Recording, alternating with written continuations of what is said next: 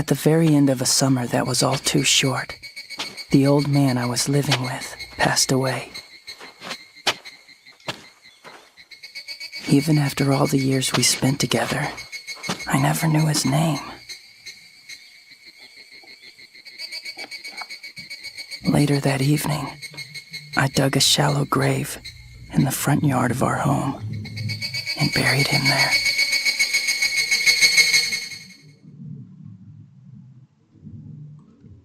At that moment, I was truly alone in the world.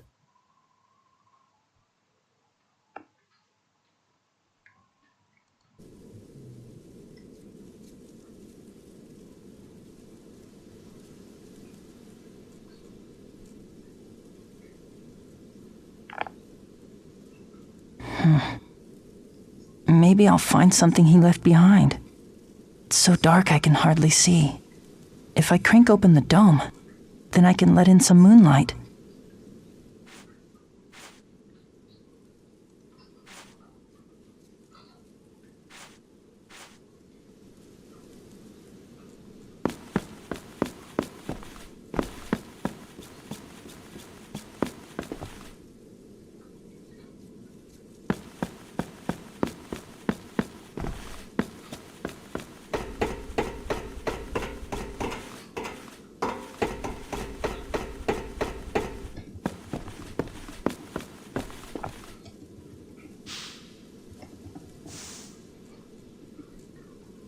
Hey, look. It's his flashlight.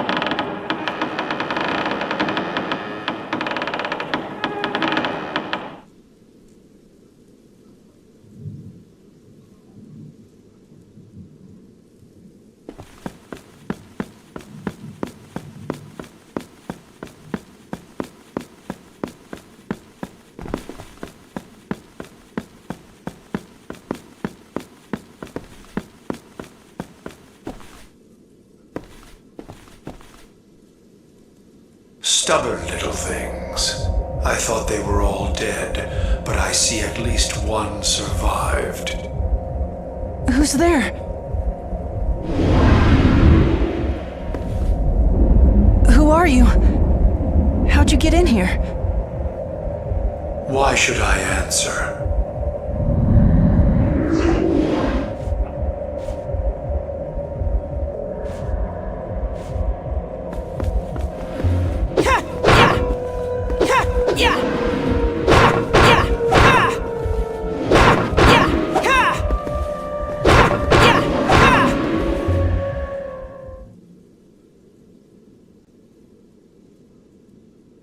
How pathetic.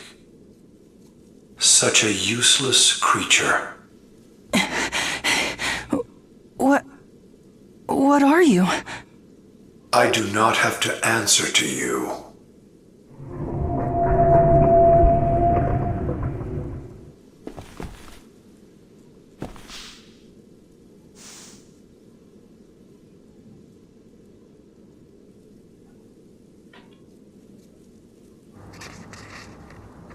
By the time you read this, I'll already be gone. Before, I didn't really care if I was dead or alive. I never considered myself worthy of living. And yet, I knew not even death could atone for my sins. You have no idea how hard it was for me to even write you this letter. It's strange, really, for having wasted so much of my life now that the end is finally in sight. I never dreamed I'd feel like this. Only the time I spent with you gave meaning to my worthless life. Only now do I regret that I didn't open my heart to you more. Why is it, as I say goodbye, that I'm brimming with so many things I wish I could have said to you? Please forgive this foolish old man. Head east of here, and you will reach a tall red tower. I can't promise, but there you might find other survivors besides yourself. When I am gone, you must go east. Now go. And Seto, thank you for everything.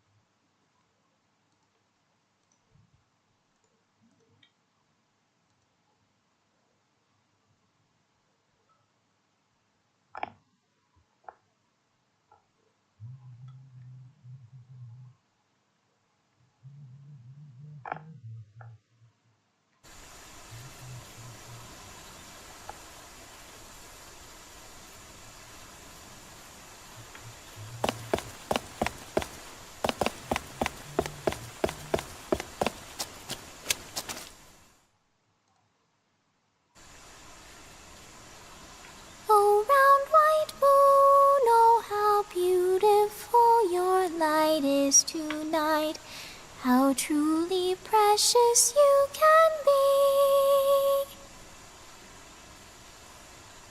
I look into your eyes and softly touch your hand. Farewell, love, and tomorrow we will meet again. Oh, twinkling star above, how beautiful yet lonesome. As sad and lonesome as I am, I reach out for your hand. We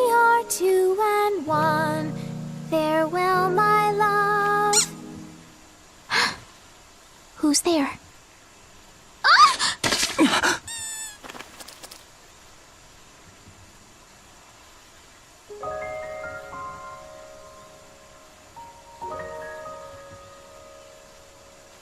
Are you okay? I hope she's not dead.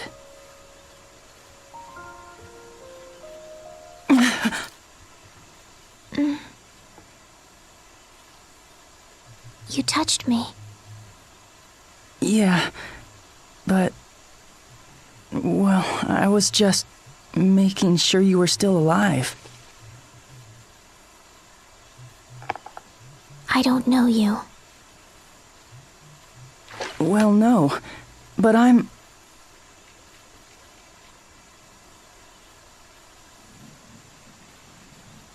I touched her. No, wait! Don't go!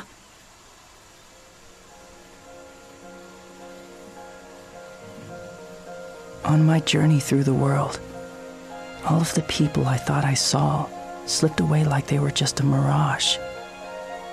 But that girl, her cheek was warm to the touch.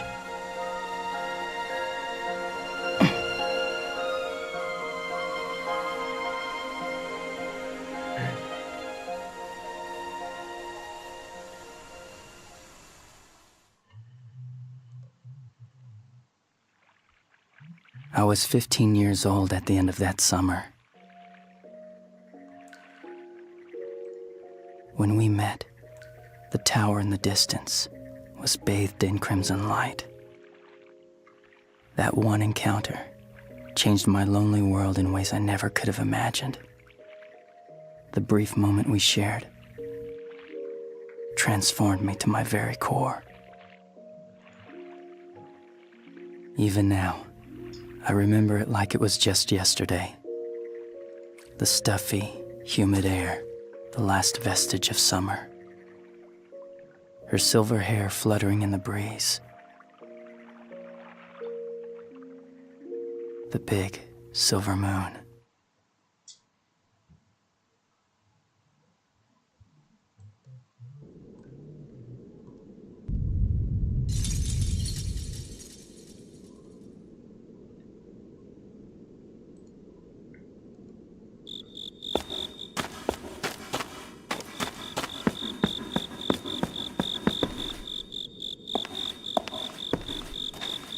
Please help me. I am in danger of malfunctioning. I am not completely waterproof. Please help me. Is someone there? Yes, over here. I am here. Please, come quickly. I am here. Please help me.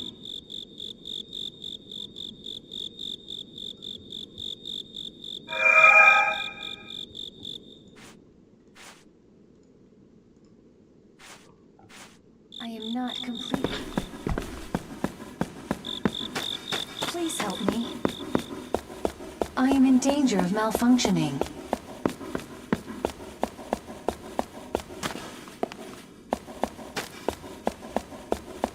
Please help me. Please help me. I am in danger of malfunctioning. Anyone? It's coming from the other side. If I crouch down, I should be able to squeeze through.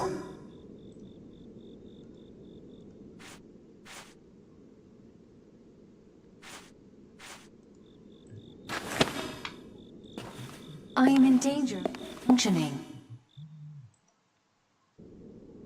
I am in danger of malfunctioning.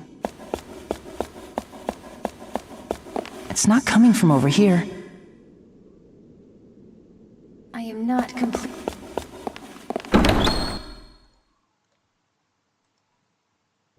Warning. I am not completely waterproof. Please help me. I am in serious danger of malfunction.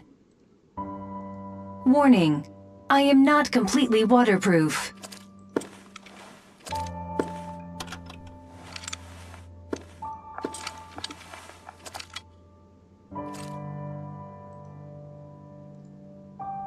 Hello. I am a personal frame, an interactive digital assistant equipped to respond to my user's emotional state, whatever it may be. Hey there, my name is... Whoa! Let us save introductions for later. We are in danger in our current location.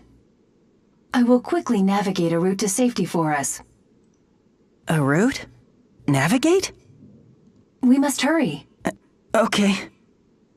First, fasten me to your back. Like this? Did you fasten my sides until they made a clicking sound? You mean these here?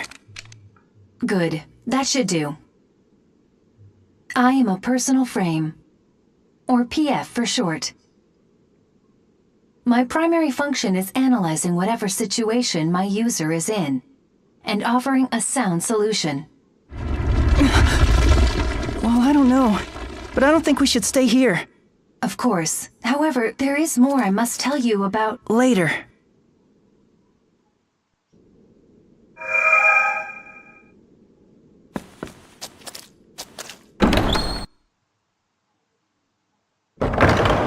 You should be able to build a fire there. I believe that a fire will keep adversaries at a distance. When tired, it is also useful for resting. Oh, I guess you're right. Good idea.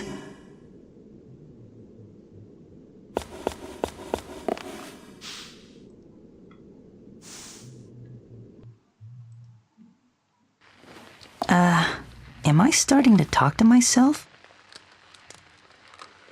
So, do you feel warm? Yeah. It feels good.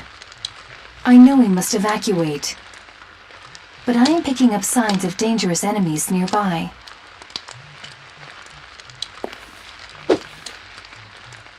This stick should do the job, right? That will suffice for the time being, but it would be in our best interest to acquire something more durable. Oh, hold on one moment. There should be something serviceable as a weapon ahead. Investigate, but exercise caution. Right.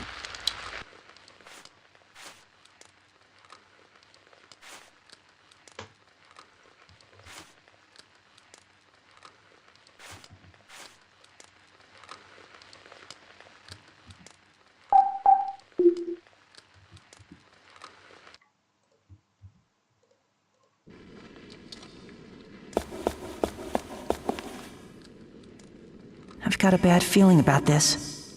Please stay alert. I am sensing something that means to do us harm just ahead. Do us harm?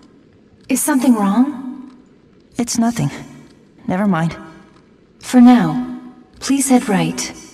No matter how urgent our escape, your safety calls for a stronger weapon. Good point. Right it is then. Do you understand? The direction of the hand you hold pencils with. Oh, but I use my left hand. Well, in that case, it's,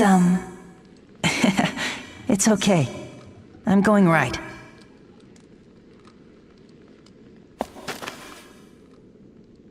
Oh yes. I forgot to mention something. What is it? Whenever there is something on the ground, a gathering of fireflies just above it will signal its position to you. Why would fireflies be attracted to it? Indeed. Well, maybe it is because it is summer, perhaps? Right.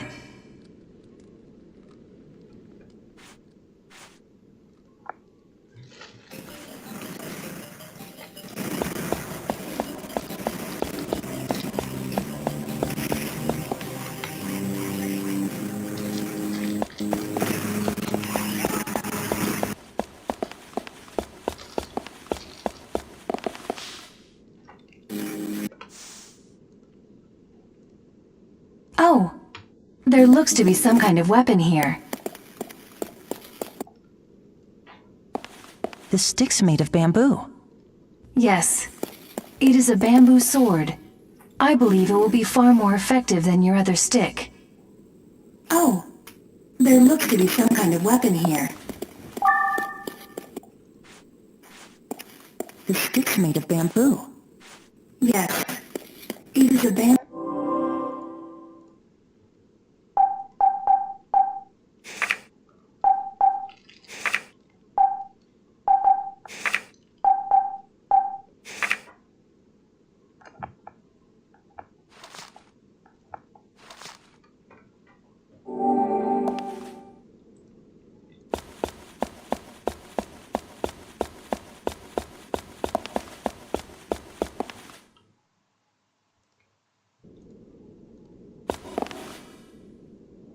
Pardon me, but there's something else I've been meaning to tell you.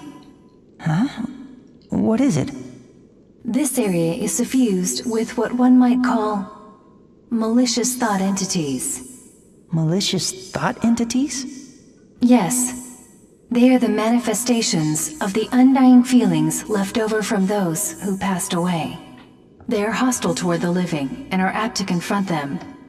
This can... Wait, you're saying that we could be attacked? Simply put, that is exactly the case. So what do these thought entities look like? Depending on the sentiment, they can take many forms. What is most troubling is that they are invisible to the naked eye. What? Then what am I supposed to do? These thought entities are crippled by light. Therefore, the beam of your flashlight should work. It will strip them of their cover and weaken them considerably. So, even when the coast looks clear, I should shine my light around to really scour the area? Yes, so please be careful.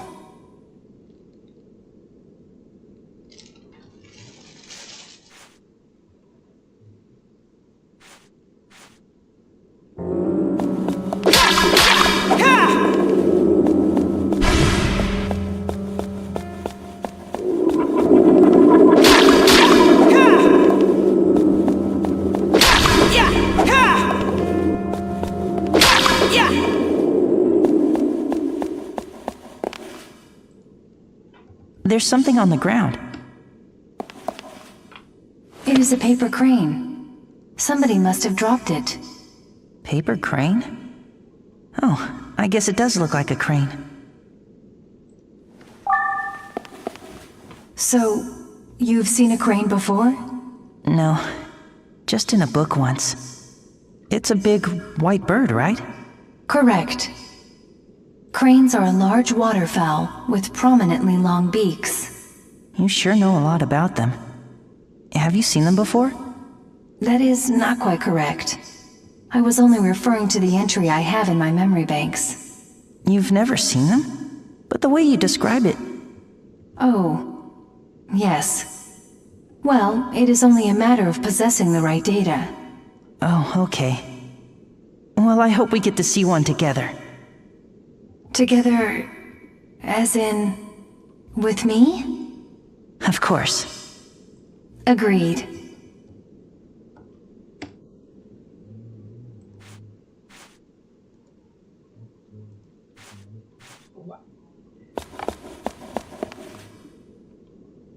Beyond this turnstile, we can follow the train tracks out to the surface. Okay.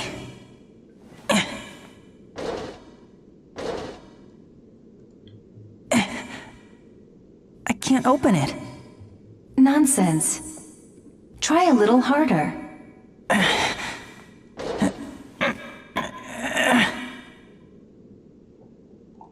I mean it. It won't budge.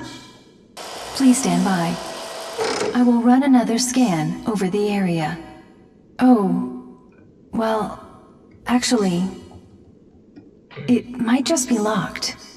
At least, I think. We'll never get it open then. What do we do? Just a moment. Ah, yes. A key. We should find the key. There is a high probability that it is not far from here. Okay then. Let's go find that key.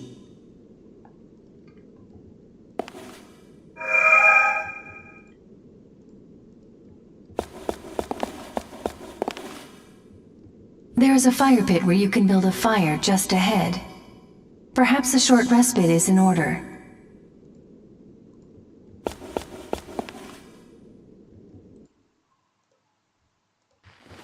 Oh man. Nice surprise.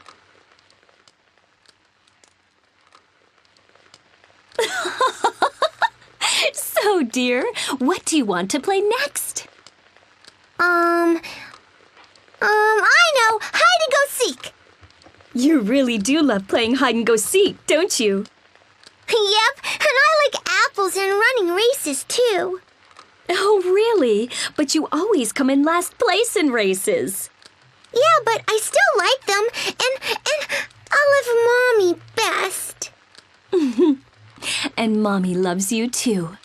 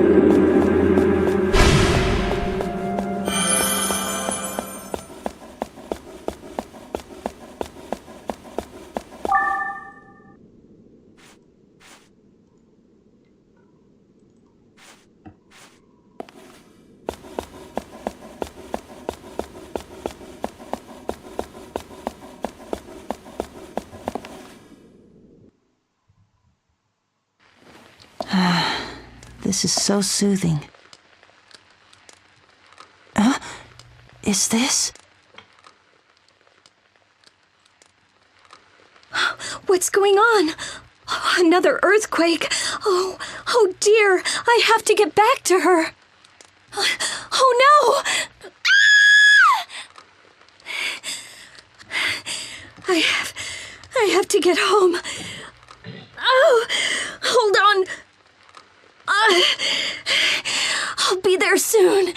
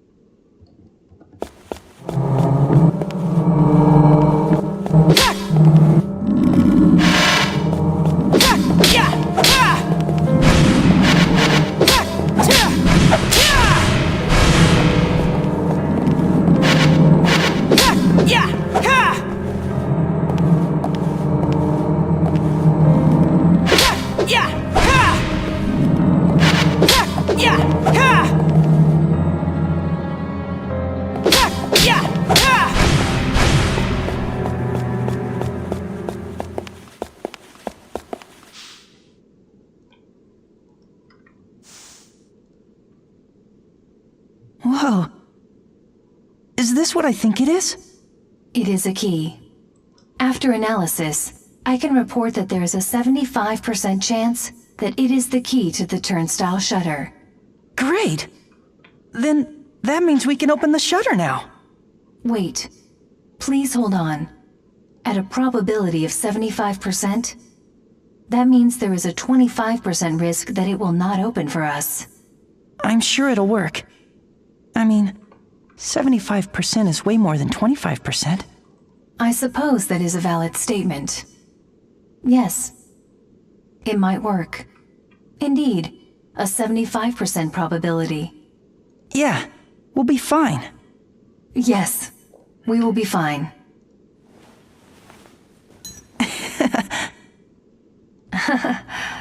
Now, Let us go open the shutter.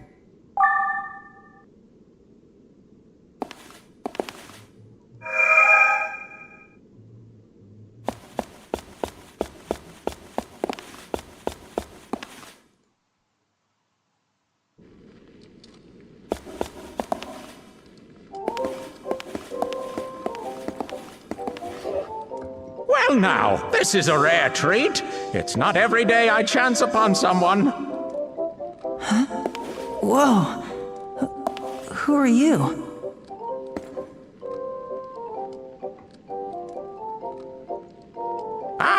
Oh yes, pardon me.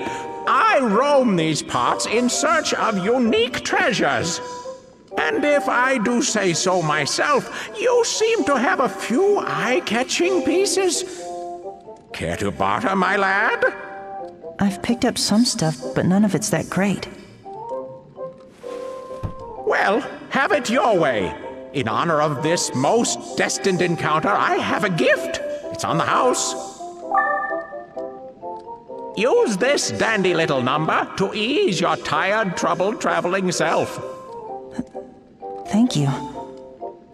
And with that, I must be on my way. Until we meet again!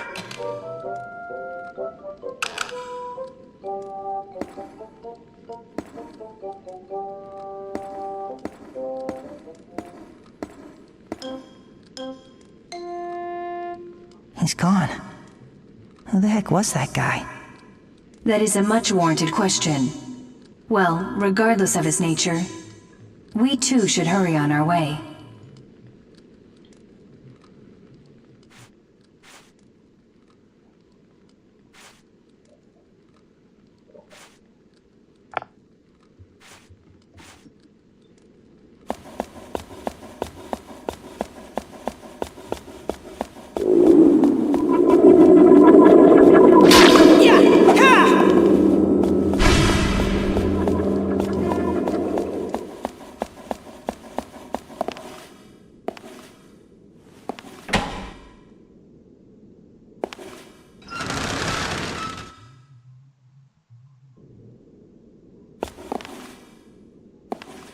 Ahead is the train platform, and beyond that, the tracks. If we follow them, they will lead us outside.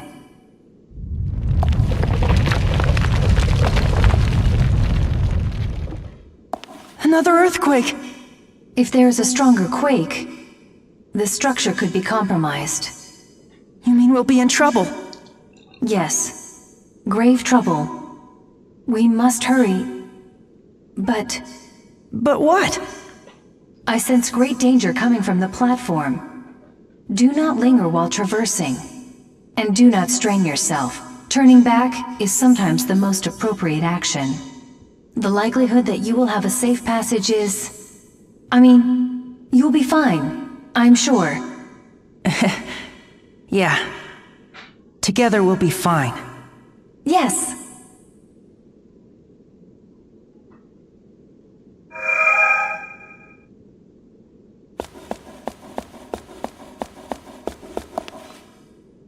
You can build a fire over there.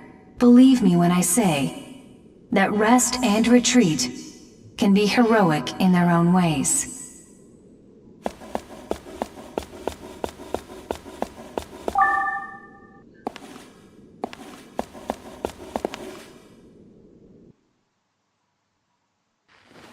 Oh man. Is this? Don't let in any strangers while I'm gone. Okay. Don't worry. Mommy will be back very soon. I promise. Has Mommy ever broken a promise to you? Promise. That's right. I promise. Mommy, Yes, sweetie? come back home quick. Okay?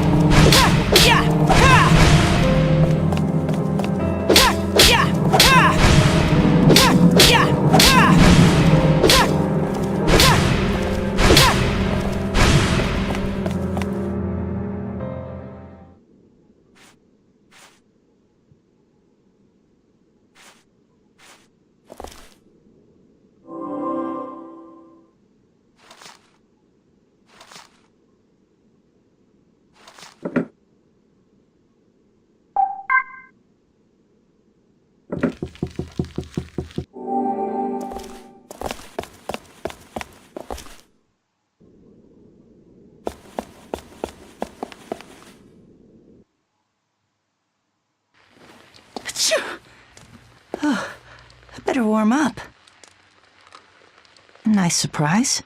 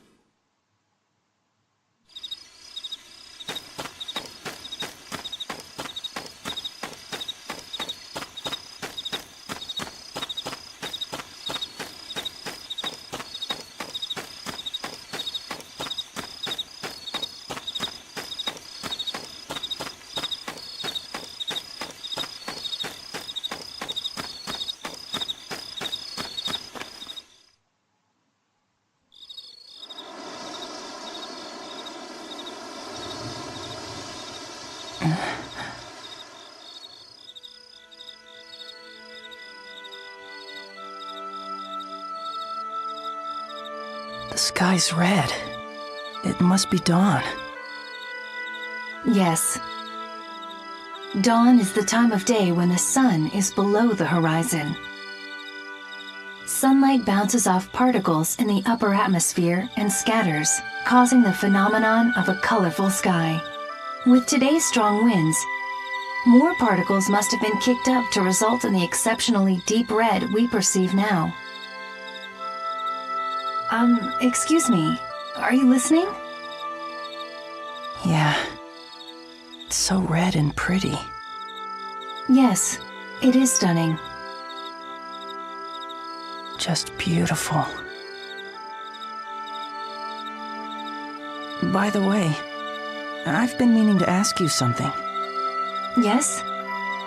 Being of assistance to my user is my primary protocol. Ask anything you so desire. Well, before, I saw a silver-haired girl. Have you seen her around here? A silver-haired girl, you say? Just a moment. Please stand by while I conduct a search of my databanks.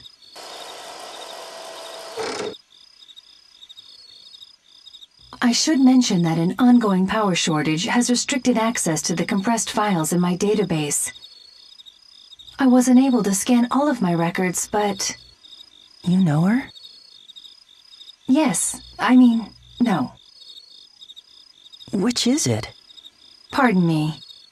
It is just that of the memory I was able to access, a silver-haired girl might or might not have shown up. You've seen her? It's possible, and yet, it's possible I have not. Oh, so you haven't seen her? But wait, I might be able to estimate where the girl would be at present. This is only a theoretical calculation, but when it comes to the general location of people, the underground shopping mall in the station we were just at was always lively with crowds. So perhaps... Some people might still be there? Yes, in the past it was always bustling with activity, so there is a possibility it is that way now. Okay, how do we get to this underground mall? The entrance to the underground mall can be found on the second floor of the station where we just were. However, that passage is always kept locked. Oh, but do not worry. There is a chance that the key to the passage is being kept in that storehouse up ahead. I'd say it is at least an 80% chance. All right then, let's head to that storehouse, right? Affirmative. Inside, you will need to locate a thin, gold-plated key. And one more thing. Please be careful. Yeah, I know.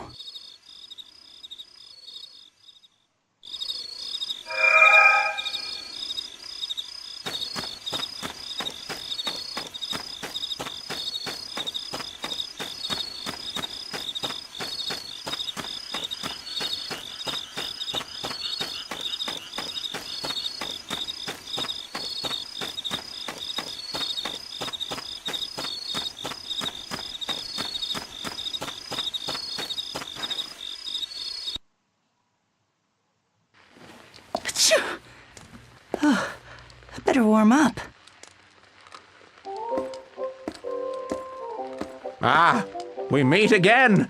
'Tis such a wonderful day.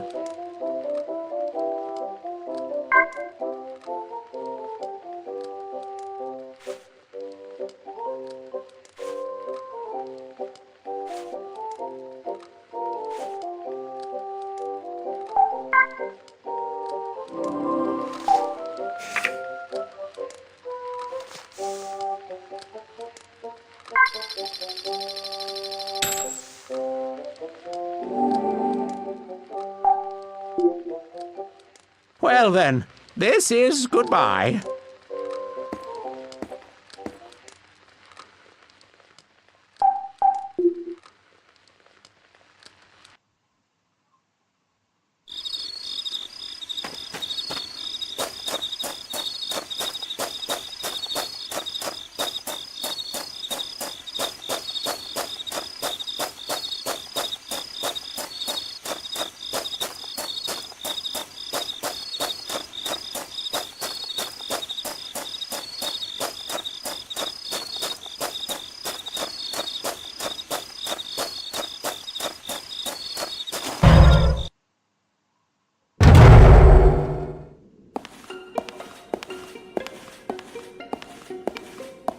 Who is it?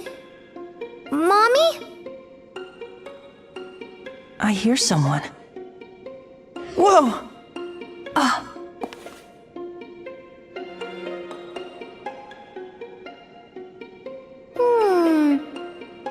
You're not my mommy. Hi. Look, I'm trying to find a key, but I guess you wouldn't know about it. Hey! Play with me! Play a game with me! Now, be a good girl and listen. We're looking for a gold... I am too listening. You're looking for this key. It's golden thin, so There is a 97% chance that it is the key we need. listen. Could you let us borrow that key? No. We are on a very important mission. Please. No. It's sparkly and pretty. It's mine. Stop being so bratty and hand it over immediately.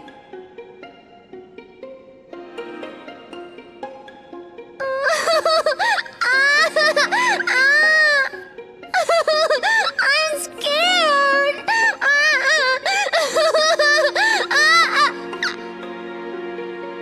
Oh, come on. Don't cry.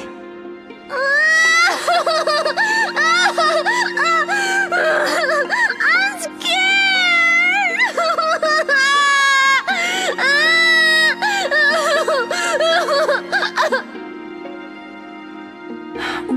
What should we do? Beats me. Play with me. Huh? I said play with me. Oh, okay then. What do you want to play? Hide and go seek. Hide and go seek? Yeah. I'll go hide and you find me. If you win, I'll give you the key. It seems we must comply. Yeah, guess so. Okay then. Come on. Let's play hide and go seek. Yay! I'm gonna go hide now.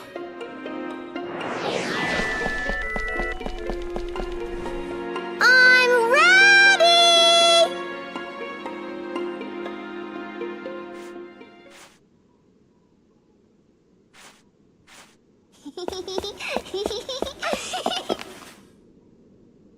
Gotcha! Phooey! No fair! You found me! You just got lucky. You won't get me next time.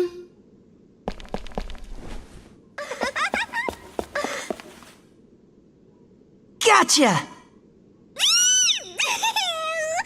Oh. Not again! I won't stay put this time! You'll never ever find me! So there! Ha!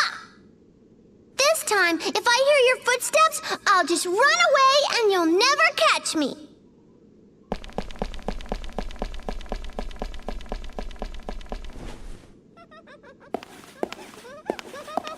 You can't find me. You can't find me. You.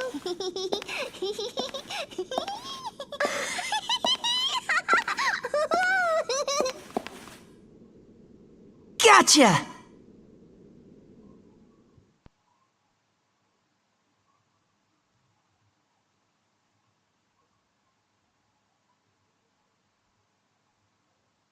Uh-oh, you found me. That means you win the game. Wow, you were good at that. It wasn't easy finding you. It wasn't? I'm pretty good at hiding, but I'm not so good at running. Oh, and don't forget this. It's for you. Here you go, like I promised. Thank you. Here, you can have this in exchange. I found it in the station. Oh, this is my mommy's. She made it special just for me.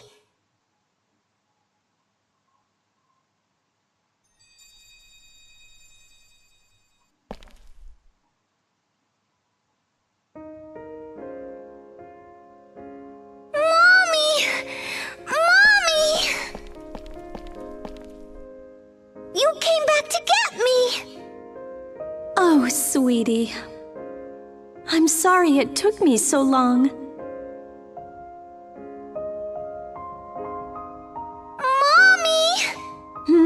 What is it? Oh, Mommy! Yes, yes. Now what is it? Please, Mommy! Please, don't leave me alone ever again. I won't. I promise. You promise.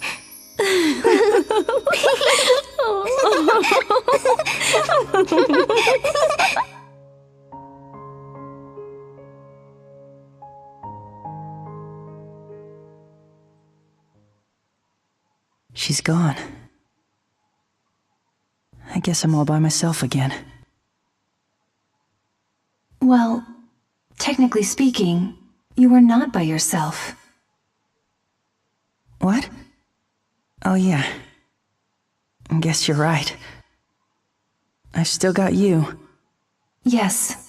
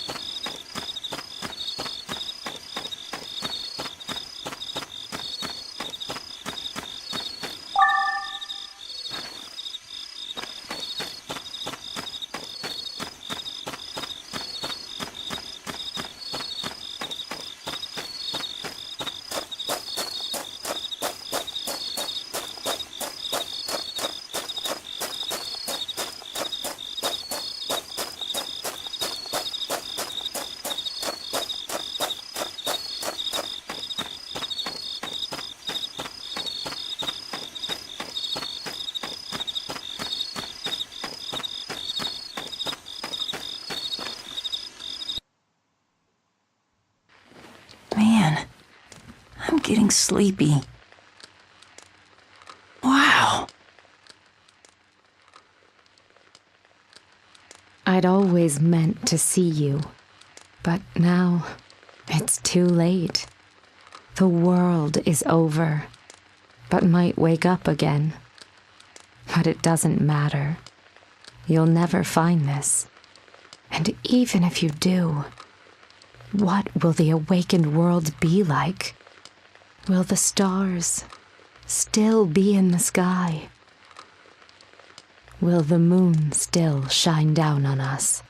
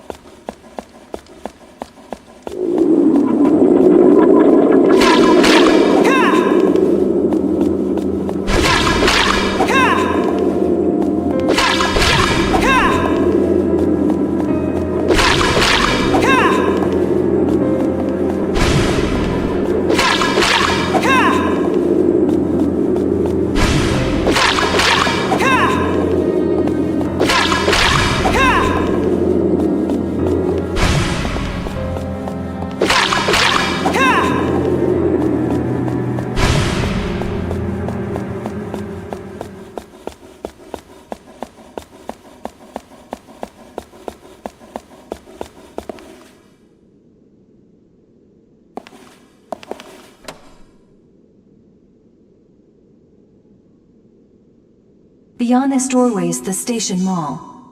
Please be ready for whatever lies ahead. Right. I am. But I'm sure it'll be fine.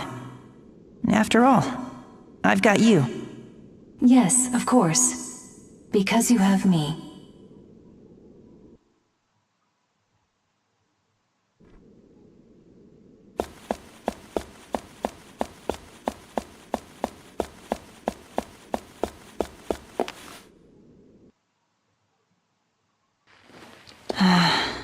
This is so soothing. Huh? Is this?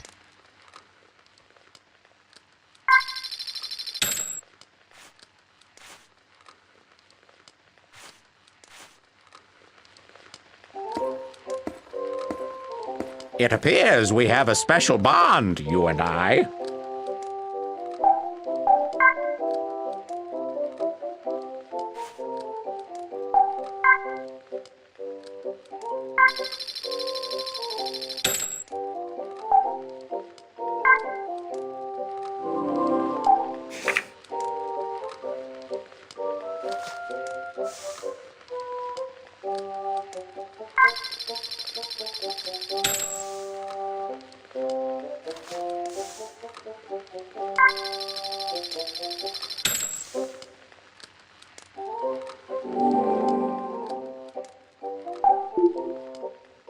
Have a nice day!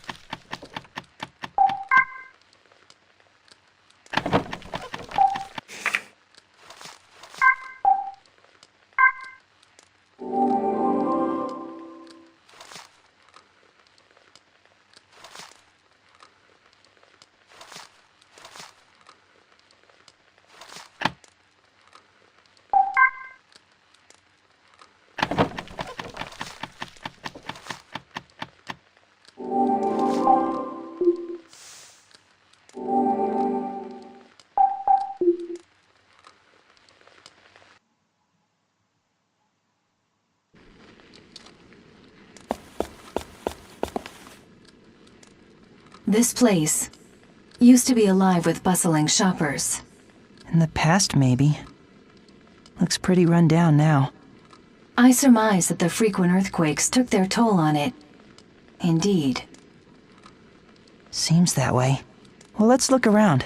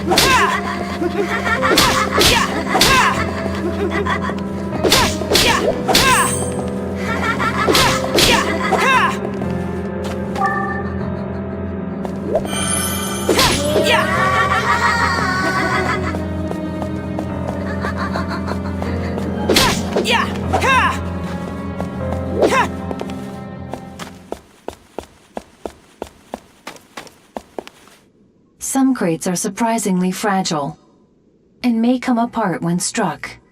Observe. A few blows should do the trick.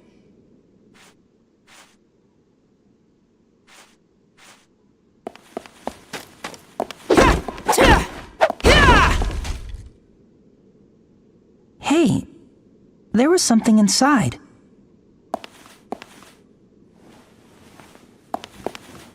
Wow, that's amazing. Did you know this key was here? Huh? No. Well, yes. Actually, I knew all along. That's awesome. You know, being with you makes me feel like anything is possible. Please. It was nothing.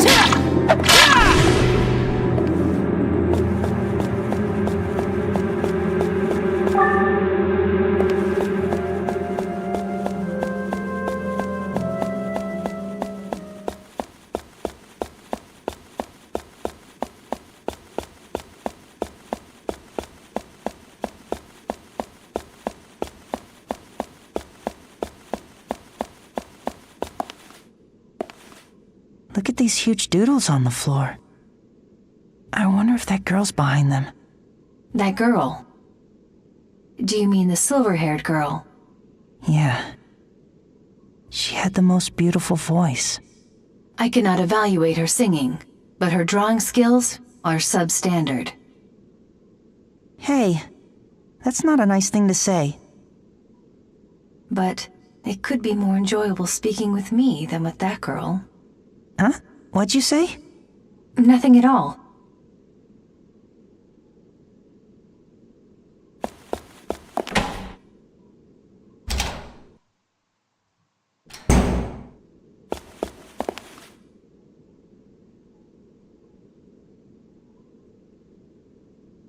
It's pitch black in here. I hope we'll be all right. We will be fine. After all, I am with you. Yeah, you're right. I mean, you found that key under the crate, too. Precisely. We will be fine together. Yeah. We're together. Yes.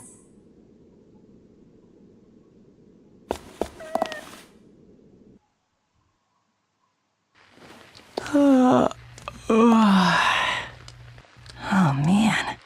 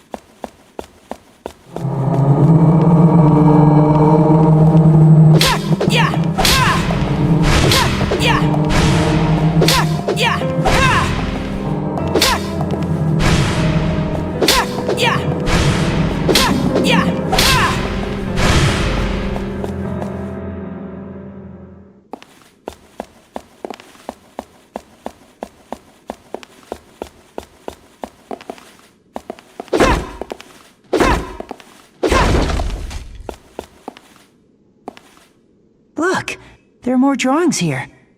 Are those supposed to be crows? They're kinda cute. They look unnatural to me. You think so? I think they're cute. No, they are scary. What is so amusing? Do you find that funny? No, it's nothing. Never mind. I see. In any case, it is clear that this space was inhabited by someone not too long ago. These markings are strikingly fresh.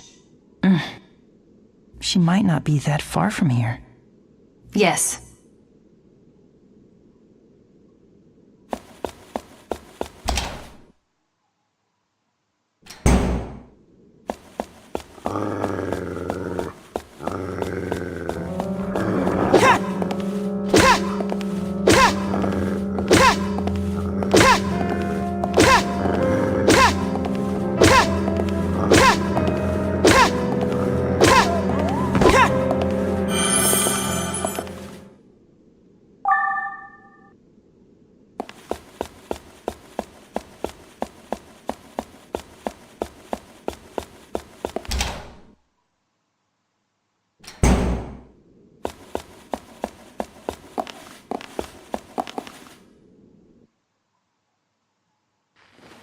Maybe I'll sit down. Hey, could this be... I flip hundreds of pages to no avail. Oh, how do I possibly express this feeling of remorse? Nothing fitting comes to mind. It seems no word in this book could possibly do it justice. No, it's something more than that. These familiar pages only offer empty promises. Words themselves hold no true meaning anymore. Much like my unfulfilled dreams. I no longer have any need for impressive words. This simple one will do. Tomorrow doesn't even exist.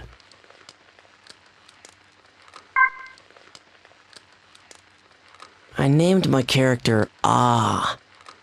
At the time, I didn't really care. But halfway through the game, when I thought about changing it, I realized that I was actually pretty attached to it. Despite your bizarre moniker, you still saved the princess and had the king hailing you in your stupid name. Come on, Ah. Are you really gonna vanish like this? Are you okay with ending it all without even saving the world? Stuck with that name? I'm sorry, Ah. I should have thought up a better name for you.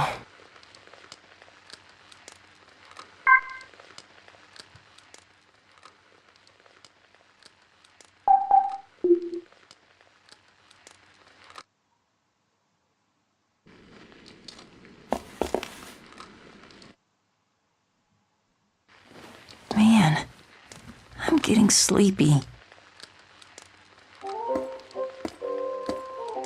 It's an honor to see you. Will you be buying or selling today?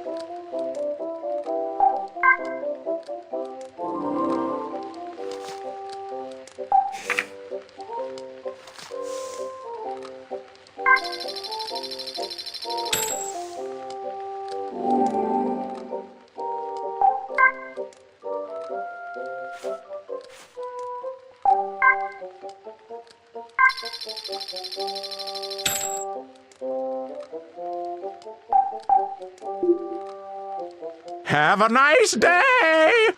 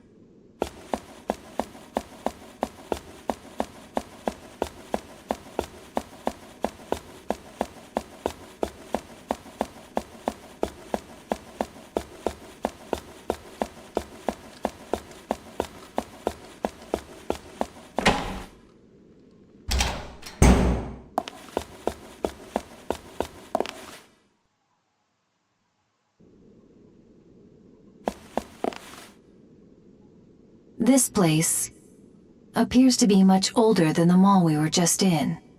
And from within, I sense... What is it? Nothing. Or rather, from within, I'm picking up hostile readings. Be very careful.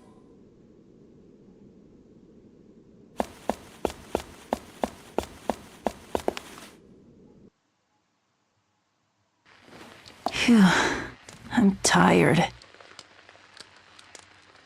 Hey, is this? If we worked without ambition, spent our days with time on our tails, never thought we were happy,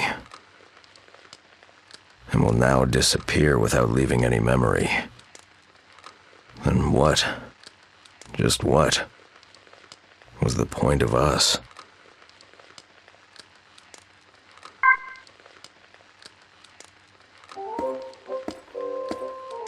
Well then, where should we start?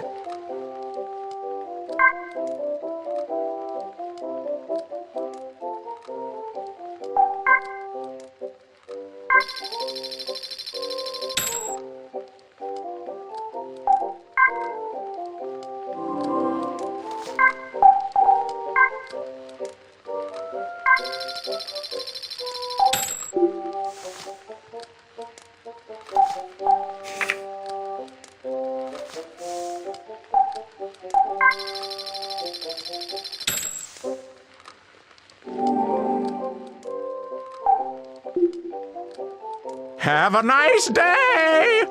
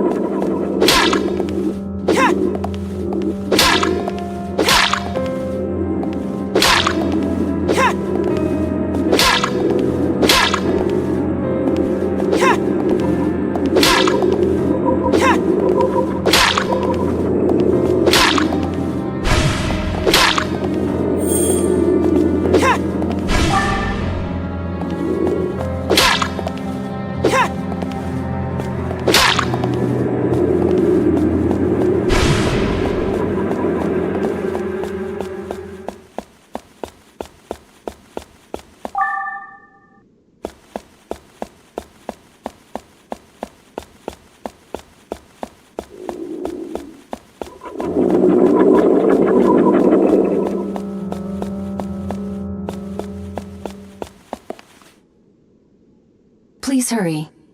I am nearing the limit of my functional capacity. Functional capacity? For now I am all right.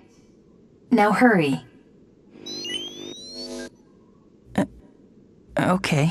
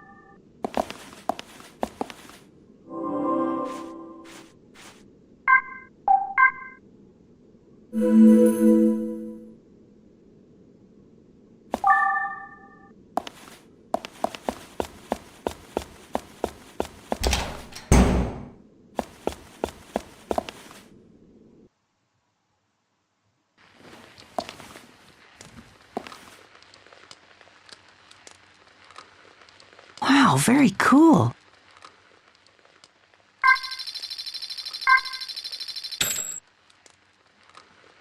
Oops, it's already recording. Okay, I'm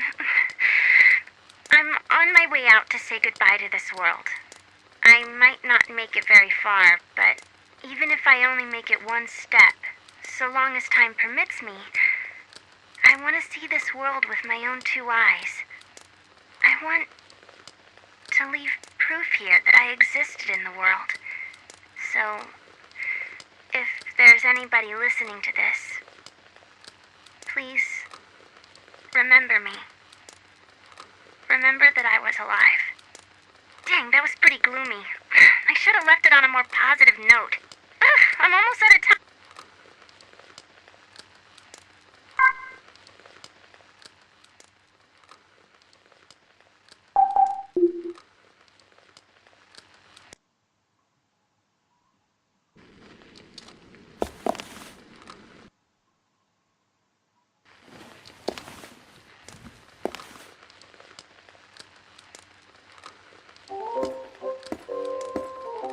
It appears we have a special bond, you and I.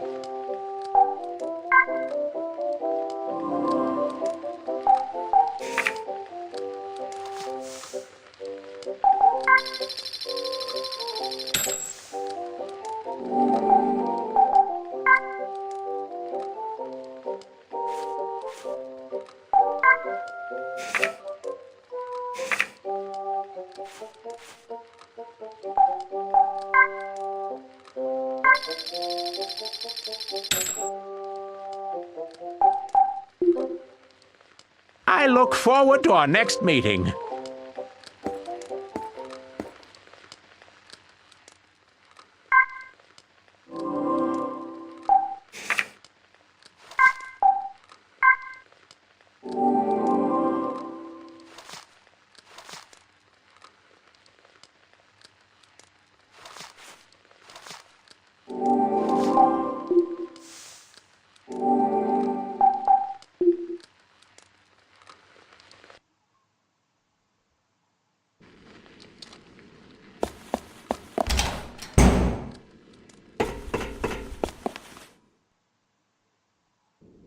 That ladder ahead should return us to the surface.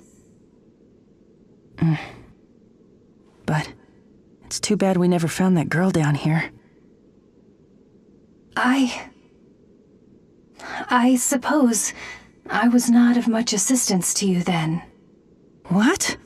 Come on, don't say that. Really, you were a huge help. A lifesaver. Well, if you really mean that, then I am relieved. Hey, what's the matter? Warning, battery low. Huh? Wait, what battery? Warning, battery low. What's happening? What should I do? Warning, battery low. What am I supposed to do? Tell me!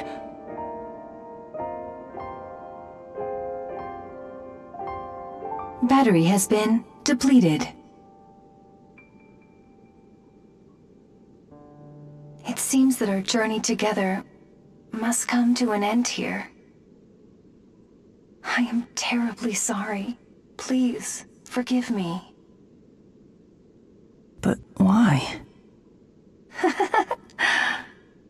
This time, please don't speak. Let me talk. You know, I always loved talking more than anything. Unfortunately, the battery I run on has become completely depleted.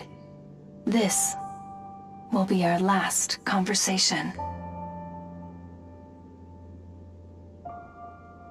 If you had not come along when you did, I would have malfunctioned in that decrepit station, all alone. Our time together may have been short, but I'm glad I got to spend it with you.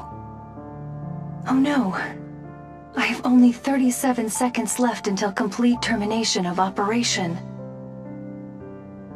There is still so much I wish to talk to you about. But you must let me tell you one last thing. When all is said and done, I'm glad to have met you. Seeing the dawn together, and those unusual drawings. Oh, and your name. I never asked you what your name is.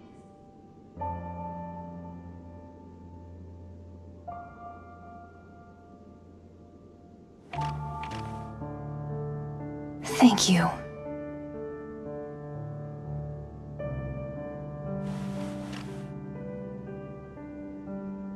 Seto. My name is Seto.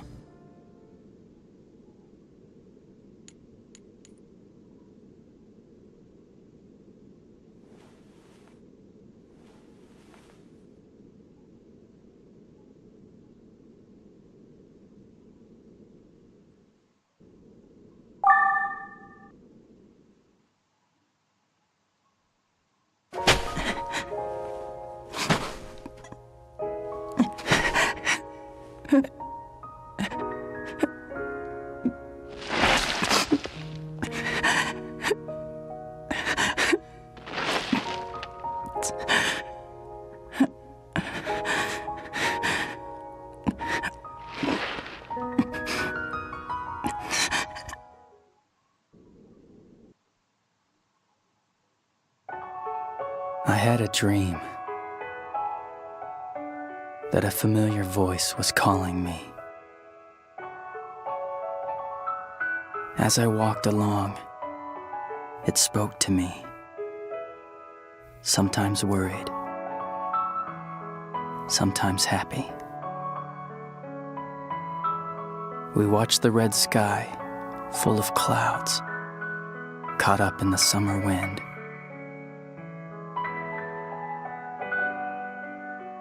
The little time we spent together shone brilliantly, like a light in those darkened days of the past.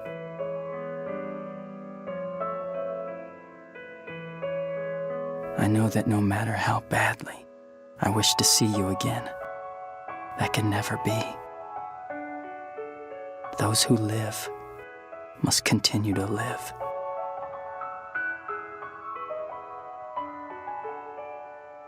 Those who are dead will only continue to stay dead in the cold, hard earth.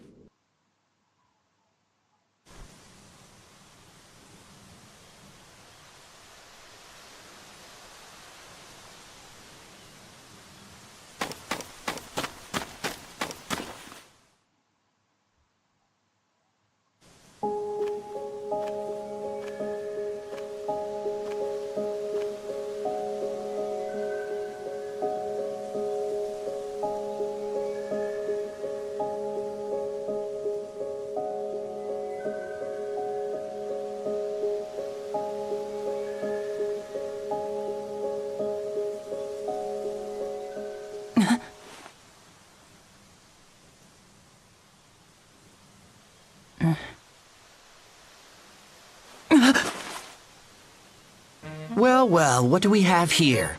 What do you think you're doing in a place like this? Huh? Who are you? Come on, didn't your mom teach you any manners?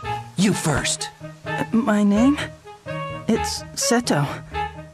Seto, huh? And what kind of a name is that? Anyway, you can call me Crow. C-R-O-W. Sure, Crow. Don't act like we're friends. What? But... I said, don't act like you know me. Listen up. I'm the one who's gonna be asking the questions around here. You just answer. Is that clear? Yes. Where are you from? Pretty far to the west of... What are you doing here, huh? Well, it's just that I thought I might be able to find more people if I came. You mean more humans? As in, you're human? Yeah. You traveling alone? I used to live with this old man. But now... he's dead, so... So now you're on your own? And you came here to find survivors. Is that it? Typical human.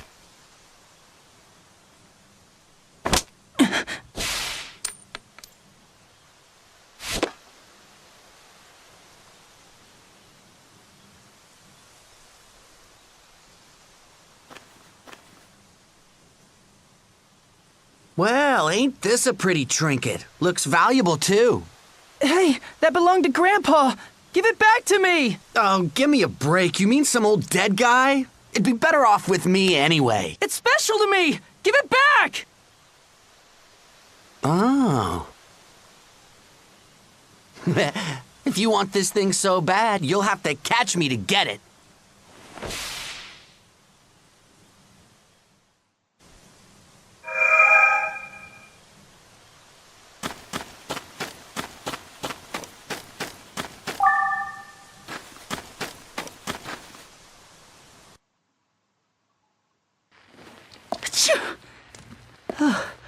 Better warm up.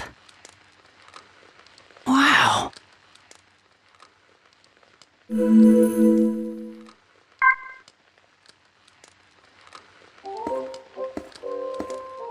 Well then, where should we start?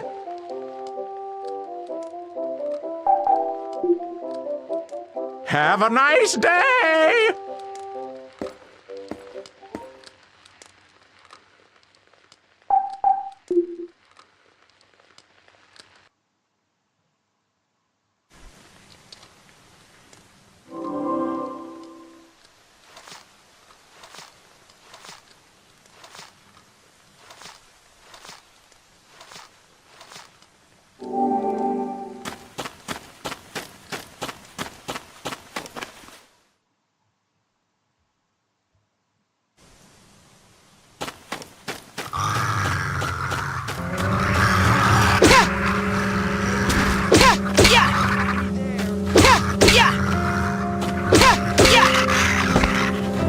Putting me to sleep.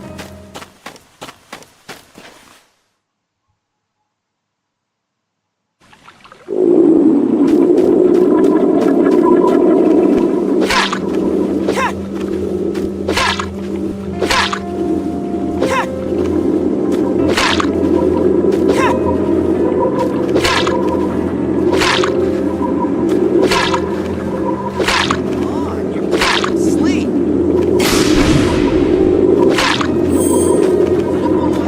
This way.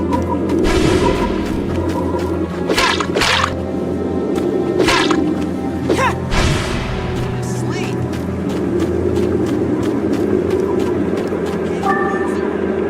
Find me there.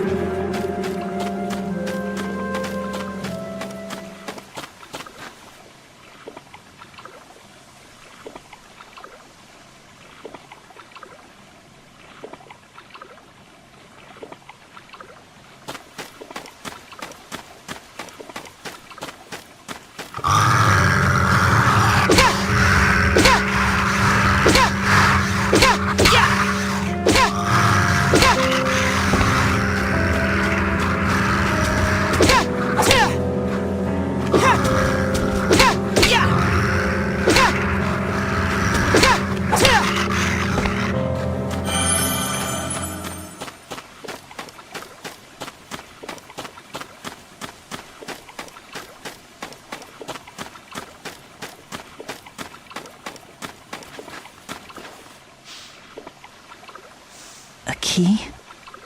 It's labeled roller coaster.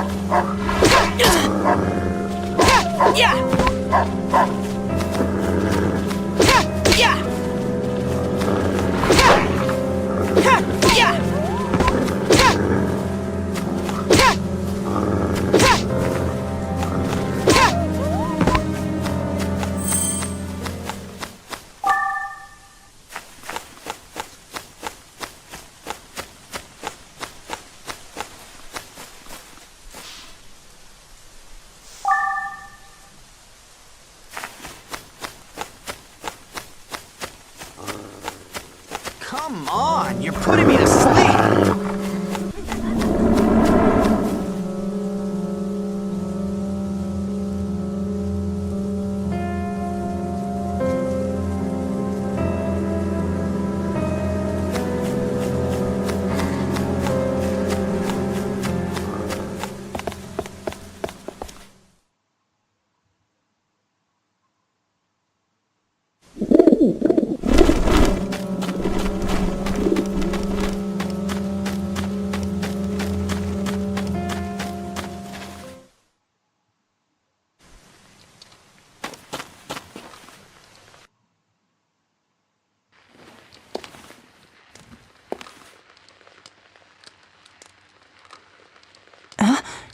Is this?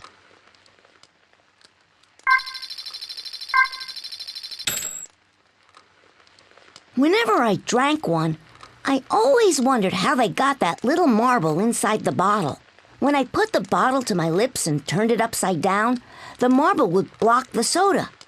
But without the marble, I guess there'd be no point to the drink. I wanted it out, but it was stuck in there good. I could only touch it with my tongue. This is probably one of those things they call completely out of reach. A wish never granted. This may have been my first lesson in that.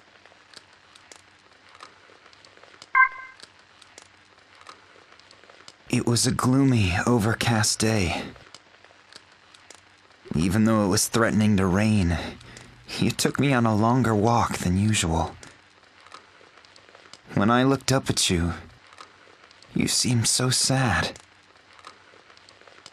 When we got home, you dropped to your knees and hugged me tight.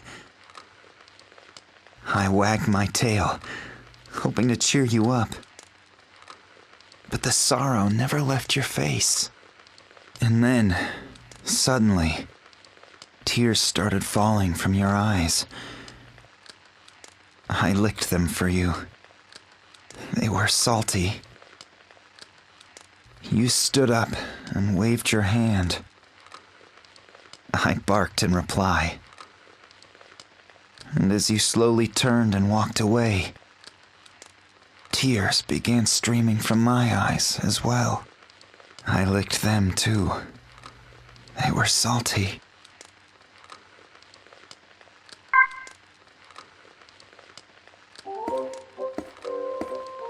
Fancy meeting you here. A splendid surprise. Have a nice day.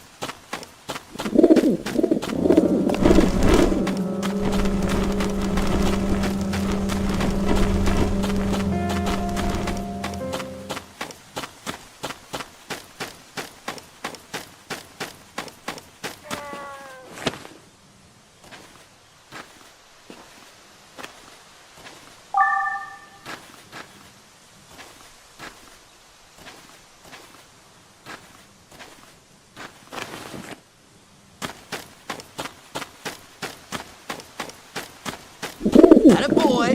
This way!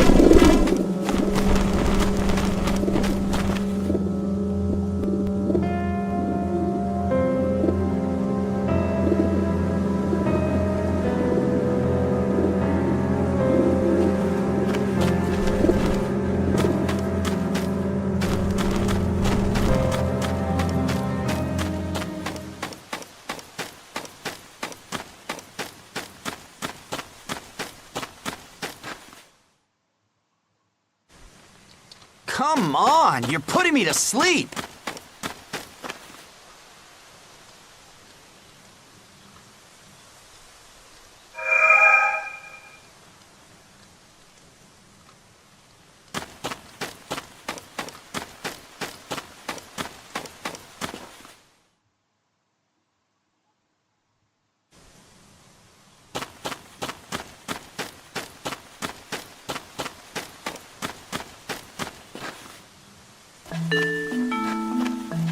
So, you finally caught up to me. Oh, are you mad?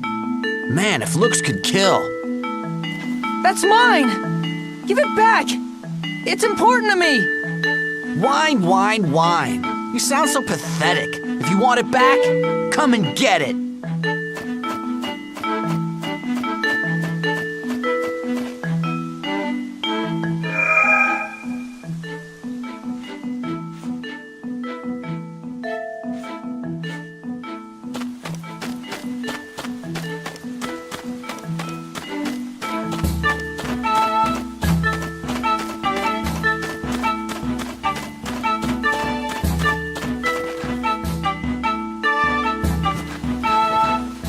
Got you.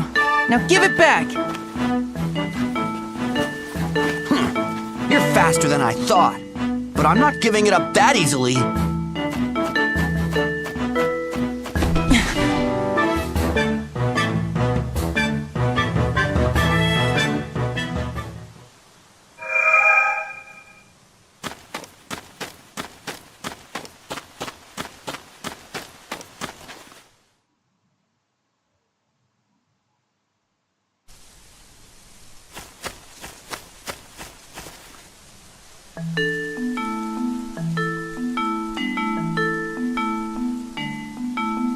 You again?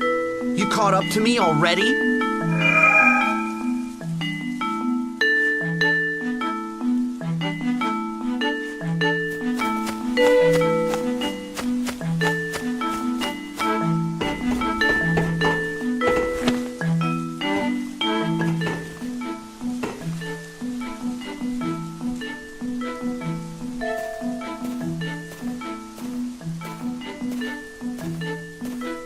Where'd you go?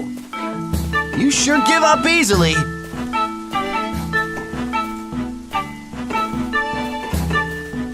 Come on! I'm right here!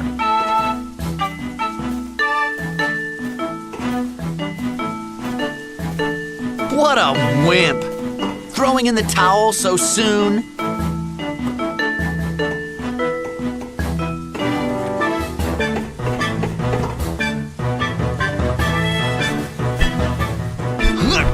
Let go! Give it back right this instant! Not on your life! It's mine! Loser! Wait!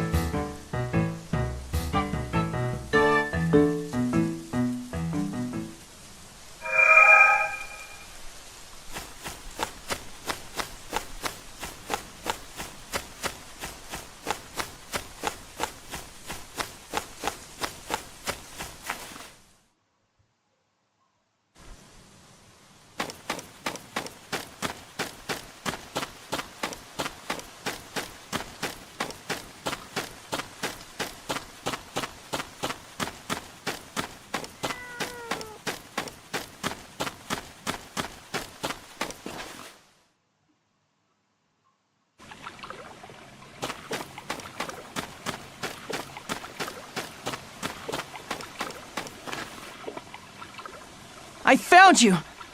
Now give me back my locket! Kid, don't you know how to take a hint? Never!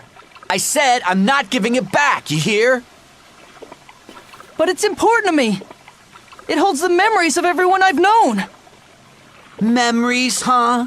How pathetic. Now I really don't want to give it back.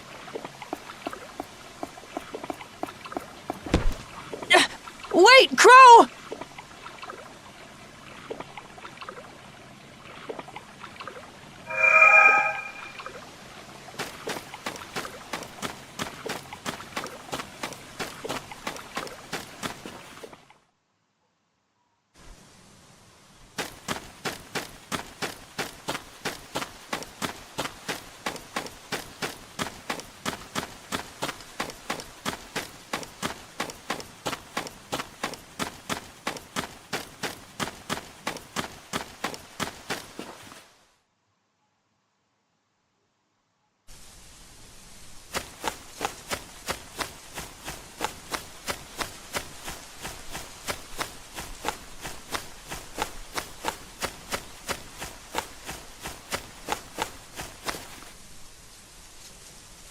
Well, well. I guess you're really serious about this thing. Let's take a look inside then, shall we?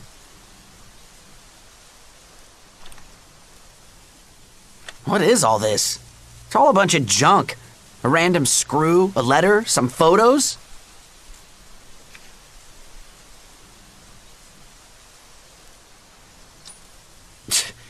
You're as human as they come.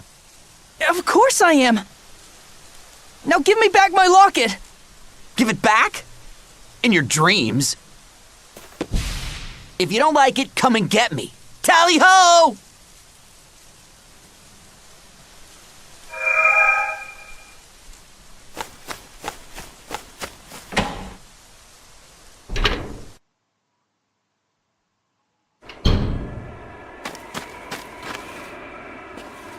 Hey, what's the big idea? I didn't expect you to follow me this far. I've got you cornered. Now give me back my locket, Crow. I don't think so. If you want to do something about it, follow me down the tracks. But it's wicked high up. So make sure you don't fall. I can do this. Ready or not, here I come.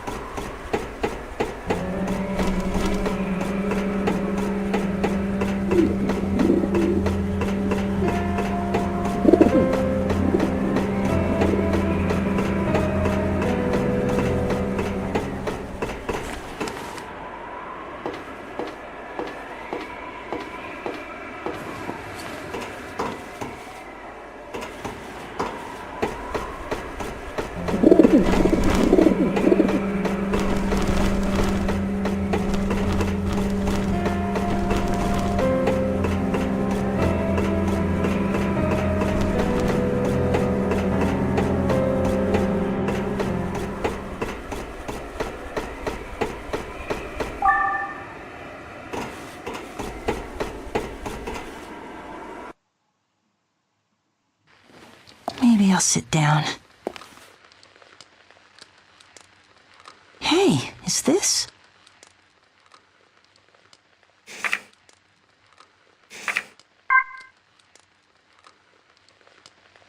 That was a lot of fun, Mommy. Now let's go back home to Daddy. Something about the clouds looks so menacing and smoky gray. The black crows have begun to caw. We have to hurry home. Mommy in my right hand and my balloon in my left. What happened? What's going on? Where'd my mommy go? Does anybody know? Anybody? My balloon and me. Alone and afraid. The butterflies flew and I lost myself as I chased them. Alone and afraid. I stuffed them in my pocket. I stop where I am. I stare at my trembling hands with eyes red from crying. I really am all alone now. So let's go home. We'll tell Daddy all about today. Even the cawing crows have left.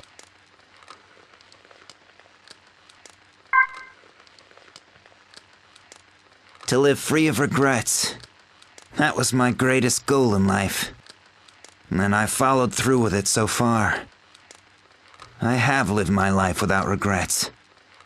I did well in school, and I've joined a prosperous company. I never had financial problems. I could afford whatever I wanted. Sickness never visited my door. I never even had a reason to go to the hospital. Truth be told, it was an all-around good life.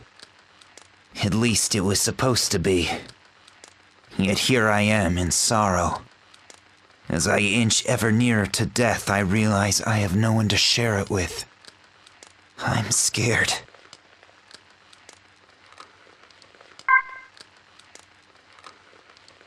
I was planning to kiss this world goodbye, but I guess I'll be going first. I don't even have to flip this switch for the world to say adios. If you're holding this detonator now, why not try pushing the button? I bet this ruined world will only rot further into decay. If you're tired of looking for survivors, go ahead and push the button. Think I'm bluffing? Just try me.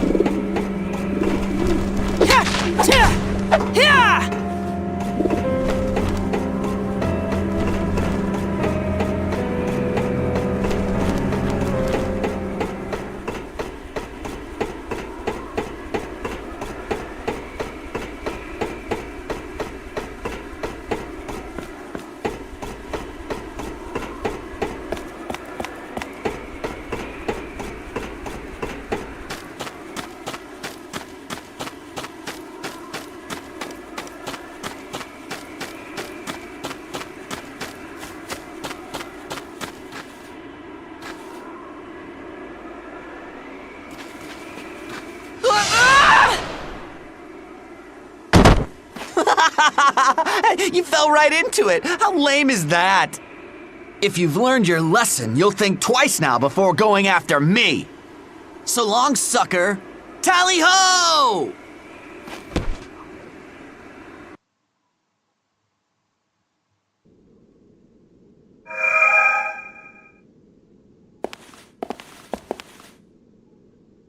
What's this?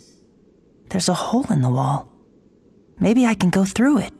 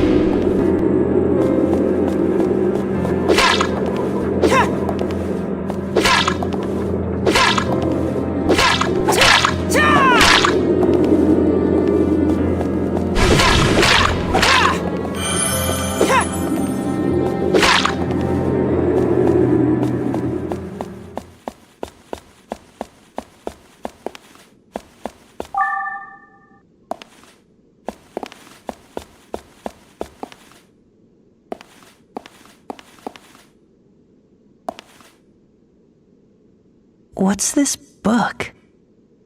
Pirate Isle? Then the young pirate looked down at me and shouted out, "Come on.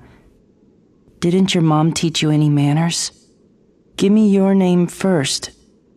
I tried to answer when the boy cut me off. "Don't act like you know me. Listen up. I'm the one asking the questions around here. You just answer." "Is that clear?" the boy said in a bullying manner. "That's weird. This sounds an awful lot like Crow." The whistle blew, signaling that it was time to say goodbye. I asked the boy pirate if we'd ever see each other again. At that, he answered, "Yeah, of course we will. Friends always see each other again. And we're friends now," and gave a smile.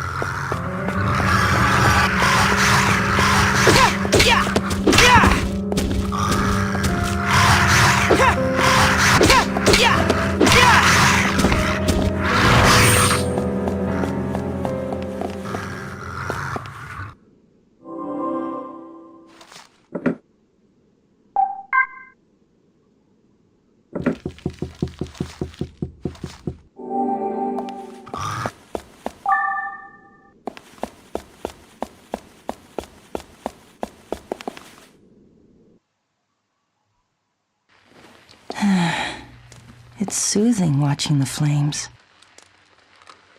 Wow!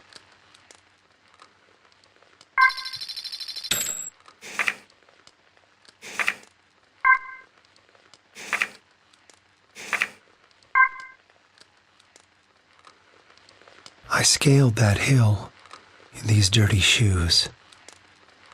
But if this is what reality holds, I'd rather have never known. I'd be happy climbing this hill, never knowing anything, no real summit, an endless mound of earth. Nothing at all. No hill, nothing ever there. Not even my birth. No value. No reason to live. No reason to even die. This prayer without answer from a God who never even existed.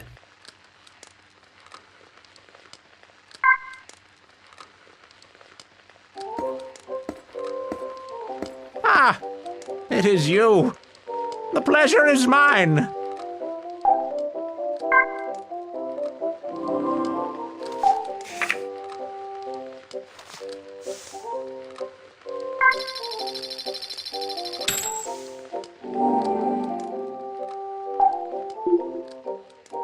I look forward to our next meeting.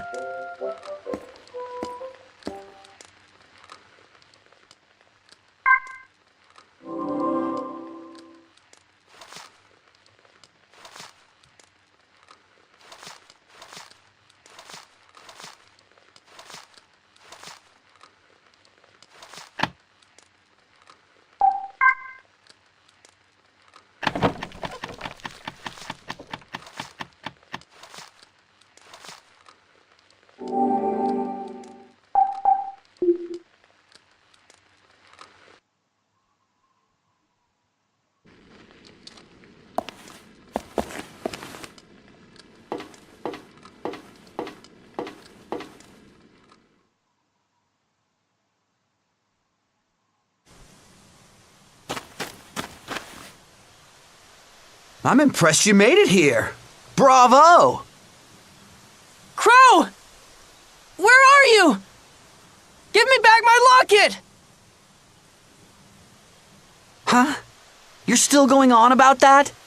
Save your griping for after you beat him.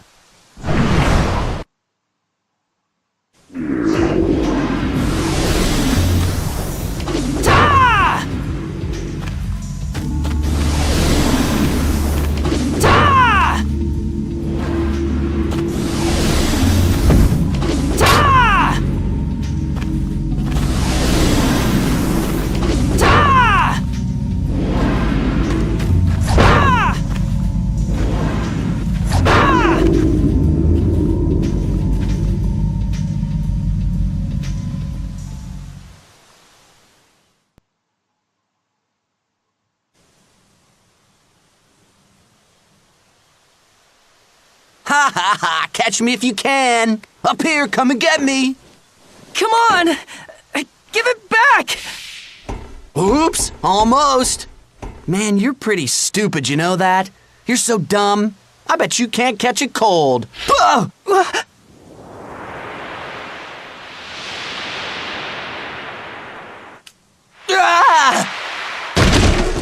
Crow!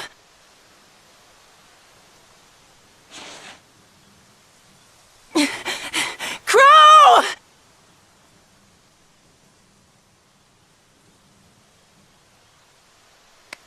Crow!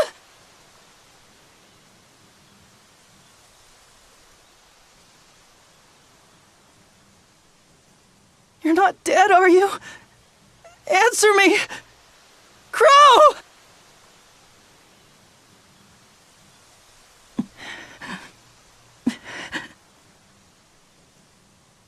Jeez, what a racket you're making.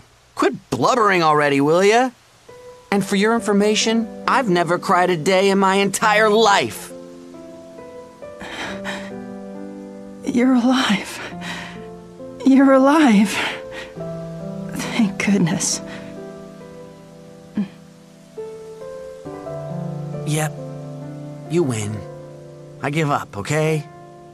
Sorry.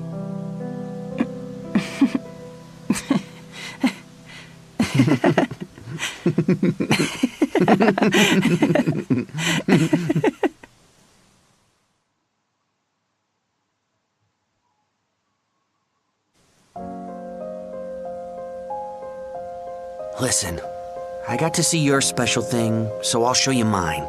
Take a look.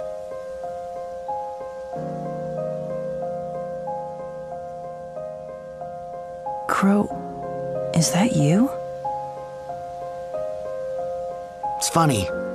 To be honest, I really don't have any memories of my entire childhood. That's why I think that if I can somehow get to the place in this photo, I might learn about my past. But it's hard. I've been trying to find it for the longest time. It's near where we are now. I can feel it. Actually, I'm on a search too, for a silver-haired girl. Silver-haired? Yeah. You don't happen to know who she is, do you?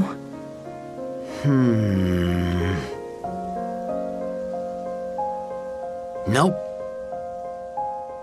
I see. Wait, hold on a second.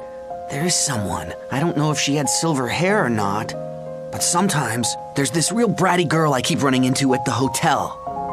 I don't know. I can't be certain. I've never spoken to her. But maybe, just maybe she might be able to help you out. Great. Okay, then I'll go see if I can find her. Go for it. I'm gonna keep searching for the place in the photo. I guess we both have to make up for a lot of wasted time, huh? And whose fault was that? Hey, I already told you I was sorry. So, will I... Do you think I'll ever see you again?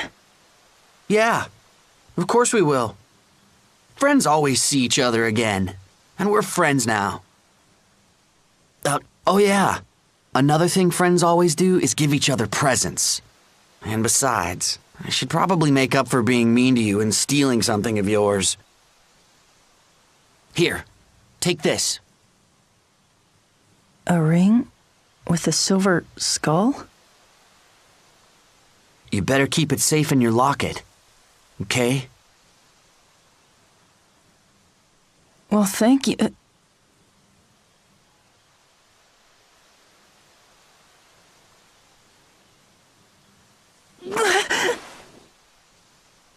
What the? Did you just... Did I? What was that? What's wrong? We're friends now, and friends give each other kisses, right? I read that. But that was my first kiss ever. Oh. Huh. Well, then I guess that makes me your #1 buddy. Best friends, right? My best friend?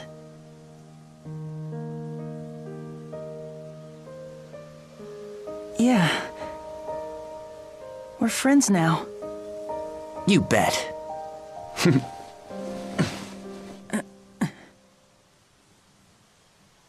Well, I'm off. Right. See you around. Yeah. Bye then, for now.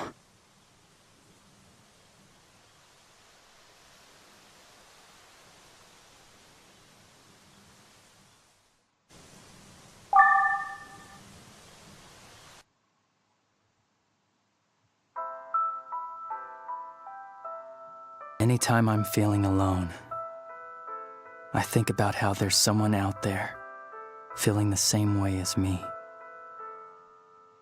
At this very moment, there are innumerable people just like me all over the world. Yet the tiniest act of sharing a secret could easily make two of us friends. So simple, so effortless. I've never revealed your secret to anybody, and I never will. I promise. I swear. Tonight, under the blue moon, from beneath this dilapidated Ferris wheel.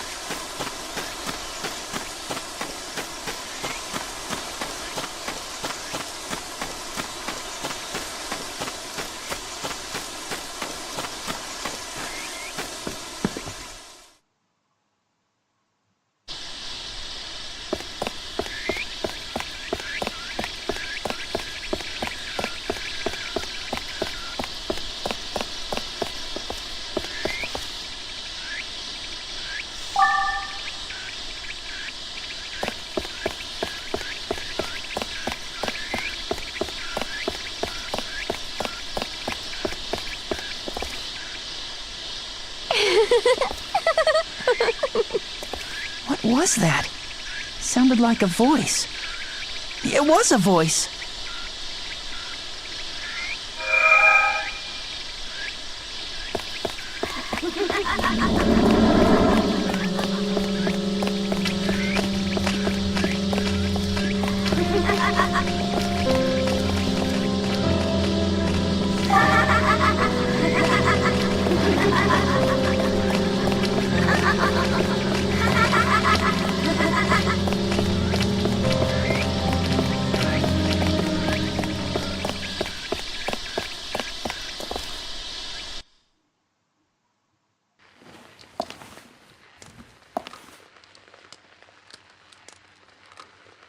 Wow.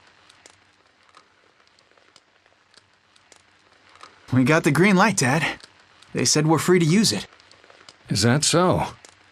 Yeah, look. They even gave me the key to the chapel. This is okay with you? I know the hotel staff already said they wanted to spend their last moments on their own. And I doubt we'll have any guests. Well, I expected as much, but all the same. Trust me, it'll be fine. Just you, me, and her. The three of us is all we need. Oh, almost forgot. Sorry to ask you this, Dad, but could you tell her that we can hold the ceremony? You want me to do it? You know how it goes. It's bad luck for the bride and groom to see each other before the wedding. It's a tradition. I'm sorry to pull this on you, but I'd really appreciate it. All right, then. Thanks, Dad. I owe you one. You little rascal. Now you're making me blush.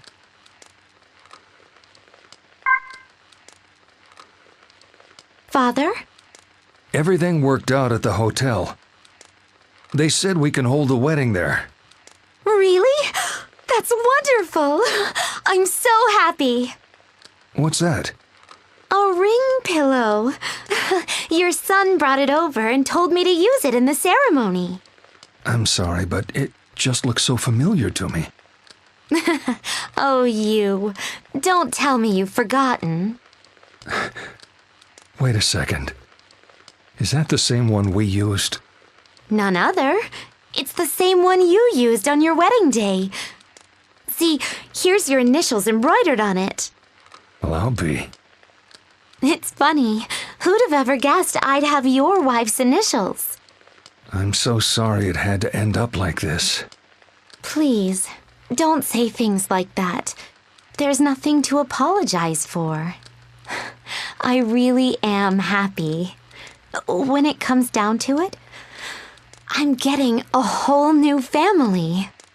A new family? Huh. Father, I just want to thank you so much. What for? For raising such a fine son. And for accepting me. I just know we'll be happy.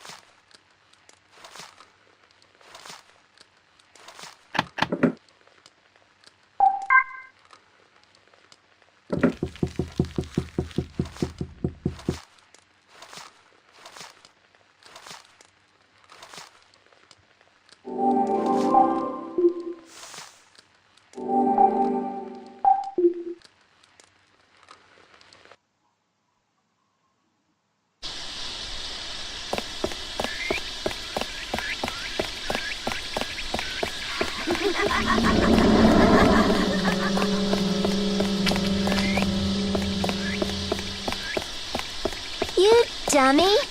You're wasting your time searching here.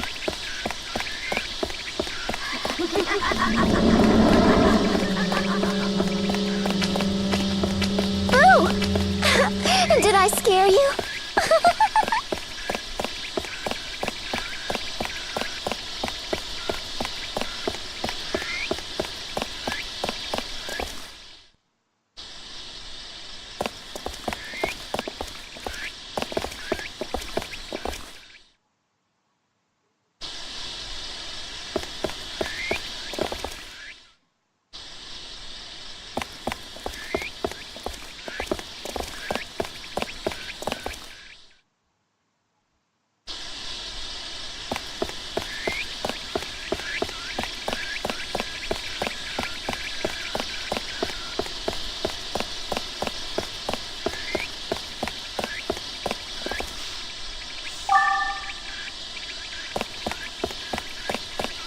Don't come this way.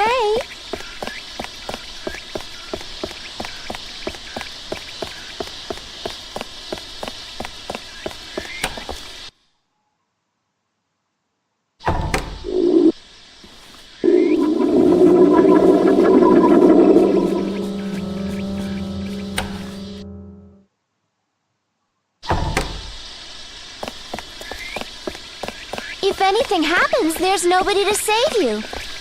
You're on your own.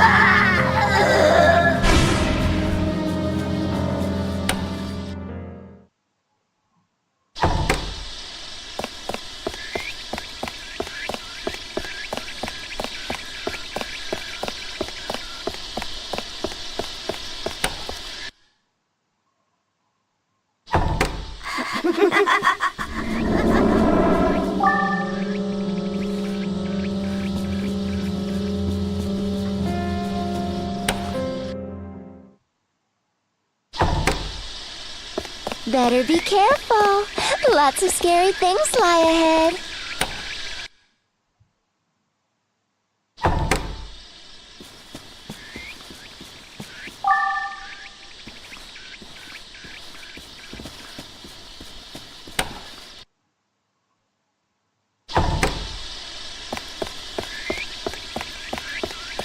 You might never leave again.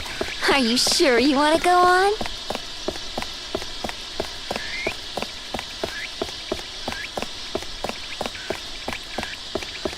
Listen to me. It gets dangerous in here.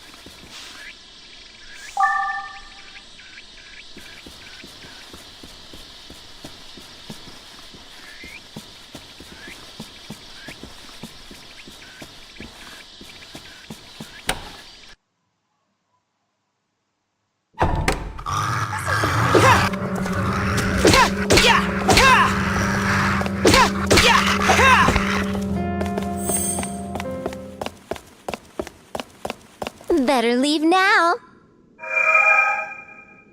It just gets worse from here. Turn around and go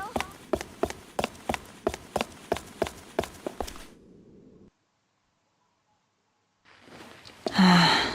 This is so soothing. Wow, very cool.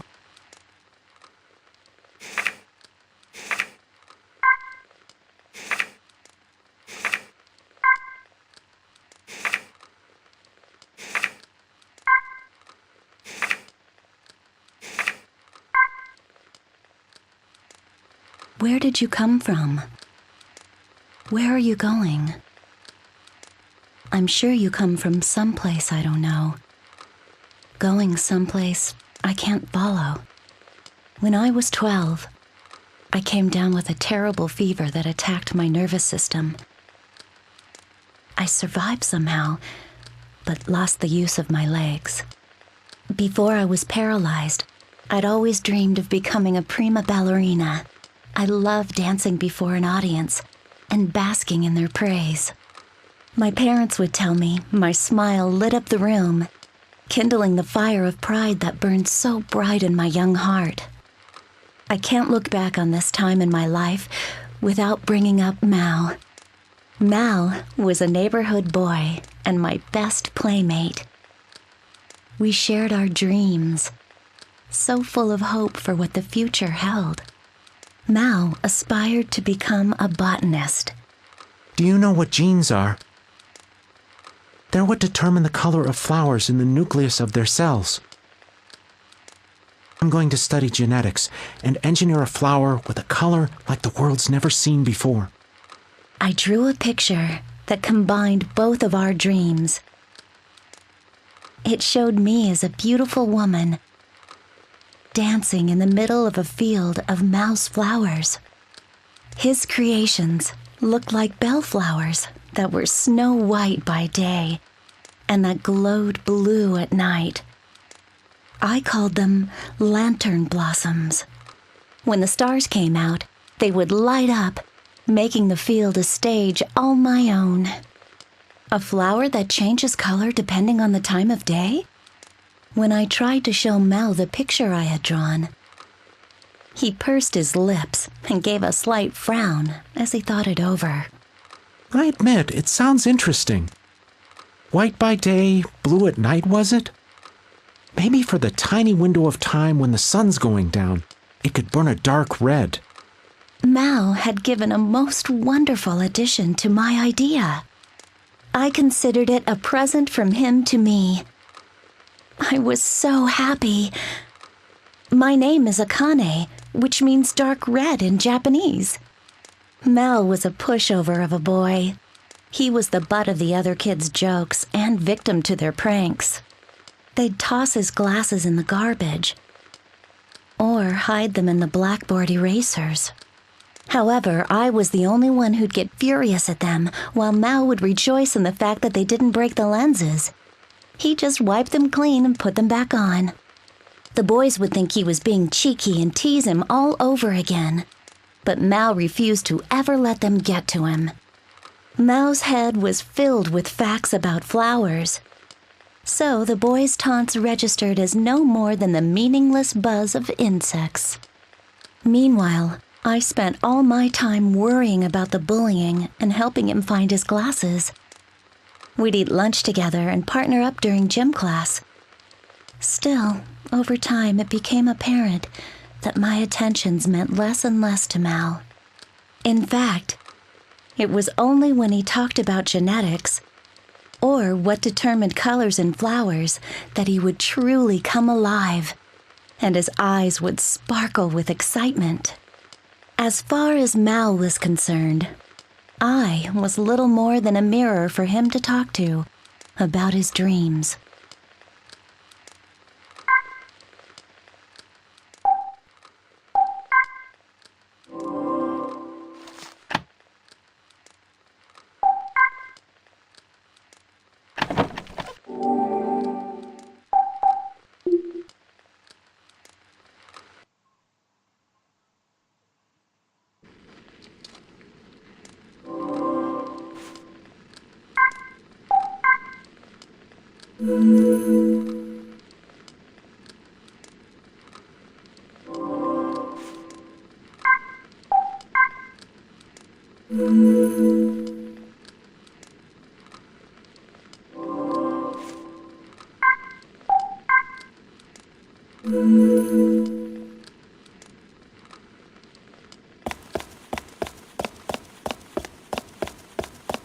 No place for a kid like you.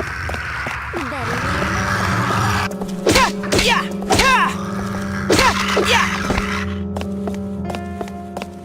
It just gets worse here. Turn.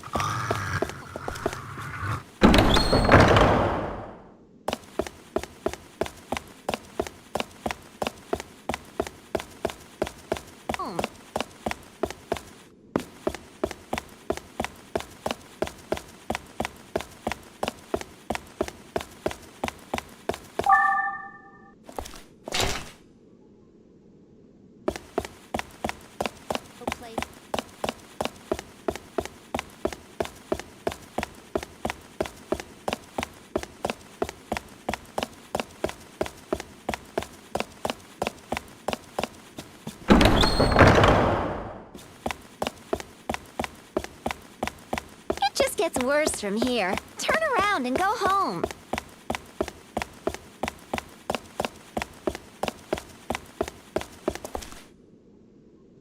Please, don't go any further.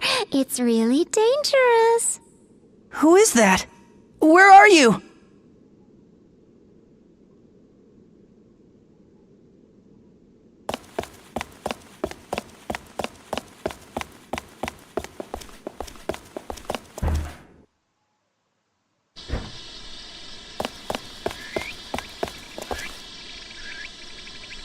Don't say I didn't warn you.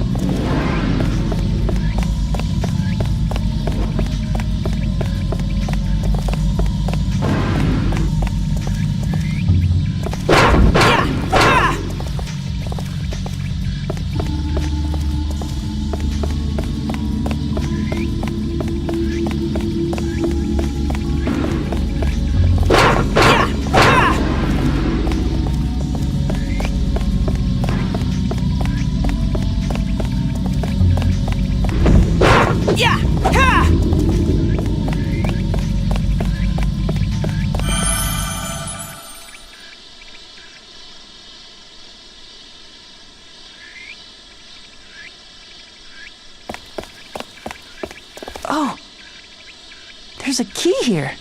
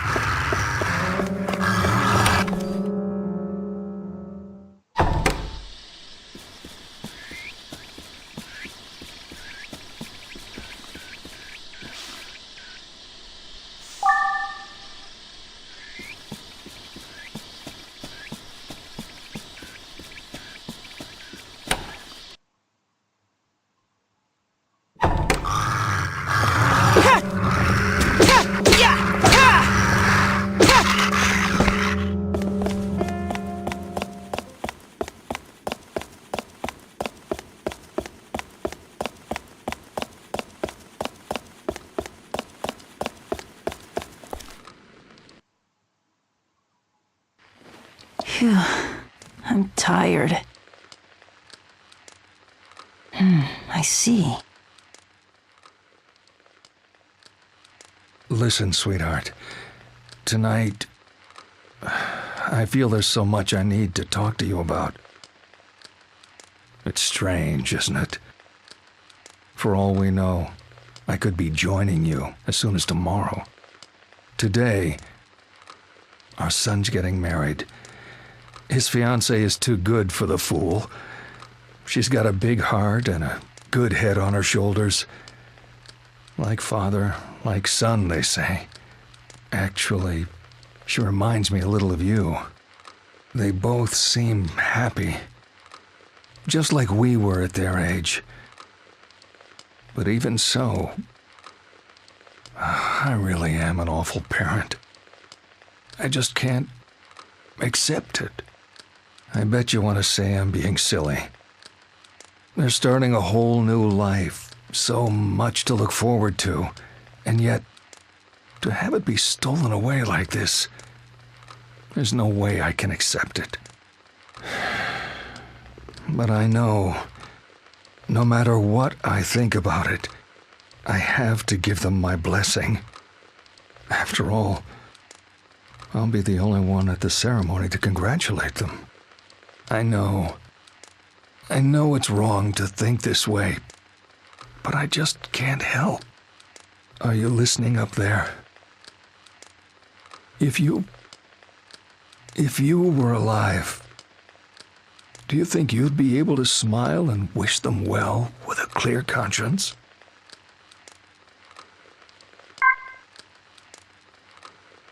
And do you promise to take her in sickness and in health? How's the next part go? Oh, come on already. Do it right, Dad. Cut me some slack. I'm not even a priest. I've never done this before. It's no use. Let's start over from the top. Don't worry about it. How about we make it simpler? This is our ceremony. We'll do it the way we want it. She's got a point. Ready, Dad? I promise to love her for the rest of my life. And I promise the same. All right then. In that case... I can kiss the bride, remember? I was going to say that. Her smile was so sweet. I found myself grinning back. I never realized how easy smiling could be. The happiness I'm feeling this very moment makes all of tomorrow's fears trivial in comparison. Whatever happens in the future, I'll always have this moment. All I want to do now, from the bottom of my heart, is share this happiness with my son and new daughter. Even if the inevitable end is not that far off. Thanks, Dad.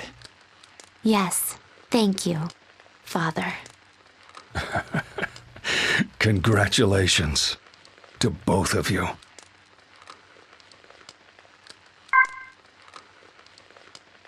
The day of the recital at the ballet school I attended, despite my insistence that he come, Mao didn't show up.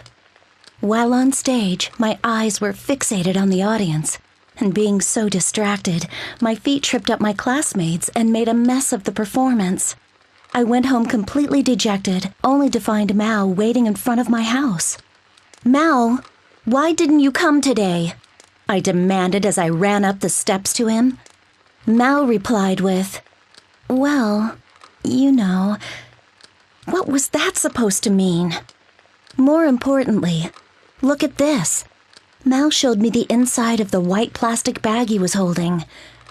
What was supposed to be more important? They're called moonlight mushrooms. They light up at night. And if I can figure out what causes that and blend it with the genes of the bellflower... Mao's dirt-smeared cheeks were flushed with excitement. It angered me like nothing ever before. Mao had ditched my recital to go hunting for mushrooms in the ravine instead. I swung my hand up and knocked the bag from Mao's grasp. Dirt flew from the bag, and a rain of mushrooms fell to the ground. Mao looked at them with the saddest expression on his face. Imagine that. Mao was more worried about some mushrooms than about me. He could marry them for all I cared. "You look like an idiot obsessing over some pathetic mushrooms. I'm just a waste of your precious time, aren't I? Unlike me, your plants don't tell you to come to recitals. They won't make fun of you or tell you to do your homework. You only need to look after them when you want to. You only turn to your plants because you're no good with people. You may have a dream for your future, but don't step all over mine." I know. I was taking out my frustrations from my poor performance on Mao. My own dreams weren't going as well, so I was looking down on Mao's. It was a lowly thing to do. But I didn't want to apologize. I left Mao standing there as I ran inside and locked myself in my room. I had hung up my drawing where everybody could see it on my wall.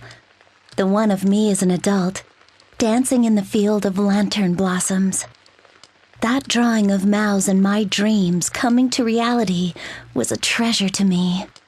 When I tried to peel it off the wall, the picture tore.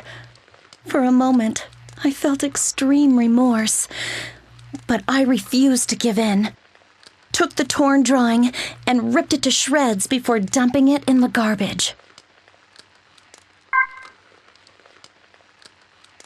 I was hit with the fever the night that Mao and I had our fight. I remember bits and pieces of the dream that flooded my mind, but in the corner of every dream was the same image. It was the drawing that I had ripped to shreds. My legs in the drawing were cut off right at the ankle. In a sense, I was dancing legless. Soon the dream became reality. Though the fever subsided, my legs remained paralyzed. I couldn't walk, let alone dance, ever again. I spent weeks mourning in my room. Mal came again and again to check on me, but I refused to see him. Eventually, he stopped coming at all. After a short time, I went back to school bound to a wheelchair.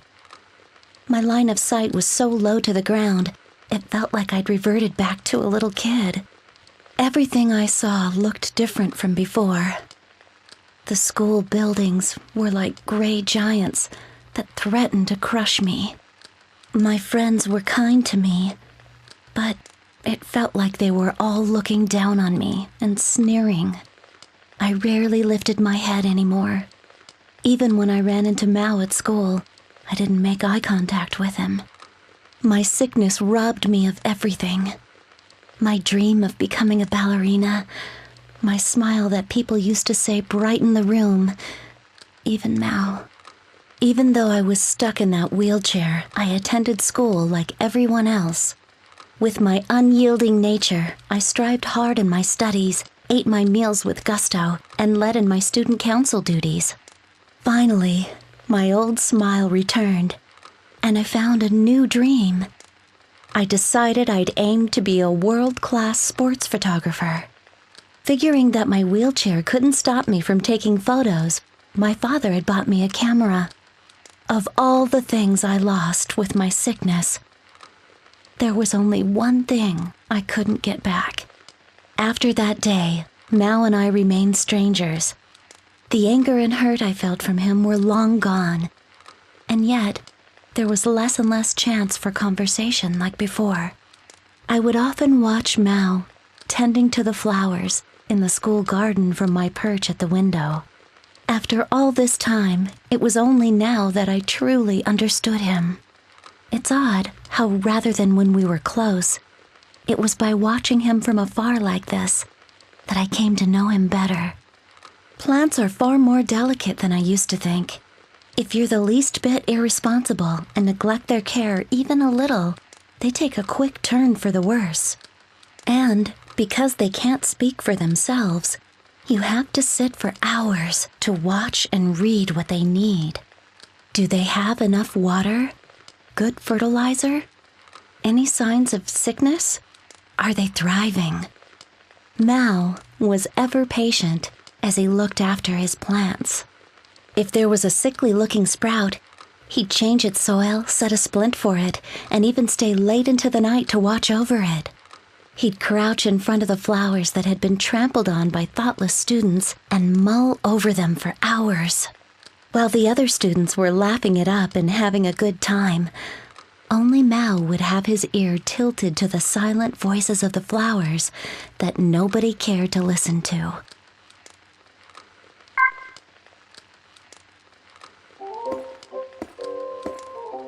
Ah, we meet again.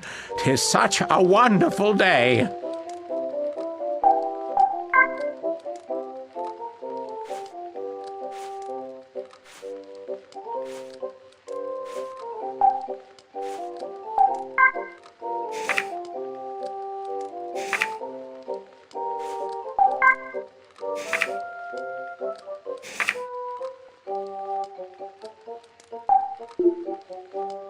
I look forward to our next meeting.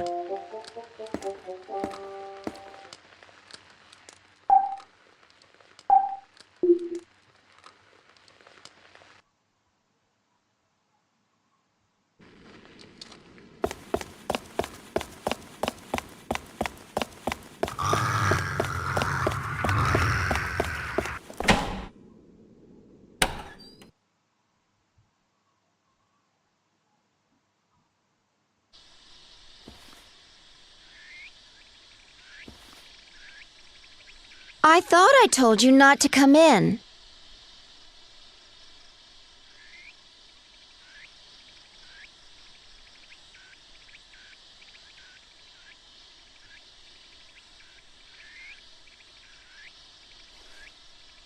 I don't get it.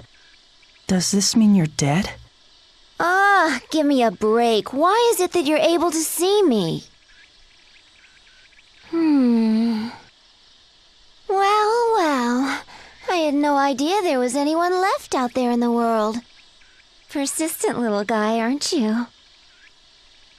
Anyway, listen, my name is Sai, and you are? My name's Seto. Seto, huh? Where'd you get that? Well, Grandpa gave it to me. Your grandfather? So he survived? How strange. But I guess if he's already an old man now, a lot of time must have passed. Tell me, how's the old man doing? Still active? He's passed away. Oh. Hey! What do you think you're doing? Don't worry, I was just trying to do you a favor. Your body looks so cold.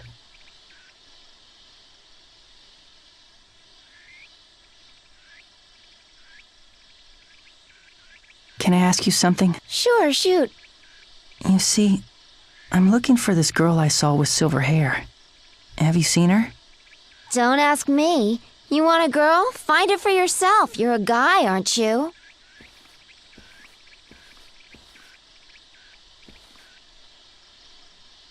Why are you following me?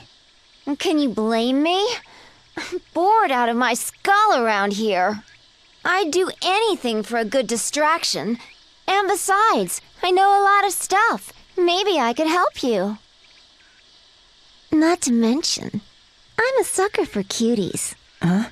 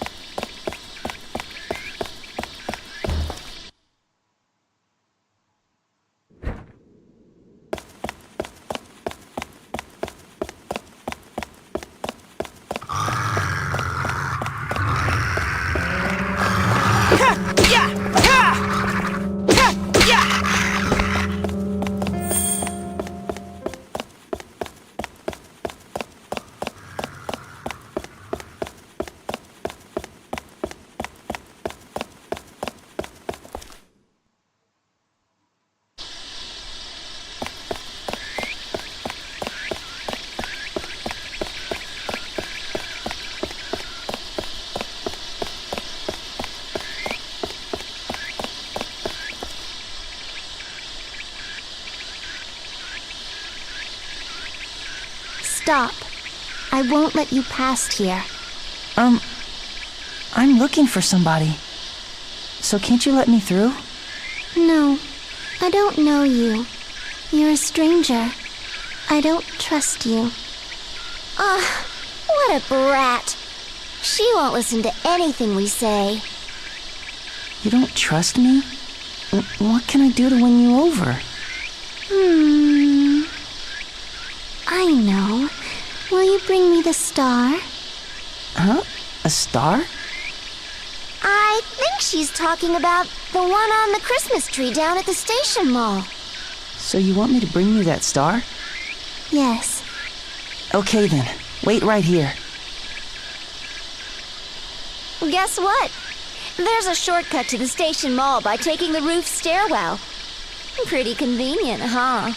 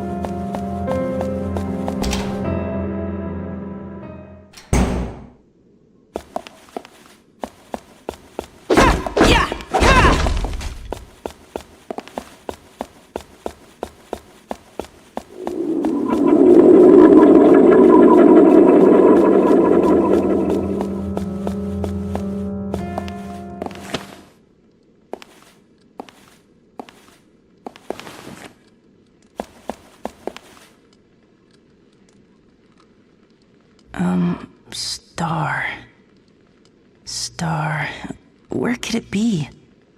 I don't see it anywhere. It looks like only the star is missing. Hey! What's that?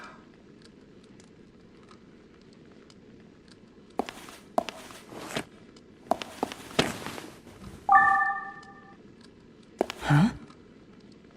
Oh! It looks like a flashlight. That's weird. It makes everything green. Hey now, I think you just hit the jackpot. That flashlight reveals things you can't typically see. Huh? How's it do that? Well, it's because... Actually, it's a hassle to explain. Oh, don't give me that look. Just be happy you can see stuff, okay?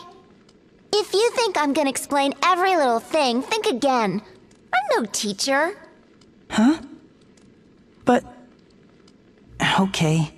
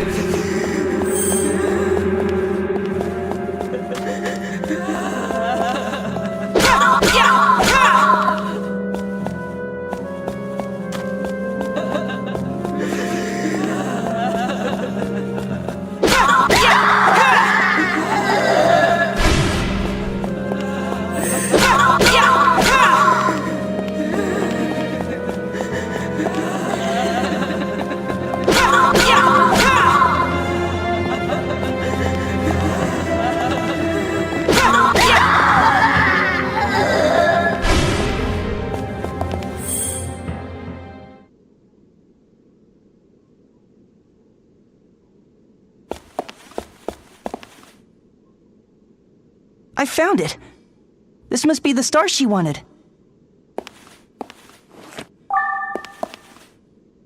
What'd she want this for anyway?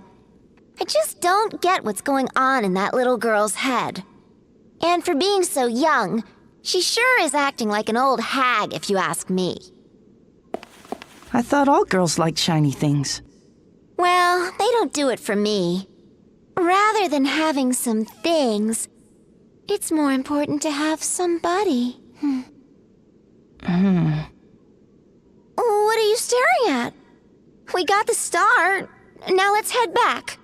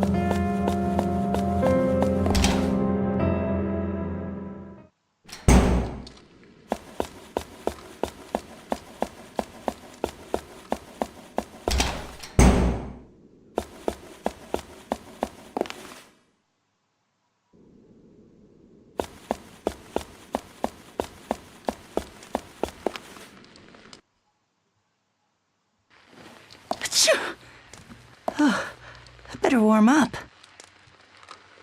Wow.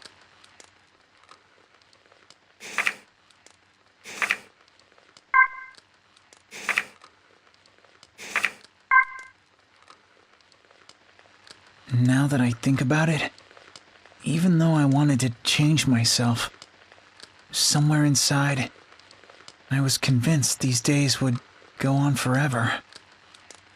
Now my time's up. What can I possibly do with so little time left? For now, though, I guess I'll apologize to my boss.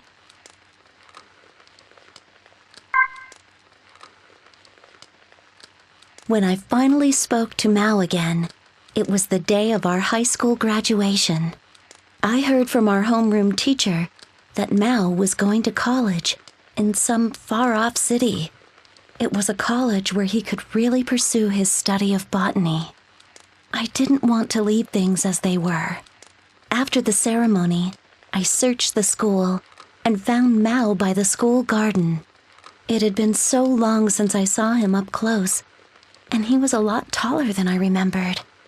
His long, slender fingers were black with earth, and his hands looked weathered. The strap of his canvas shoulder bag had been loosened to its maximum to let his bag fall to his hips. Somehow, that was enough to make my heart race. All I had to do was talk like we used to, but my mind suddenly went blank. What did I sound like when we used to talk? Was my voice high? Low? How did I choose my words? Was I curt with him? Cute? What was my timing when I smiled or got angry? I had no idea what to say. The graduates and students were laughing and crying together. They called out to each other. Their incessant flow of words echoed through the school halls and reverberated around us. We'll always be friends. Take care. Good luck. Goodbye. Come back to visit. I listened closely to borrow some of their words, but none of them were what I wanted to say. Mal, come down here. That was all I could finally manage to say. After a quick look of confusion, Mal kneeled before me, eyes on mine. There was that familiar scent, the smell of damp earth. Mal always smelled of earth. Long ago, I used to love napping beside him as he read. It felt like I was lying in the middle of a grassy field.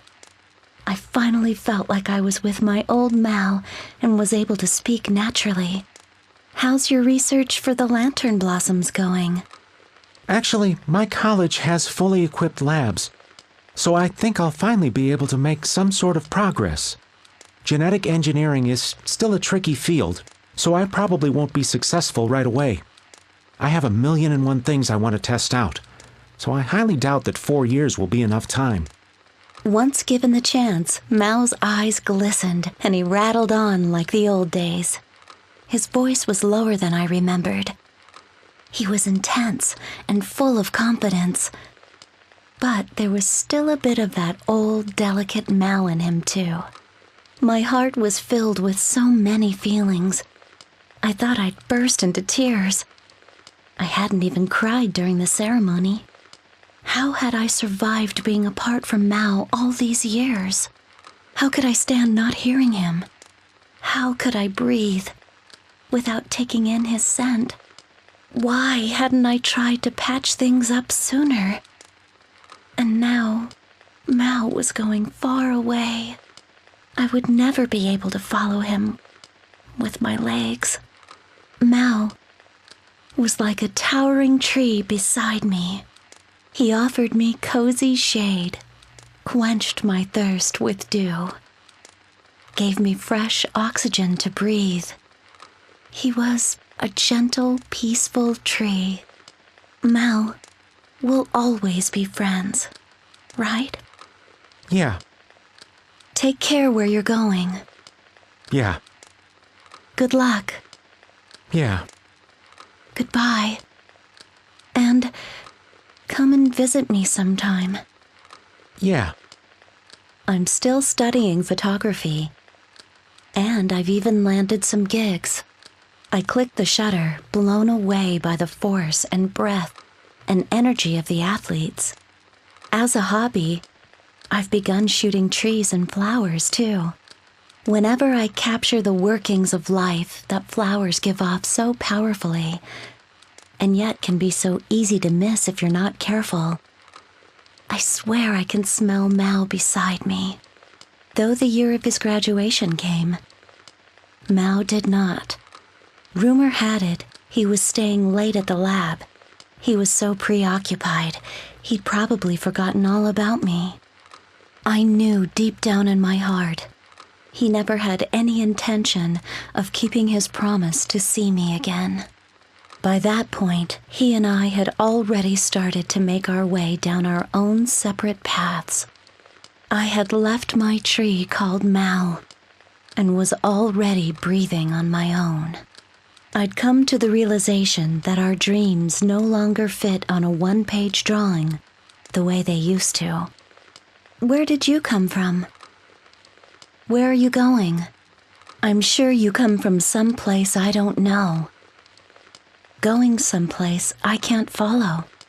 If during your journey you happen to encounter a lantern blossom, I want you to take a moment. Stop and think about the botanist who created it. I'm sure it will have been a young man named Mao. I believe that someday he'll become the most amazing botanist ever.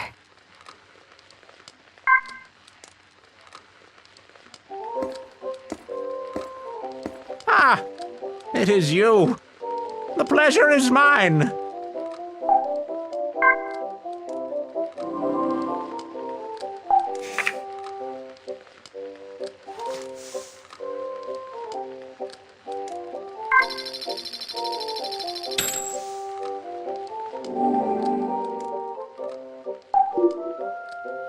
I look forward to our next meeting.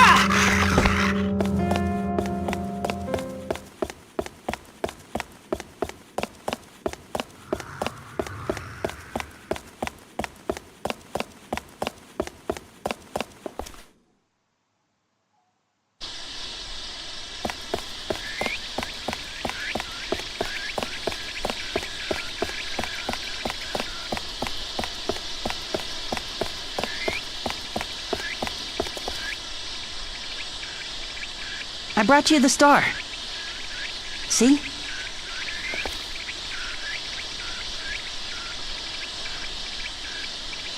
Liar. You couldn't get it. It's too high up to reach. There's no way you could have gotten it. You're wrong. I was with him when he got it. Yeah. It wasn't at the top of the tree. You stubborn little brat.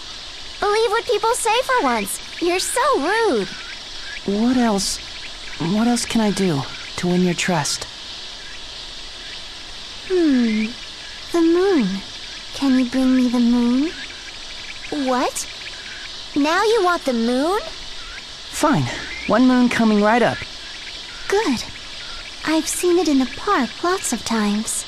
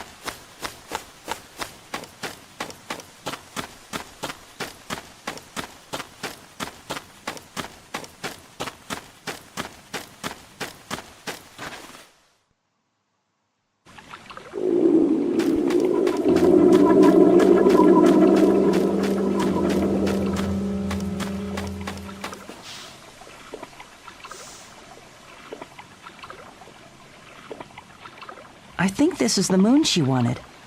Yeah, but look at it. It's cemented to this sign. There's no way we can get it off. But we finally found it. There's no point trying to pull it off. I did it. It came right off.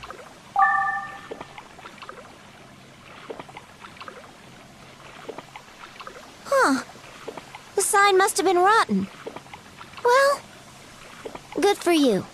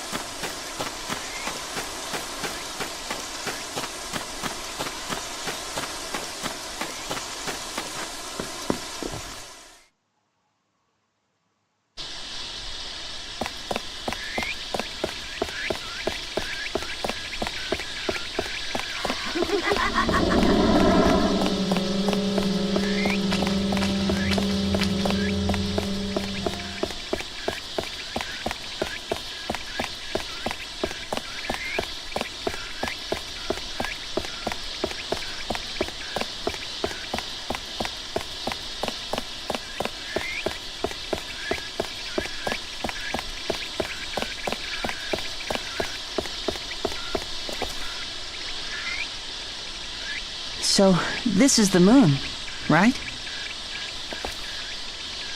No, you're a liar. There's no way you could have gotten it off. It was cemented to a wall. Yeah, well, the wall gave away easily. I didn't think it would work at first either. I barely had to touch it for it to come right off. I don't believe you. Oh, come on. What do I have to do for you to believe me? Oh, please. Don't even waste your breath. She won't believe you no matter what you do. Well, my ring. Could you get back the ring I lost? She'll just pull this all over again. Let's forget about it. What? You want me to find it? Uh-huh. What's it look like? Well, it's silver and heart-shaped. Do you remember where you last saw it? I'm not sure. I think it was in the hotel restaurant. Okay, I'll be back. Oh, okay. A silver ring, huh? I've got a feeling this is gonna be the toughest hunt yet.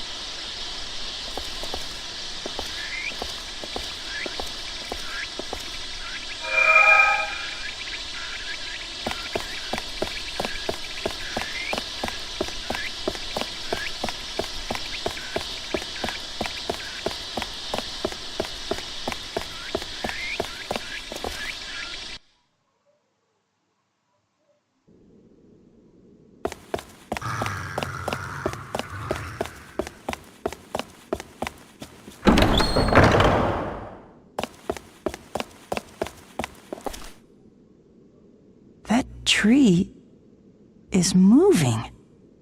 How weird. What an understatement. I wish weird was all it was. That thing's evil to the core. Evil? Watch out! It spotted us!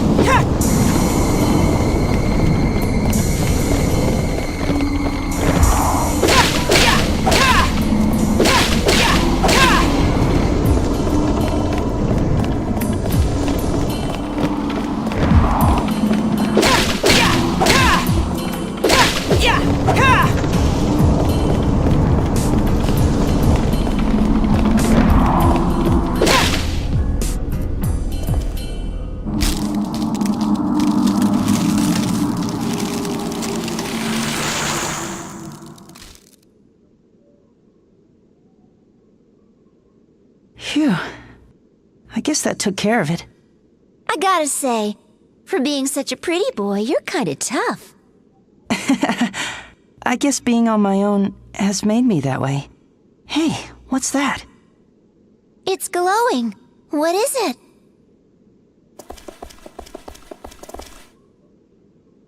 Is it her silver ring? Let's go back and see what she says.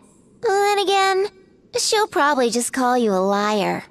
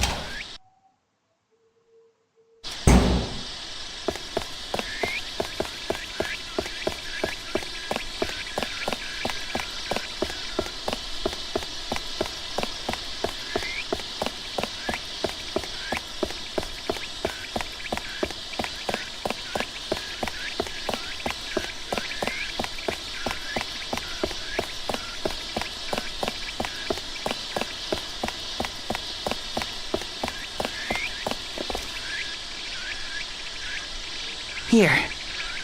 We found your ring. Why did you believe what I told you? Why not? I didn't think you'd lie to me.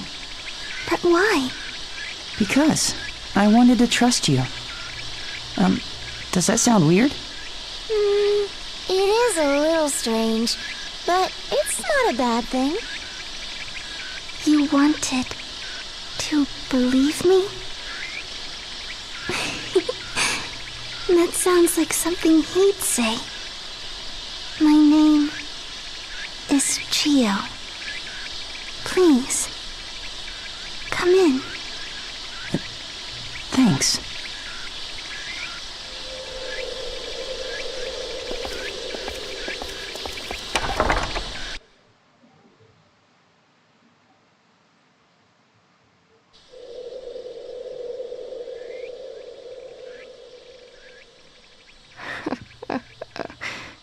You found my ring for me.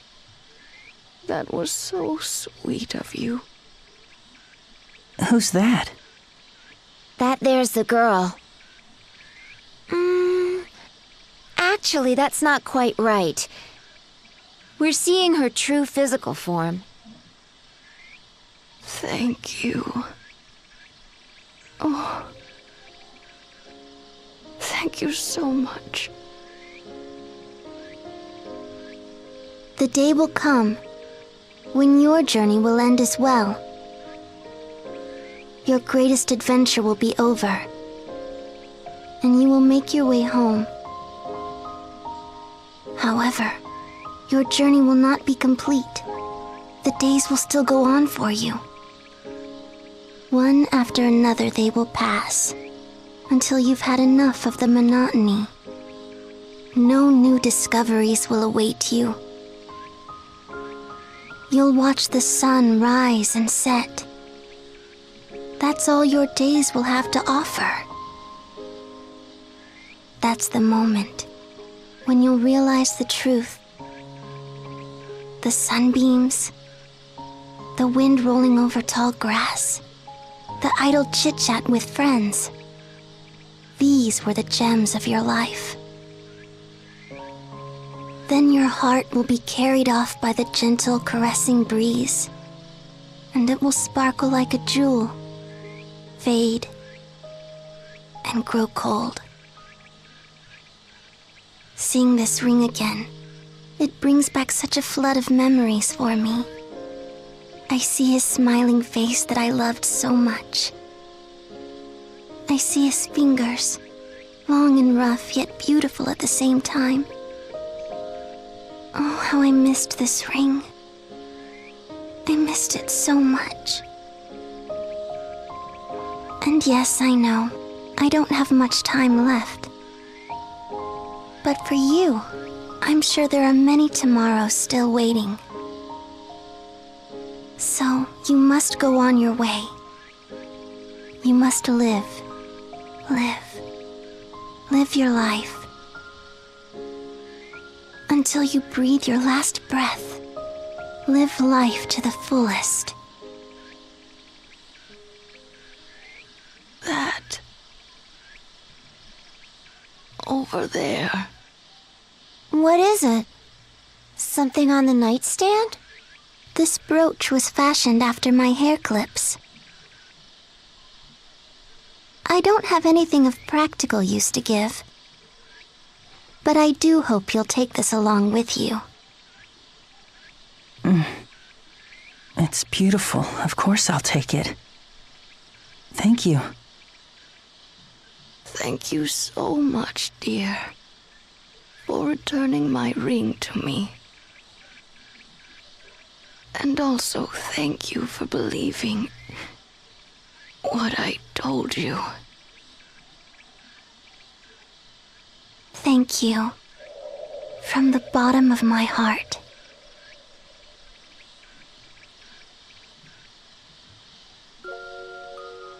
Let's go. There's nothing we can do.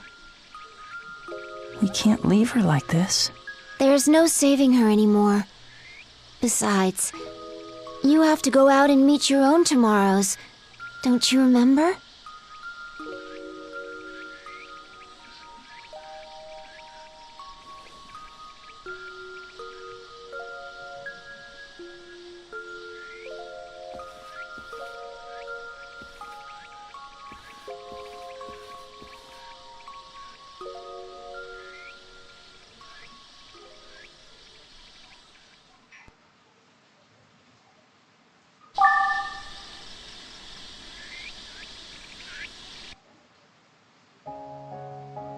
In the eyes of an old man lives a rascal of a boy. Behind sunken, mistrusting eyes lies a frightened little girl. During the many years of life, we feel anger, bitterness, and fear. And yet, even when betrayed, part of us wants to trust again. Just as we believe in ourselves, we want to believe in others, no matter who takes the first step. I will believe in them. And I believe that they will make the choice to believe in me too.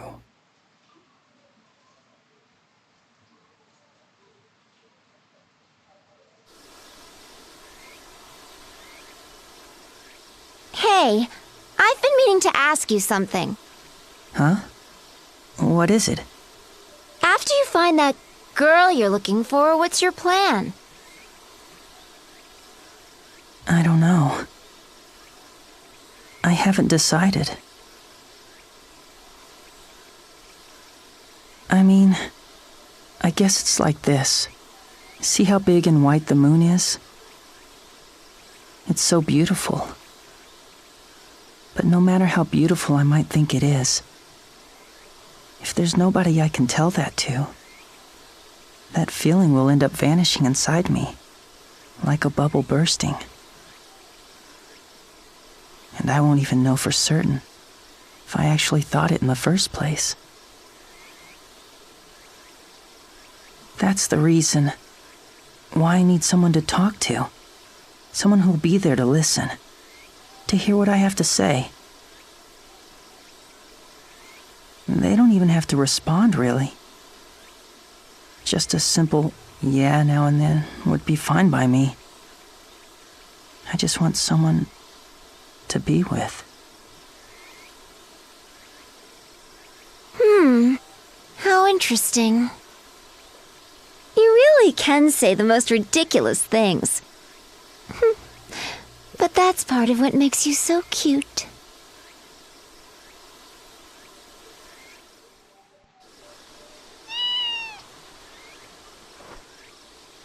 Huh, it's unusual to see a cat here.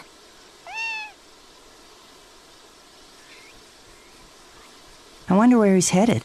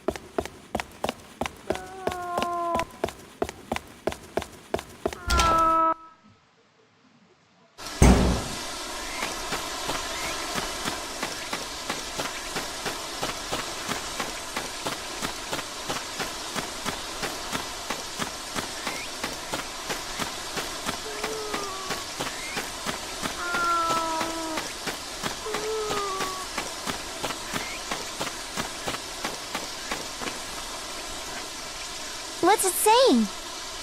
Maybe there's something inside. Figures. It's probably looking for dinner.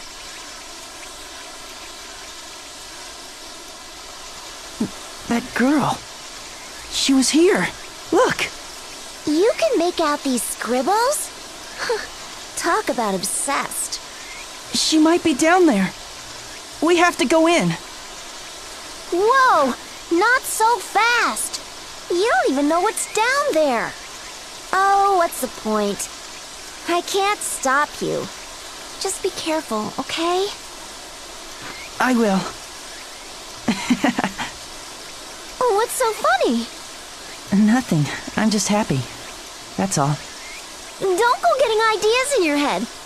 I'm only coming along out of curiosity.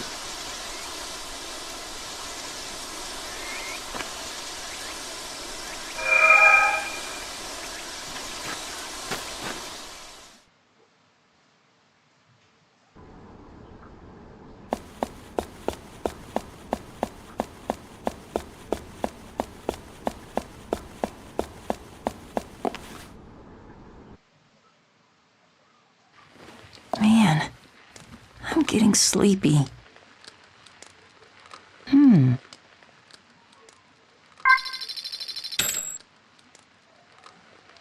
Iced tea on a hot day. Warm cocoa for a chilly night. You always knew just what to get me. If you could pour a cup of my feelings, would you bring them to where I desire? If you could, then a drop would be enough. Bring me all my feelings for you. Fill it right up, right to the brim. Just be careful not to spill any on the way.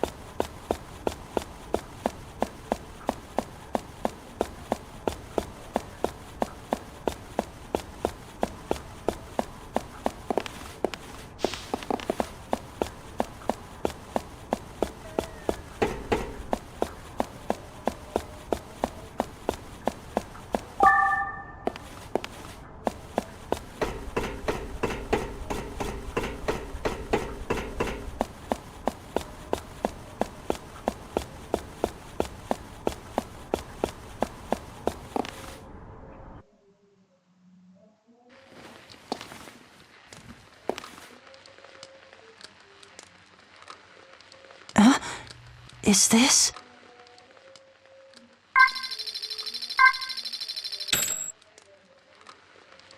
I looked upon those 7 girls, no longer breathing. I recalled the word deathbed.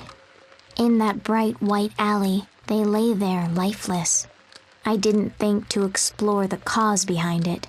Death cannot be overturned or reversed. It stays right where it is. It doesn't go anywhere. The only reason I spilled tears was because of the wretched shape I was in. I had no memory of being loved, especially not at first glance. The day they were welcomed into their homes, they were given heirloom bells. It proved that they were loved, like family.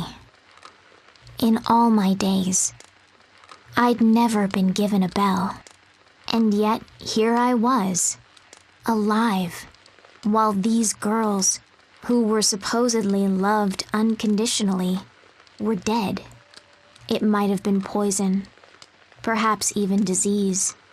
Maybe I too would be whisked off by the cold wind of death. Either way, I was alive. A part of my heart scoffed. Serves you right. Just look at the evidence. You ridiculed me, and I survived. You paid the price of cruelty with your lives.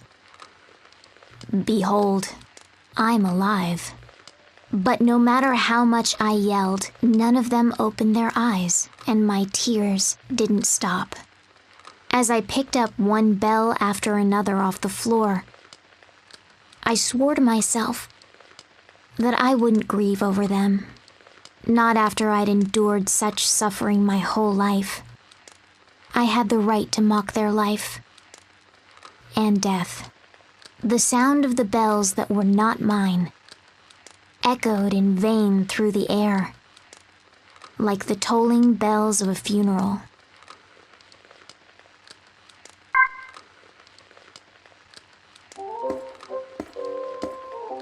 You are my valued customer indeed.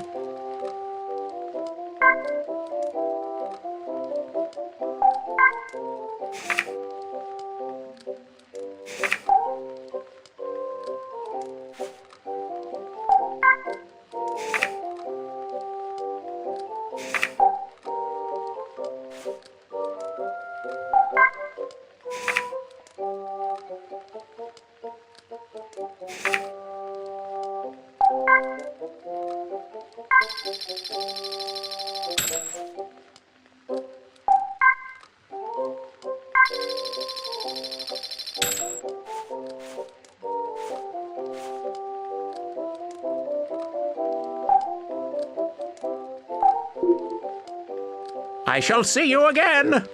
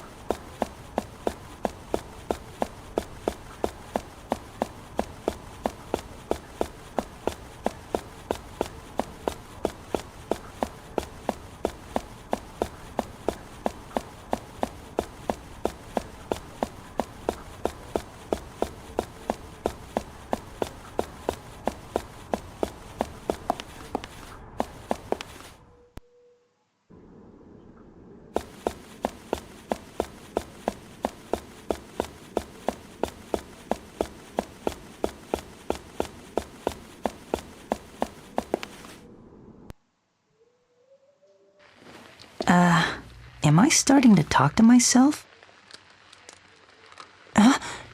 is this?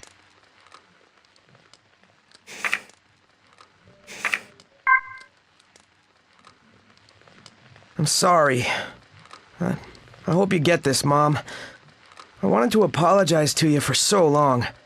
This might not ever reach you, but I'm sorry for what I did. It's all my fault. It was a lie, so please smile and say it's okay. If we survive this, I'll apologize in person. So please, forgive me. I'm going home now, but this is a memo for when the end comes. If someone else sees this, please tell my mom for me if you can. I'm sorry for being selfish about this, but please, I don't want to die. I don't want to die yet.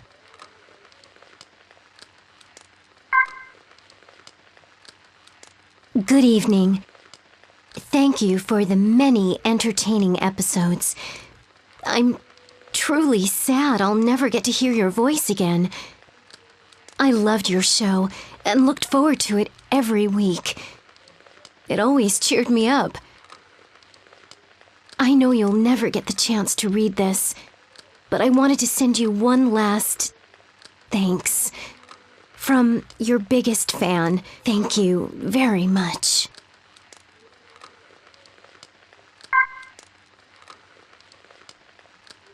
Cough.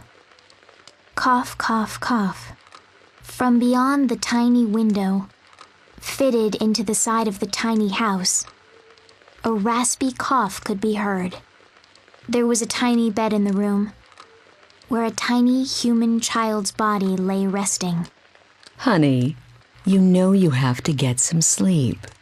The scolding came from a tall woman who entered the room. She'd come to put out the lantern as she rubbed the boy's back. No, he replied, shaking his head. I'm not sleeping. Henri might come back home. Oh, sweetie. The mother's face was troubled. It was easy to see she knew something. She knew that the Henri the young boy was waiting for was not coming back. Henri's coming back.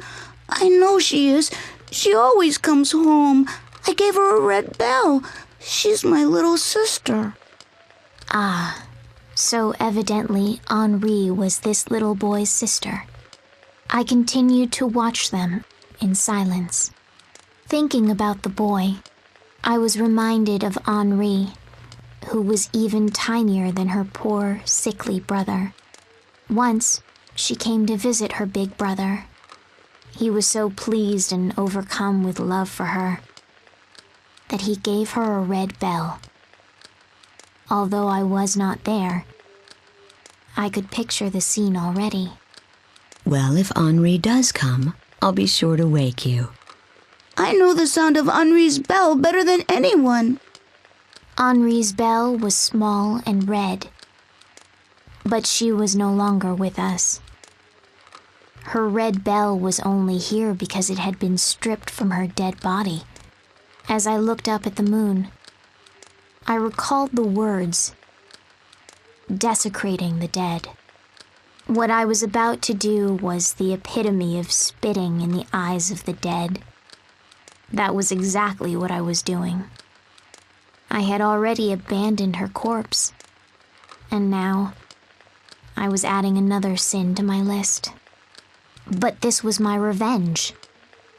It was the perfect thing to do. This was my revenge on her for calling me mangy. I called to the boy in a delicate voice. I rang the bell, the sign of his little sister that the boy claimed to know so well. The window opened. Henri? The boy called to me. Yes, it's me. It's me, Henri. He stretched out his arms to embrace me. What happened to you? You're all scruffy, he asked. I looked nothing like the beautiful little girl he knew and sounded nothing like her either. Only the red bell remained the same. My revenge was secure. I'm Henri. Henri, with her red bell. The youngest little sister embraced by her brother's small arms.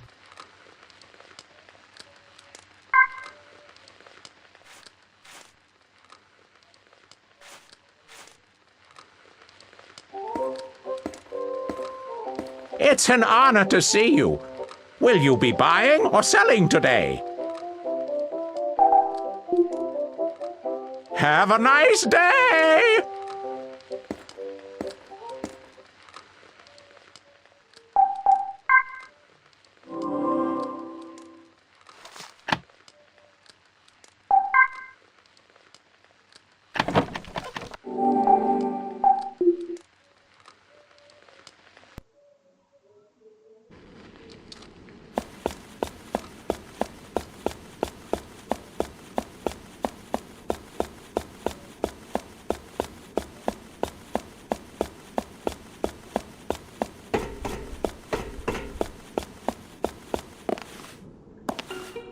Hey, it's that cat from before. What's it doing here? He's looking at us. Cute little guy. Let's see if I can get him to come here.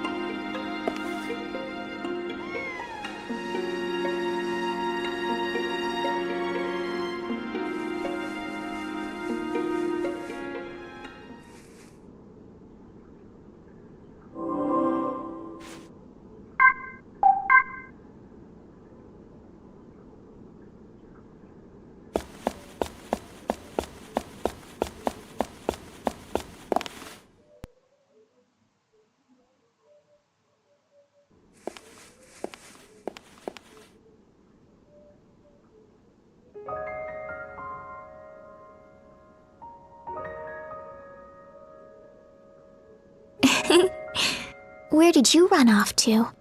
You had me worried. You know it's dangerous to wander off too far.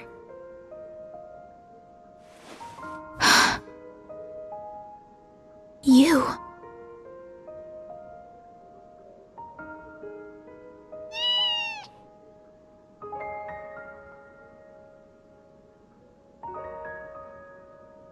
I know you. The boy who touched me. It wasn't like that. I only meant to... I know you're not a bad person. I can tell. Because he likes you. That's a relief. And hey, I'm sorry about before. Your name? Your name, please? Oh, my name. My name is Seto. Seto? Yeah. That's a short name. Seto.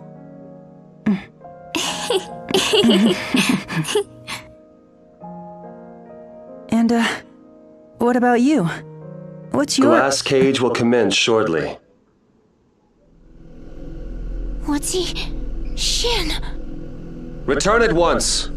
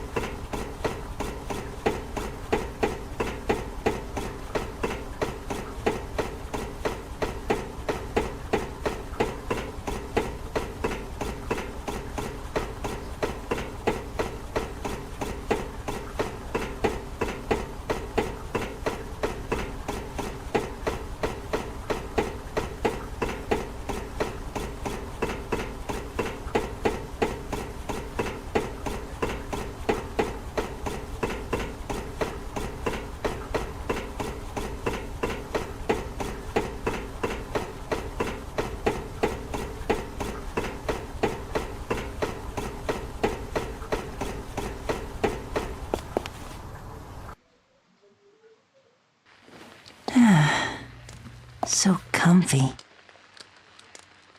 Hey, could this be...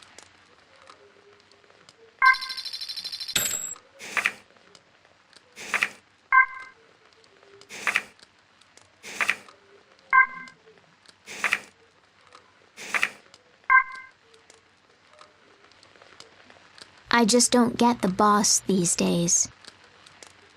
Behind the mill, I heard two men talking. They wore matching white uniforms, smeared with soot, while smoke seeped from the mouths on their young faces. I snuck up to where their shadows touched the earth and eavesdropped from behind a pole. He missed the deadline again. And he smacked me just yesterday. Said I left the ashtray full. If he didn't dog us like that, he wouldn't have anything else to do. He said all we do anyways is smoke cigarettes. I just don't get him. Oh, you said it. There was the banging sound of a mallet. Word had it this mill was built by the skilled but eccentric foreman. He'd since taken on 2 assistants to make furniture around the clock. But the 2 men just idled their days away, breathing out an endless stream of white smoke. It must be you-know-what. Wouldn't be surprised. Ask him. You idiot, he'll do more than just box your ears if you do. I wouldn't complain even if he ran me through the sander alive. Just can't win with him. Boy, I'll say. And with that, they let out white sighs. It's seriously been a month since Fleur went missing? Guess she's not coming back. She probably finally had it with that barbarian. But I'm gonna miss how one look at her kiss her, and the boss's mood would do a 180. That was as far as I overheard. Stealthily, I did an about-face and skirted the wall of the mill. From my neck now dangled a blue bell, the symbol of this mill. Today, I had come to be the boss's Fleur. Approaching the window, a loud voice boomed from inside. I told you it's just not possible! You're not making any sense, you dimwit! The sound of the receiver slamming down was coupled with wood being shaved. My ears stood on end, and trembles racked my body. The words, "Run through the sander alive," danced in my head. No doubt it had hurt like mad. I imagined it, looking down at the blue bell. Does it hurt more than death? Not having experienced either, I didn't know. But dying probably hurt more. At that thought, the trembling stopped. It must have hurt Fleur a lot. I can't do this anymore! This time, a piece of furniture flew out the window. Things were taking a turn for the worse. I couldn't control my shivers, and the blue bell let out a ring. The boss turned his wrinkled brown face in my direction and scowled. I thought he'd look right through me with his muddy gray eyes. I didn't have the beautiful body of Fleur at all. I was terrified he'd say I wasn't his lovely Fleur and would run me through the sander right then and there. He suddenly swung his hand high. The palm of his weathered old hand was blistered, the skin like bark. I was sure he'd strike me. But instead, his hand came up to cup my face. His rough and powerful hand stroked my head so softly. You scrawny little thing. His gruff voice was more like a groan. The way it trembled struck my heart. Didn't he doubt me? Didn't he see right through me? Should I really let him continue stroking my head like this? I was speechless as he took me in his arms effortlessly. "Boys, get in here," he yelled behind the mill. Quit your grumbling and get back to work! If you don't want me to wax your heads, then polish me some new wood! And step on it! Despite being yelled at, the two men had twinkles in their eyes. Boss's Fleur! He's back! They hollered, hands in the air. Unable to speak, the blue bell spoke for me with a tinkle. At that moment, I had won over her name. I am Fleur. Fleur with her blue bell, petted by a hard-headed boss. I am a furniture maker's beloved daughter.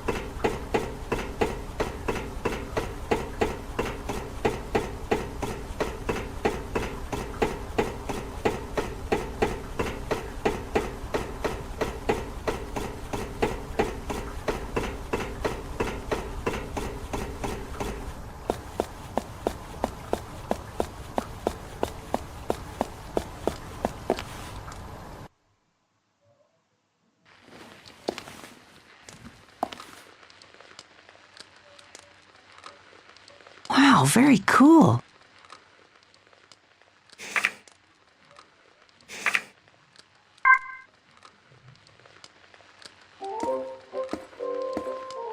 You are my valued customer indeed.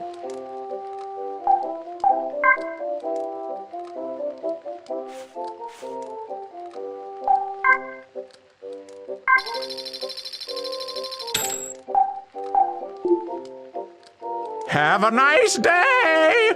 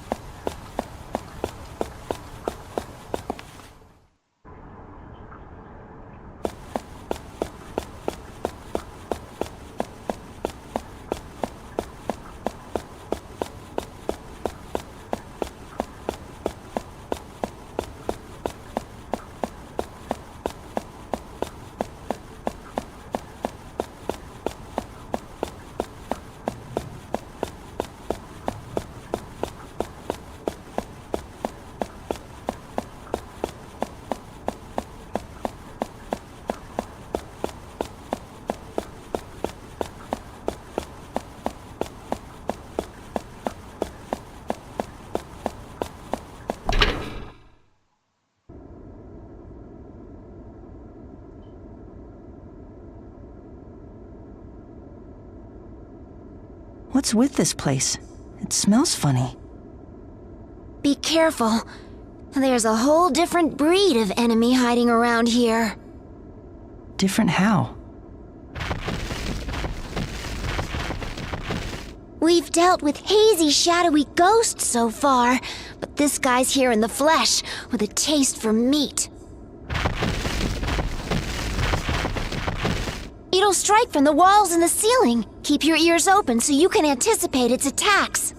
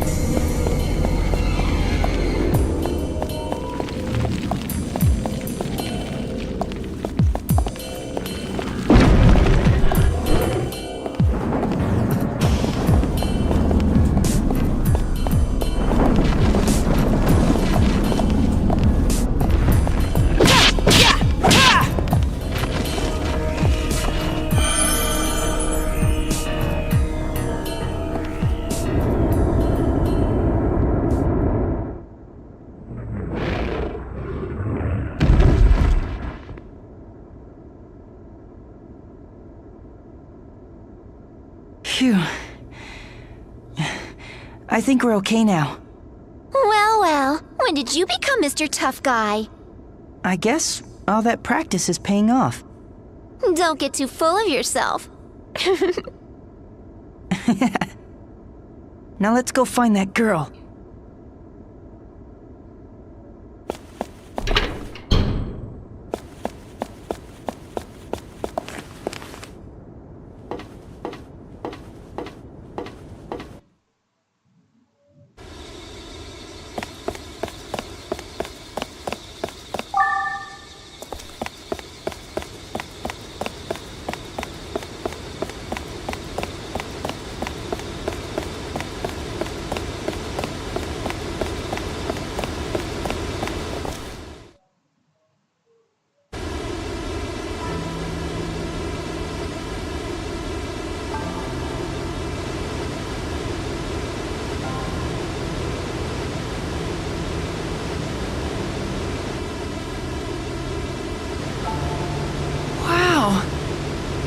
What kind of place is this?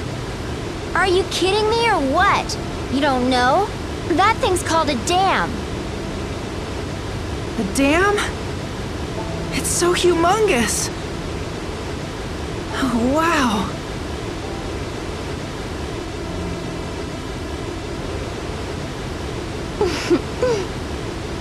Yep, it's one of the larger structures built by man.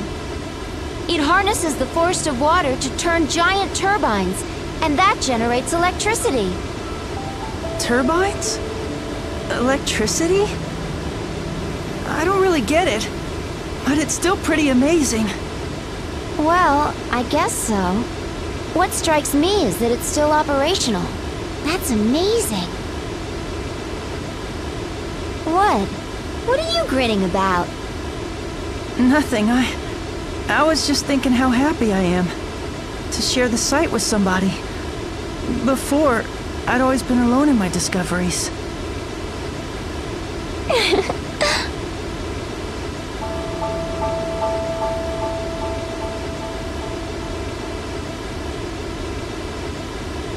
The lights turned on. That might mean there's somebody up ahead. Maybe. Although in my opinion, I think we should go back where we came from.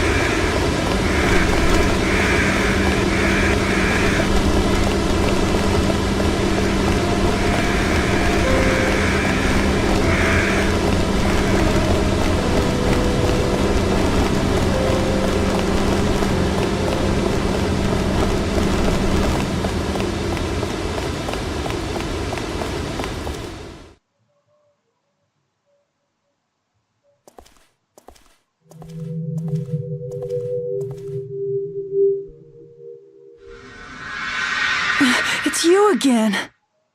Please help me.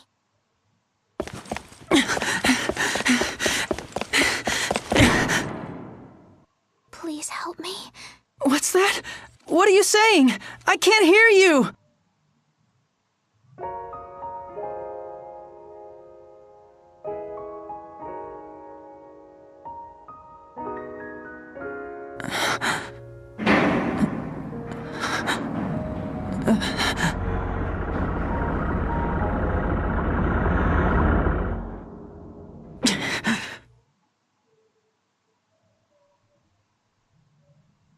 It won't open. We have to climb down. You can't be serious. Don't tell me you're thinking of taking the ladders down. But she's in trouble, and she's waiting for me down there. Quiet already. Who am I kidding? Once you've made up your mind about something, there's no swaying you. What? Swaying me? You don't have to know the lingo. In any case, the walkways might be really flimsy, so be extra careful, will you? Yeah, I will. You'll be the second death of me, I swear. Uh-huh.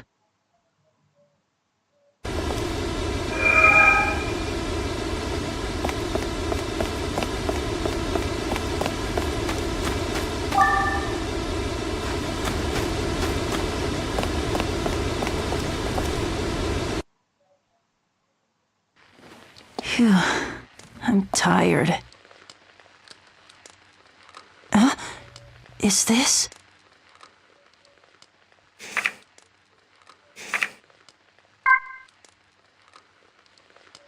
Hey, where are you going? I'm gonna go explore the dam. Huh? But Mom said we can't go out today. What? Why not? I don't know, but something about how now that we can understand each other, we, gotta be together as family. You idiot. There's a lot more on your mind that you're not saying. Wait, how come I even know what you're thinking? 'Cause it's like I said, this is something big. Well, I don't get it. Either way, I'm going. But wait! Don't tell me you want to come with me. I do. I'll be honest with you. You're stupid and a bother. But today I can tell you're really serious. I am, and I will keep up.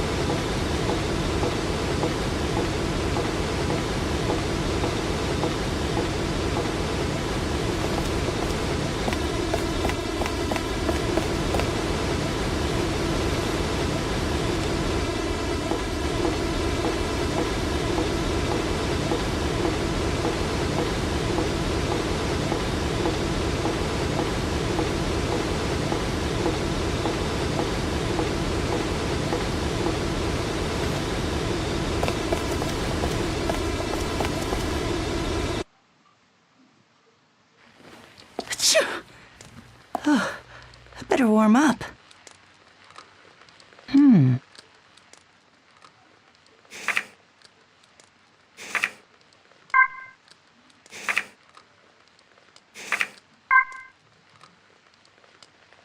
Come on. Hurry up or I'm leaving you behind. Sorry. What are you scribbling there? It's a map. I wouldn't want us getting lost. You numbskull. I know this place like the back of my hand. I'd never lose my way here. But I need it. What? You planning on coming here again on your own? I could. After all, I take after you. Huh. You're braver than I thought. Just give me a second to draw this. When I'm done, I'll let you borrow it. It'll be our secret map. I told you. I don't need that. But Papa's always saying better safe than sorry. Yeah. If you take after anybody, it's Mom and Dad. So? Just forget about it. Let's go and don't fall behind.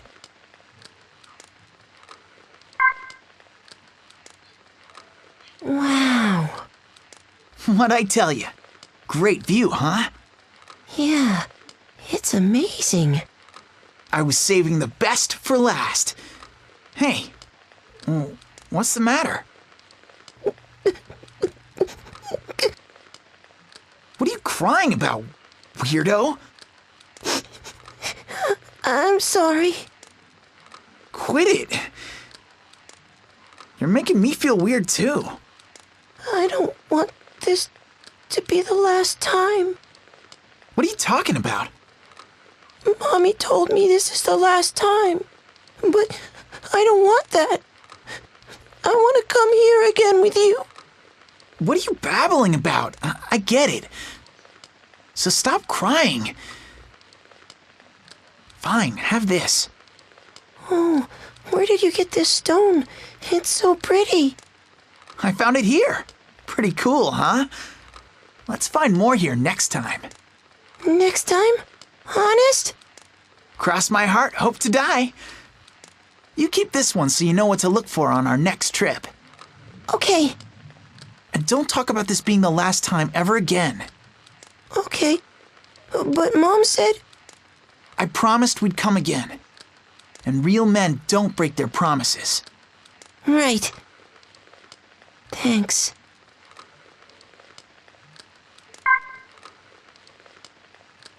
Hey, you hungry? I brought us something to eat. What gives? You're asleep? You gotta be kidding me. You're still such a baby. Next time I'll bring you somewhere even cooler. But it's real dangerous, so you might get cold feet and quit halfway. Come on. Are you seriously sleeping? Hey, don't think I'm gonna carry you home. The things I do for you. Wake up already. There's no way this will be our last time here. It can't be. Don't be like this. Come on. If we're going home, you gotta wake up and walk there yourself.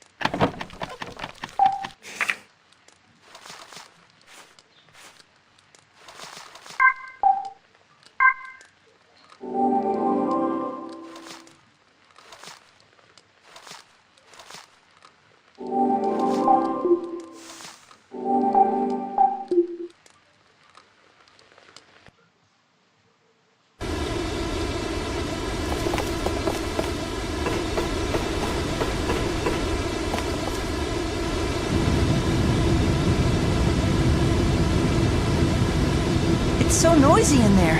I wonder what's inside. What's up ahead is like nothing we've encountered. If you want to turn back, now's the time. I can't. She's waiting for me in there. But this part is really dangerous. Listen to me for once. She's in there. I have to go. Fine. Man, you're so stubborn. Don't say I didn't warn you. Okay. Oh, now you're all cooperative.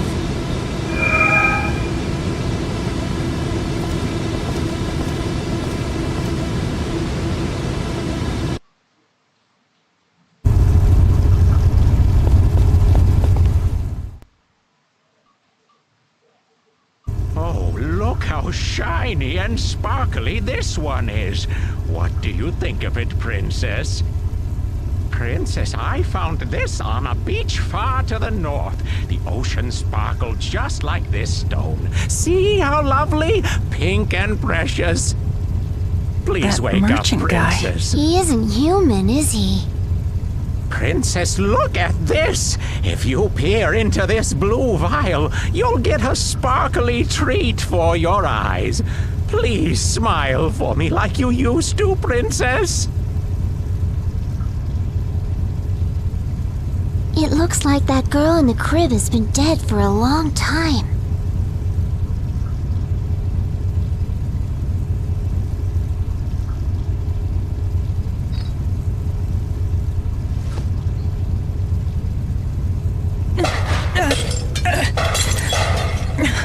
Who's there?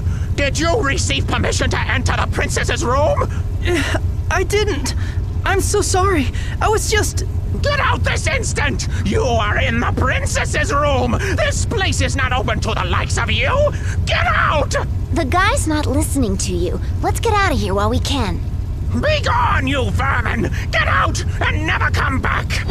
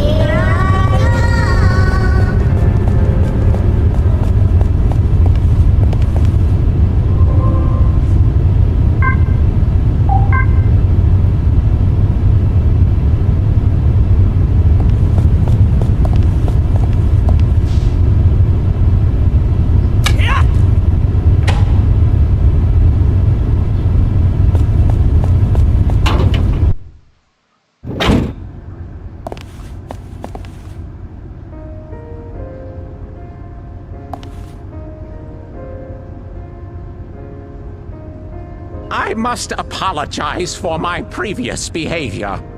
It's okay. I just got a little scared. Such rude behavior is inexcusable. I was under the impression at the time that you intended to harm the princess. as a sign of my most earnest regret and sincere apologies, please accept this. Oh, how cute! It's a little chick plushie. It's got your face. Wonderful observation. The princess adored this little doll. And it was handcrafted by yours truly.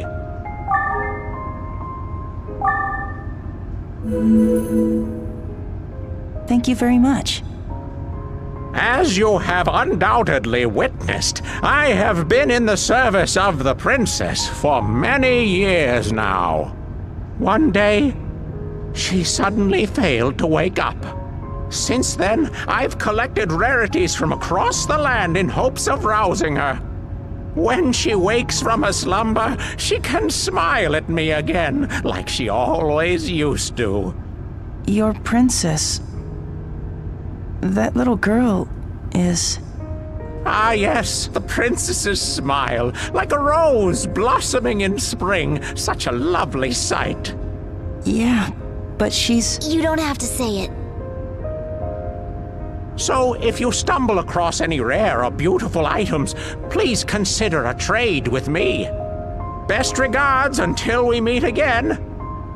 And with that, take care.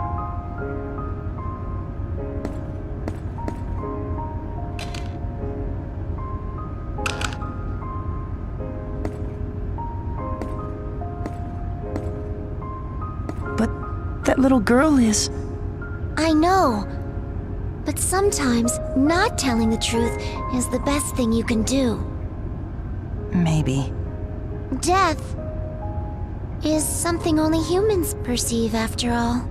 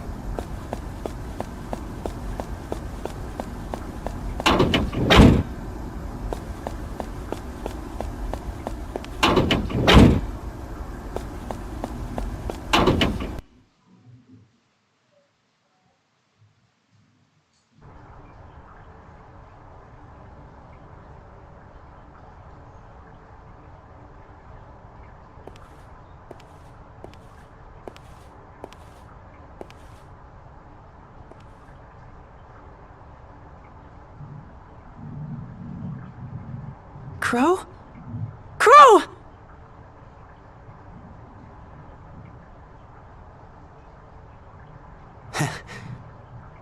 Nice job recognizing me. Good thing, too. My battery's about to run out any second now. I know, pretty lame, right? Seriously. I can't even really see anything anymore. You're a... You hit the nail on the head. That's right, you ain't looking at a human. I'm more like these discarded dolls around me. Nothing about me is human. Maybe, but you're still my best friend in the world. You listening? I'm not even alive. You're my friend. But I'm not human. You're my friend, damn it! Okay.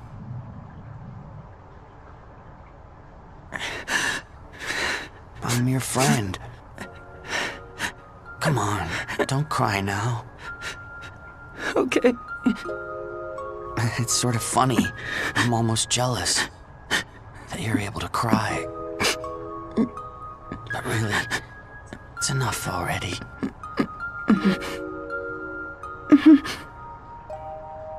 Oh yeah. That skull ring I gave you. You still carrying it around? Yeah. I keep it in my locket. That's good. That ring is proof of our friendship. Our friendship. You know, you're the first real friend I ever had. You are my #1 friend. My best friend. My best friend. My best friend. My best friend.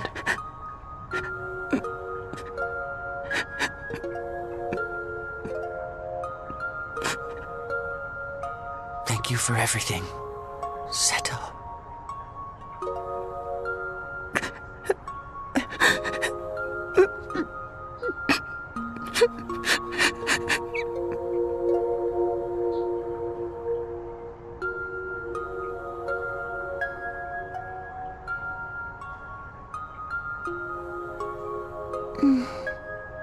Come on, he shut down.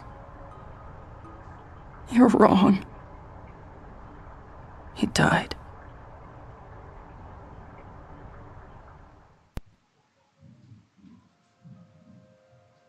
I hurt, I tire, and I collapse. When I'm staring into the darkness, I find myself somehow entranced by it. Suddenly, I hear laughter. Fearless, mean, and yet kind. It calls to me. The days we spent together are long gone, drifting away like clouds in the breeze, even though memories are often fleeting. All I need to do is close my eyes, and your face appears. Clear and forever young.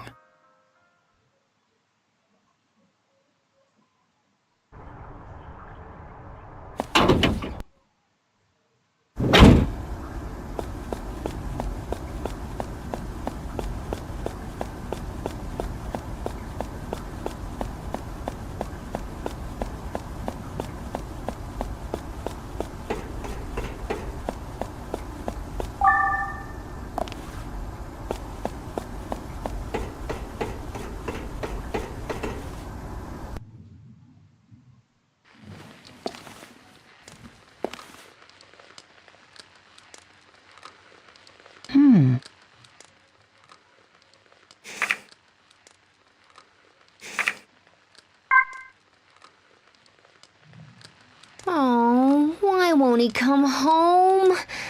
I'm tired of watching the door.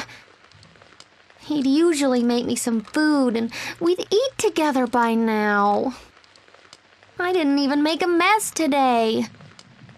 I didn't chew on the carpet or anything. Come home soon. Pet me and call my name. And then please, hold me. I've been waiting like such a good boy.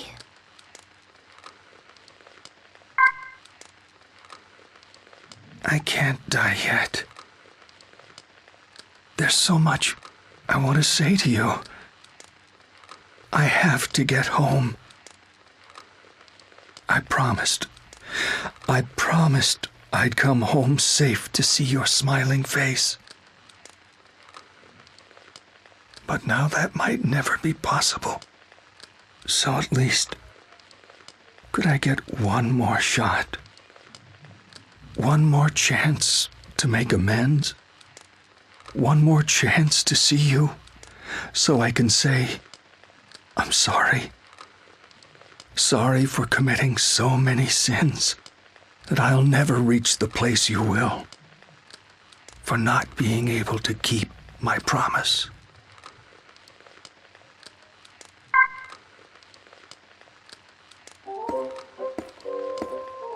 Fancy meeting you here. A splendid surprise.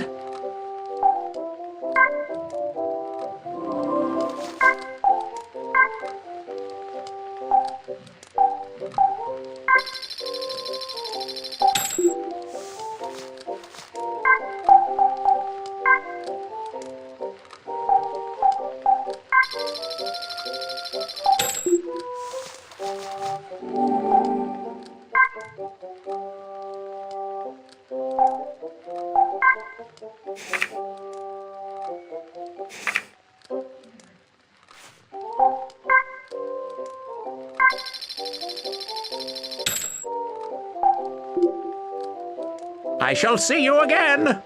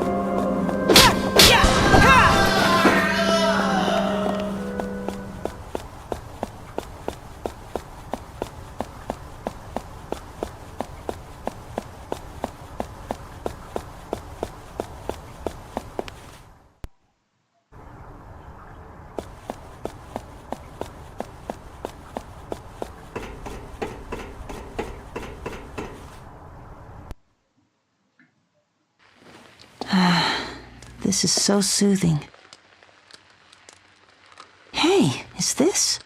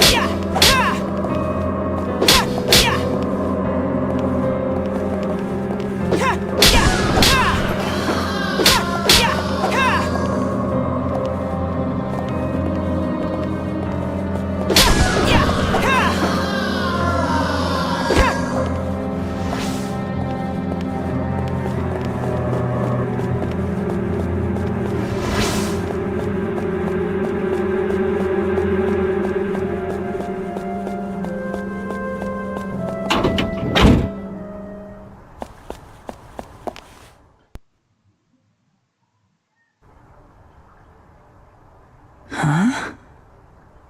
What is this thing? I'm not sure. It looks like a two-way radio. I wonder if it works. This must be the switch. Hey, I hear something. You have to turn the dial. That'll tune the radio into different frequencies. But I seriously doubt there's anyone out there to respond to the call. Let's see. Here's the dial.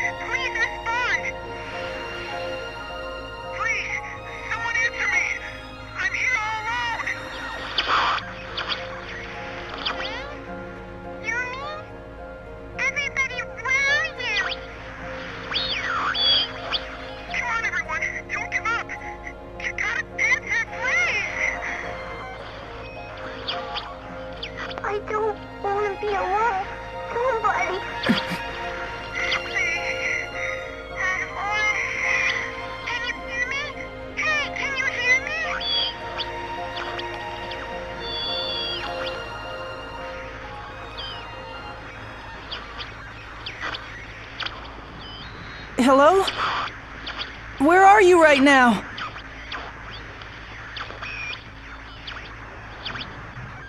Hey, I'm right here. I promise you, I'll come see you very soon. Good. I'll be waiting. I'm always waiting.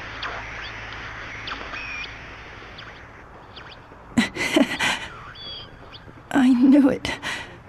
I knew that I couldn't possibly be the only one left in the world. See? There are still other people.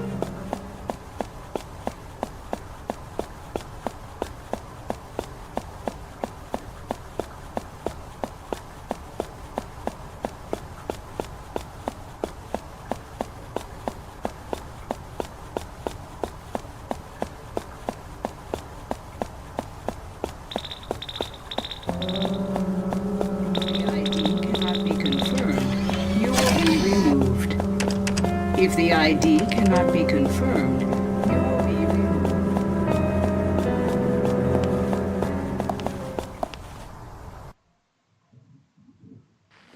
Achoo! I hope I'm not getting sick. Hey, could this be...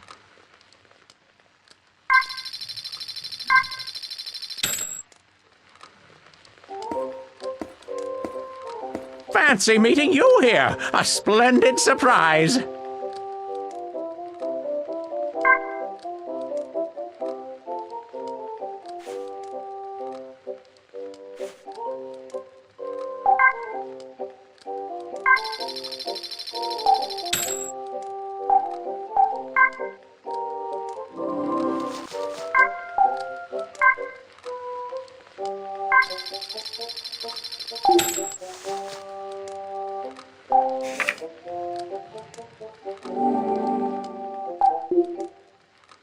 I shall see you again.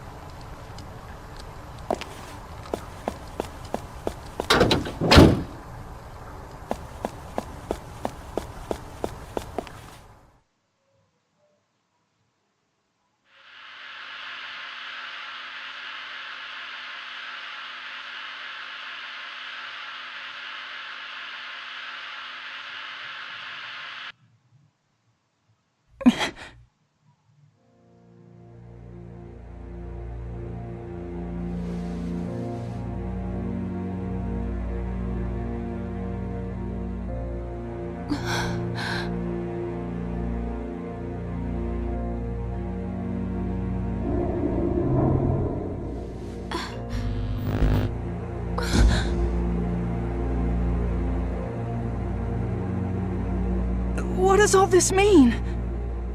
It means he's finally ready to begin. Follow me.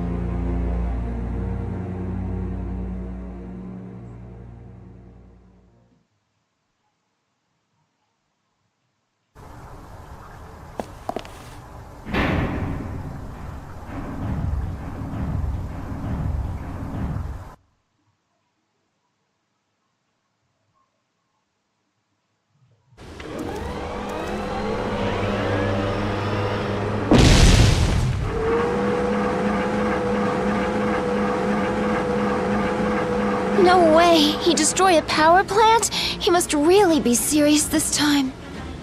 How dare you bring an intruder here, Sai? What were you thinking? Stop! He's just a kid! He can't do anything!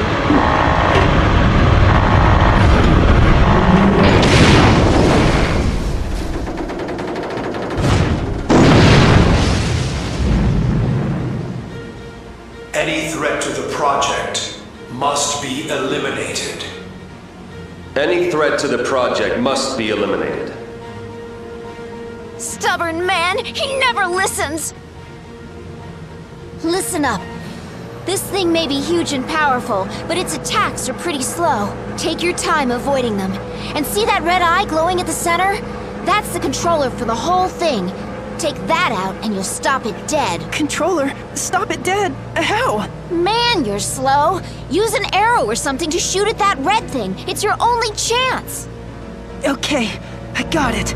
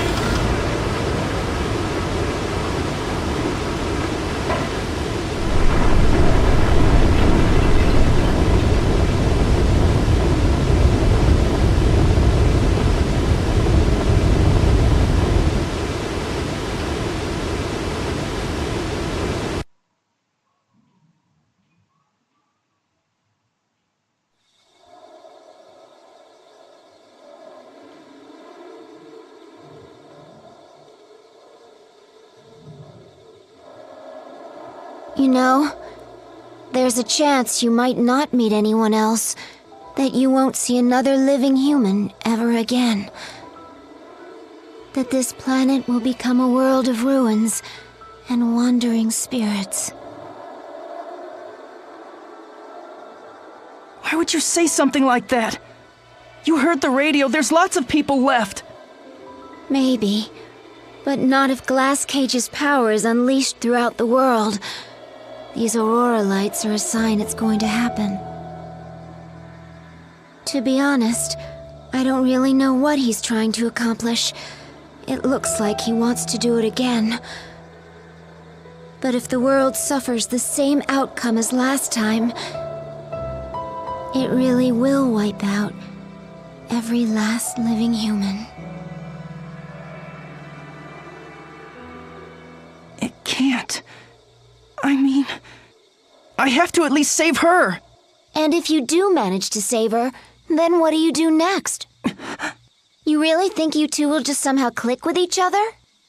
What if you don't even get along? Maybe you won't understand each other. Maybe you'll hate each other. Relying on your faulty language to communicate? You humans will never fully understand each other. And you still want to see her knowing that? Do you still want to save her?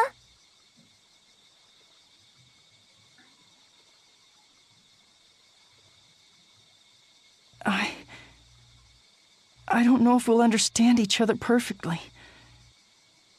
But that's not what matters to me. I just want to feel her warmth beside me. I just want to hold her hand, to see what I see, and respond to what I say. That's all I really want. Wandering around alone, looking up at the moon by myself, I'm sick of it!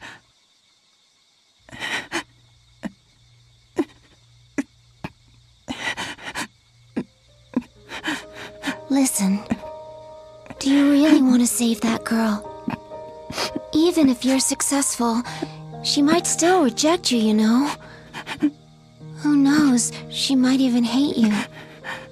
So are you sure you want to do this?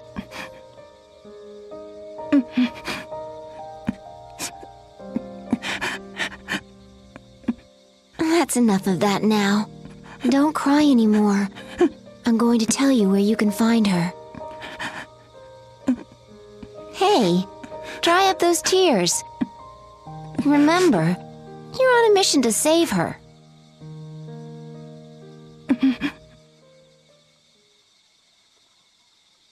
I know the exact location where she's being held. Follow me.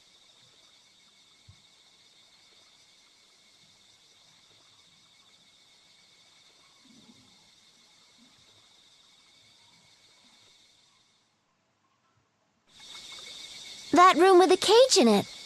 You know, where all the cats were. That leads to where she is now. But from here on in, things get really, really dangerous. You could call it quits, but I already know you won't. That's right. I'm stubborn. I know. We have to go. She's waiting. Yeah. Let's get going.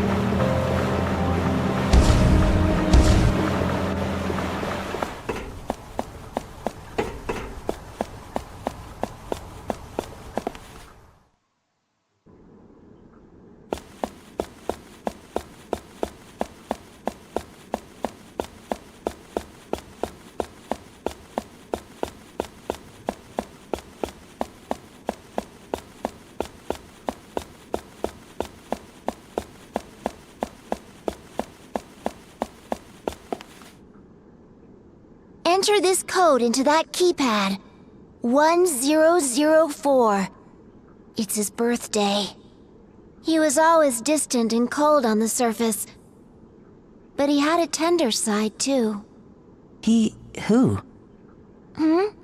It doesn't matter. Just enter the code already.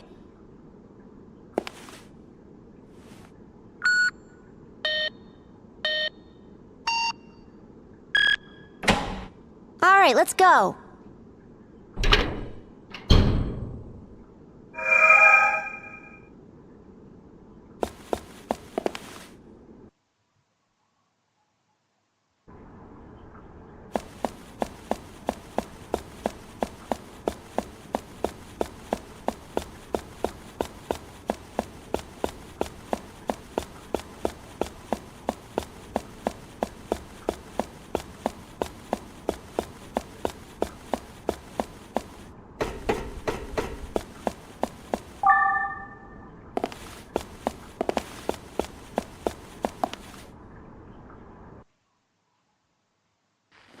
Phew, I'm tired. Hey, is this?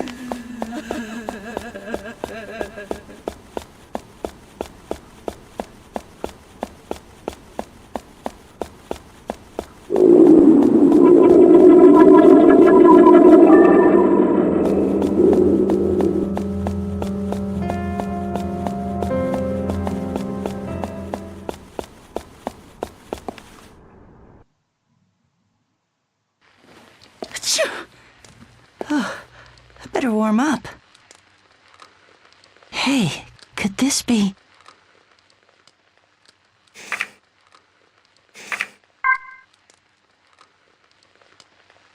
Dawn was just about to break, and the subdued rays of morning light were finally spreading across the sky. I was taking my time, strolling through the bustling scene of the early hours. The clamor hurt my ears. Angry shouts rang from the main street, while flirts could be heard in the alleys. I avoided the hubbub on my way. Just being in a foul place like this made me remember the life I'd led. There was a shop with its door propped open. The music that wafted from within was not what you'd consider uplifting. The sign by the entrance was half shrouded in dark. The word Sylvia adorned it. Boss, I think you've had enough, a sweet voice said from behind the bar. The bartender was a long-haired woman in a sleeveless dress who was leaning against the wall. I know it's up to you, but I think you've been hitting the bottle hard lately. The voice was young and lilted, like that of a male cat calling to a female. I think it might not... Rika? A glass clattered hard against the bar's surface, cutting her off. Silence followed. Fine. Don't listen to me then. The girl behind the counter took the glass to fill it, but grumbled in disapproval. I'm just saying this out of concern for you. You look exhausted these days. And the last lady to run this place, well, you know. Rika! Again, the glass hit the counter. A cigarette was lit. Once you're done, you can leave for today. What? Do you want me to fire you? The woman bristled with anger. But the girl named Rika only shrugged her shoulders. Don't say that. If you deserted me, I'd be all alone. The glass she placed on the bar didn't smell of the pungent alcohol. It was a white liquid. The last owner of this place died from alcohol poisoning. I don't want that to happen to you. See you tomorrow. There was the sound of high heels approaching. I darted behind the sign. Huh? Rika looked up and down the alley, bathed in morning light. Sylvia? I already knew who she was calling to by that name. Rika gave a heavy sigh, for the first time, and dragged her feet down the dirty street.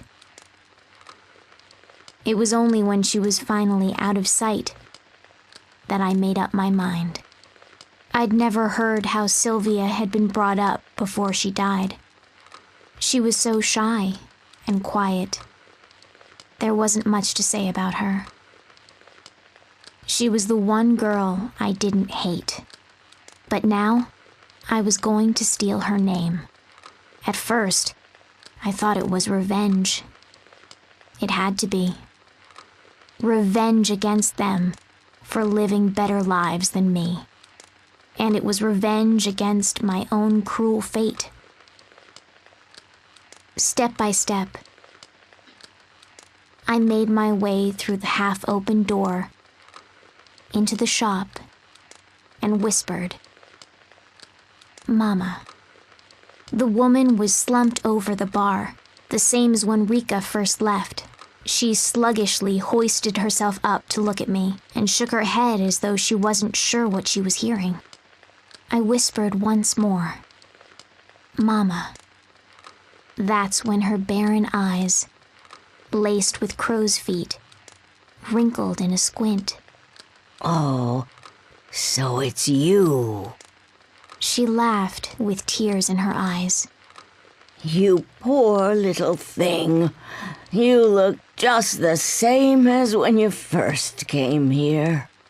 Something about how she said that made her sound like Rika. Where have you been? You've been gone for so long. What have you been doing with yourself? Here, drink up. You can have this. It's your favorite. I'll give you whatever you need. Anything at all. There's a good girl. She cooed in a slow drawl, offering me the glass. I wonder if Sylvia was also served warm milk like this the first time she came here. I'm sorry, I whispered for the first time to myself. I am Sylvia. Sylvia, with her purple bell.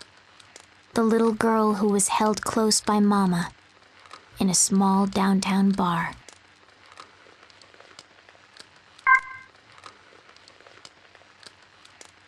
A tall human was watering the garden. His white shirt and black slacks were simple and clean. Teacher! As the two young children called out, a man who was watering the grass raised his head. Yes? Anything the matter? The man they called teacher kneeled down to peer at the young boy through his glasses. Teacher, when's Lot coming back? The question came from the little girl. Even from a distance, I could see the man's face grow dark. Teacher, will Lot ever come back? The little boy looked up expectantly, but their teacher could only furrow his eyebrows and purse his lips. More children gathered, questions alight on their small faces. Their matching white shirts were tattered with use. I could imagine that Lot, too, had joined this circle with her signature yellow bell. The young children didn't appear to have parents. They lived in the big, plain house with the man they called teacher.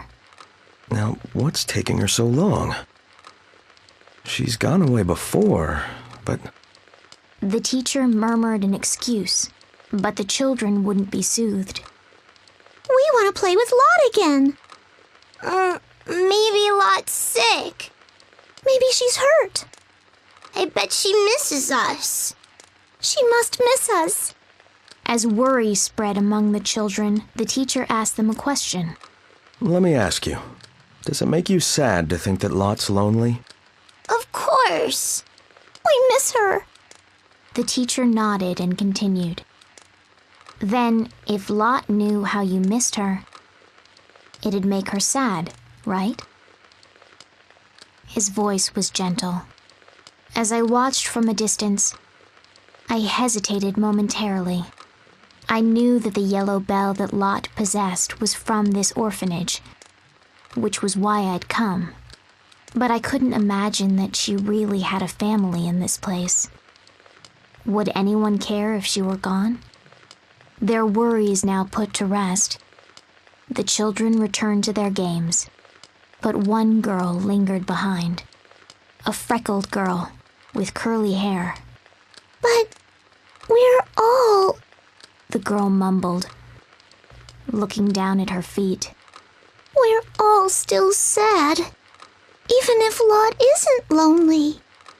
The teacher put his hand on top of the girl's head. I suppose there are some things that can't be helped. I know what you do at night, the girl blurted, looking at him hard.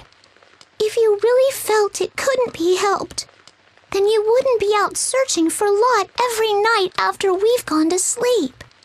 The teacher quickly put a finger to his lips. Everyone's worried enough as it is. But now I'm more worried about you, teacher. The man simply nodded with a sad smile at the girl's words. I know that. And I'm sorry. Then, with the hose still in hand, he looked at the sky and spoke aloud. Between you and me, I'm not all that worried about Lot. I'm sure she'll still survive outside these walls. All that matters is that we all considered her family.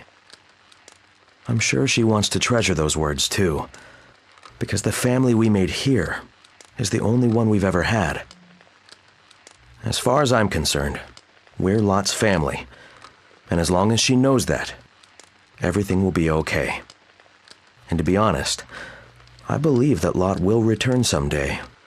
Night came, and the lights in the orphanage winked out. I slowly crept out from the shadows that spread before the orphanage. The moment the teacher saw me, he stopped in his tracks. The light from the full moon completely transformed me. I rang the bell, knowing it was all I could rely on. Lot? Is that you? Yes. It's me, Lot. So then, does this mean you're ready to come back to our home? But of course. If you'll have me, that is. Back at the orphanage, the freckled girl was trying her best to calm the children who were crying from the teacher's absence. For days now, she'd taken his place guarding them at night. Holding the young girl to him, the teacher announced my return to all the children, to all the family. I am Lot. Lot with her yellow bell. A gentle member of this orphanage, with a bigger family than anyone could ask for.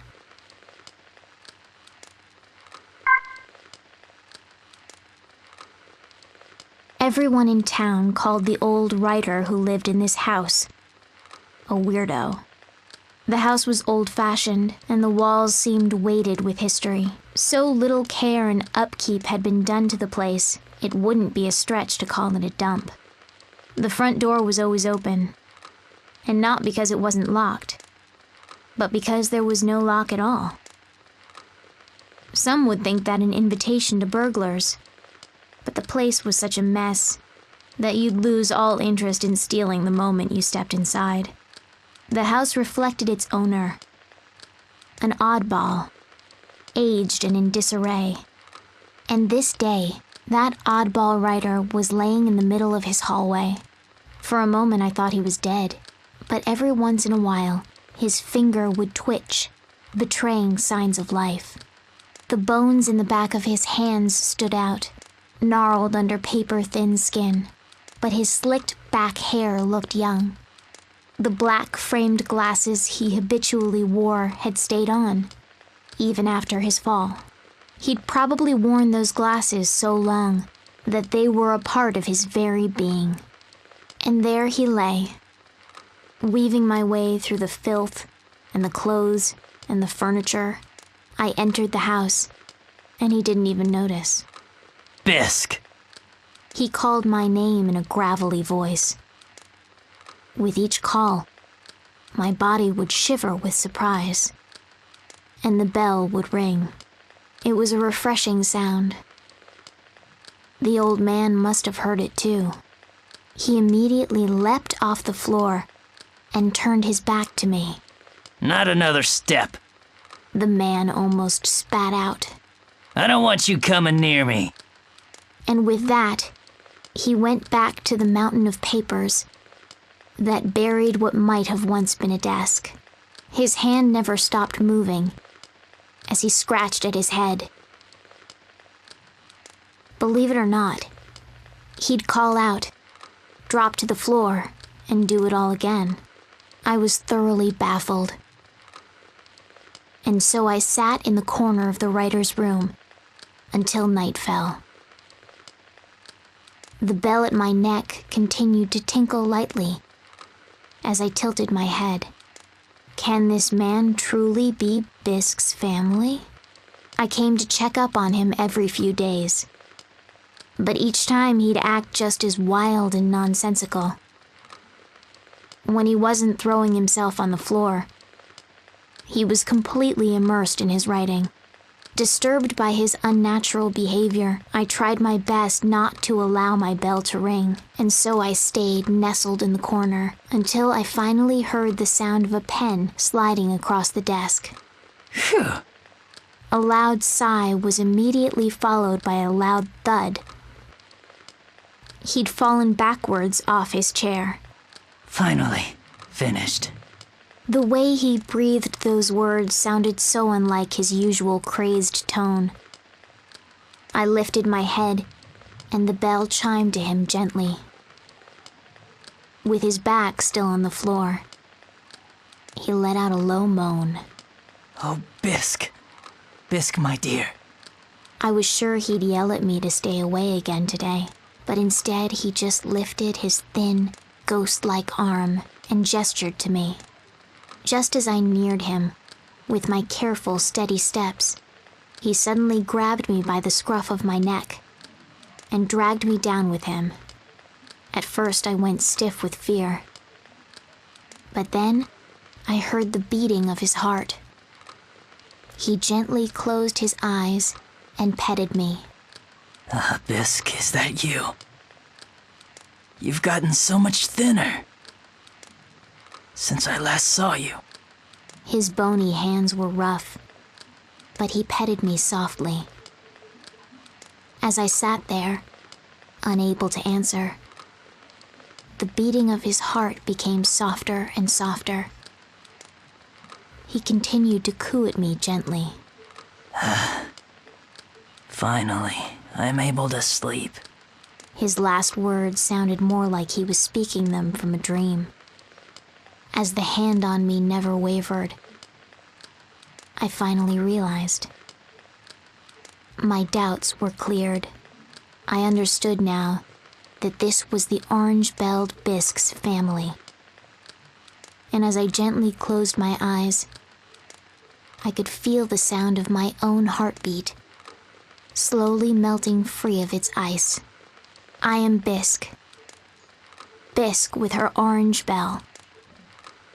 The foster child who brings peaceful slumber to the master writer, whom everyone called crazy.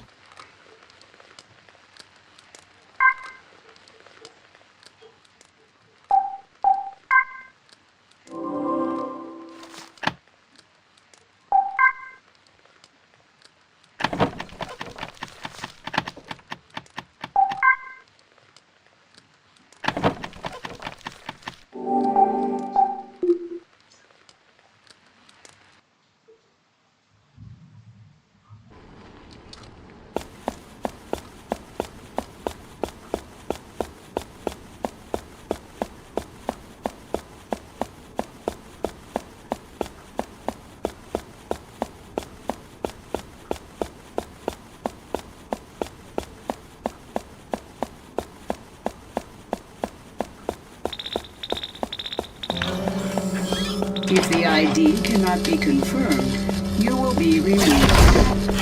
If the ID...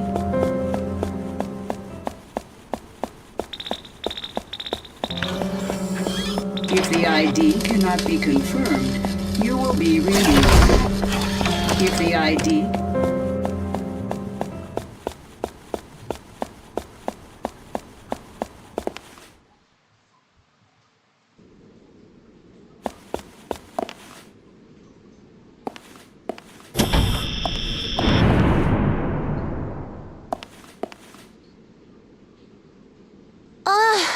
The security's been activated. It's locked tight. Well, only one way to go. Forward! Right.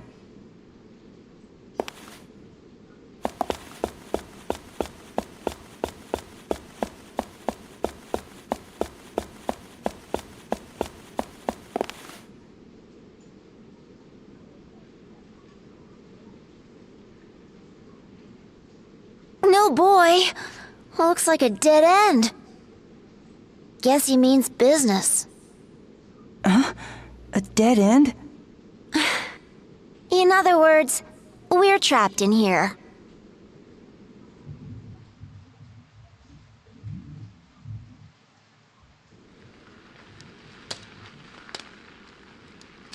I guess this is the end. Huh? What's the matter? You're a guy, aren't you? It's too early to throw in the towel.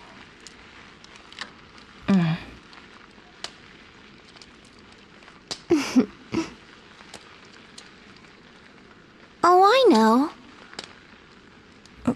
What What is it? Would you... Well, would you like to hear my story? Sure. A long time ago. Long ago, there was a brilliant scientist who discovered, well, the secret of interaction. That is, how humans connect emotionally. The hidden ability to communicate without words. Way in the past, people could have connected with each other using that power. So a bunch of really smart scientists got together to study the idea.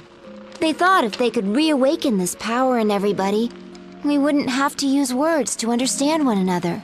They concluded that it'd make the world a better place. There were wars at that time.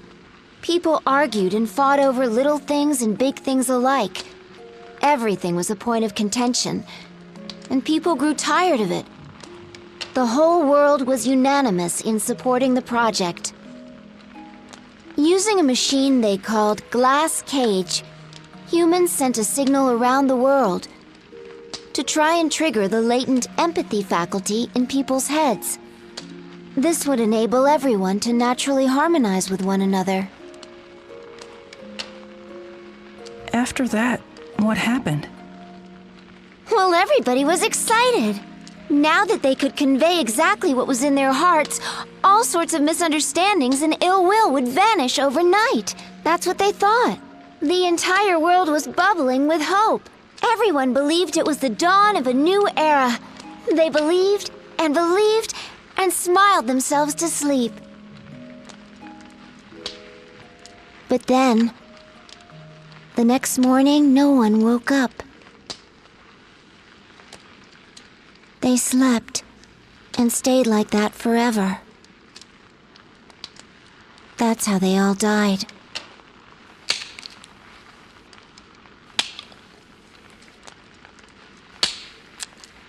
And you think it's happening again?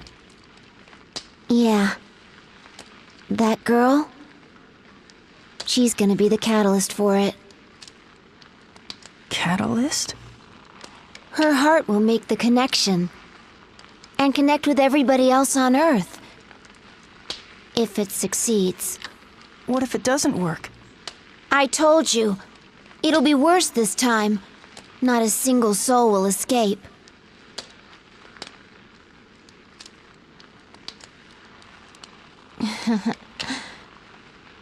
And guess what? The first time around, I was the catalyst.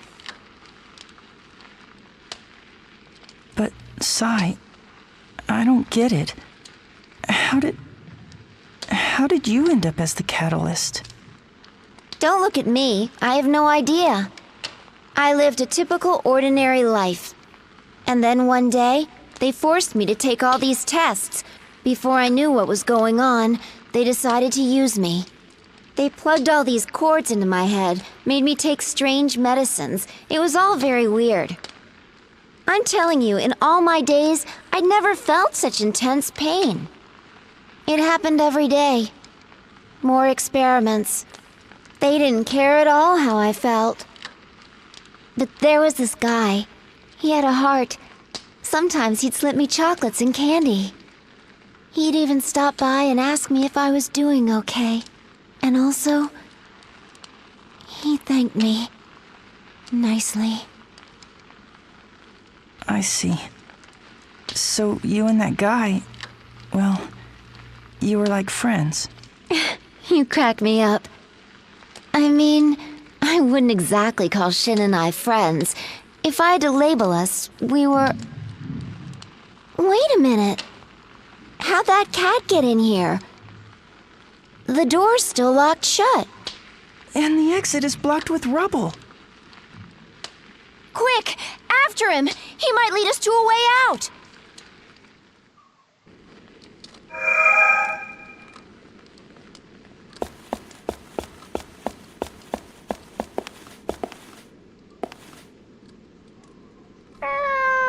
I found it!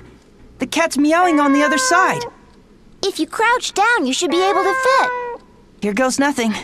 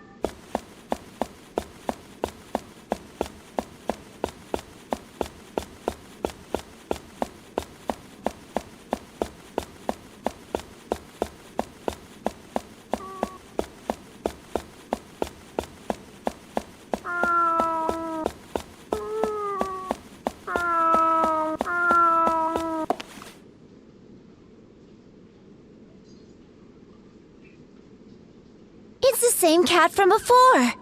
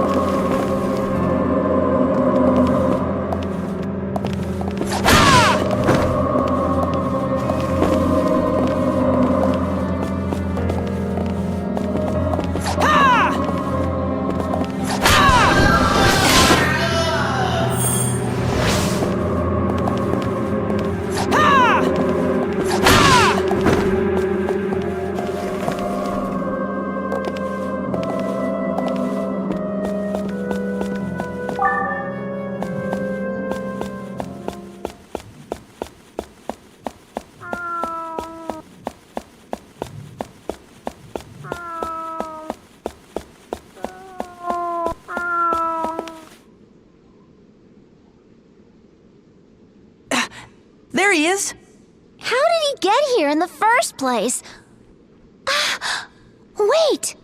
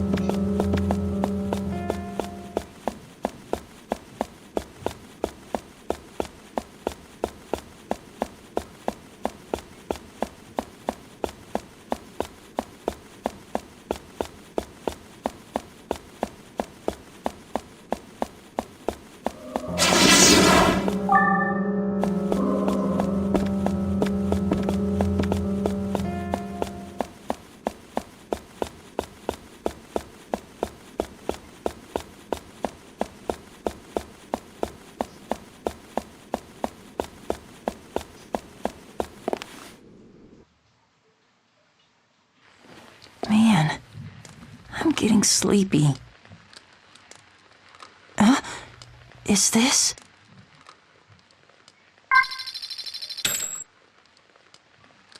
Though you're still so small, you'll soon be born. So this message is for you. There may come a day when you'll curse being born into this world. You'll wonder what you did to deserve this. And you'll probably have plenty of bitter words to tell me. But I don't think I'll be around by then to listen to your complaints.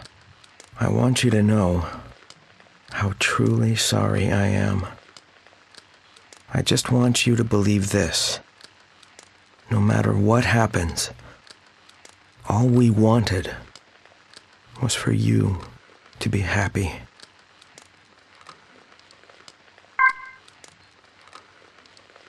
To-do list. 1. Eat a whole cake by myself. 2. Share a meal with my family. 3. Visit all the friends I can. 4. Read all the books I've wanted to. 5. Buy the clothes I always dreamed of. 6. Make up with that certain somebody.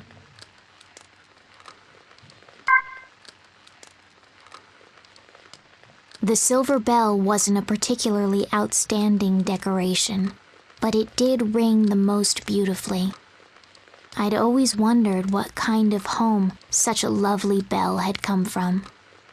It belonged to an old woman who lived alone without relatives, in a large mansion I'd never seen before. Madam, it's time for supper.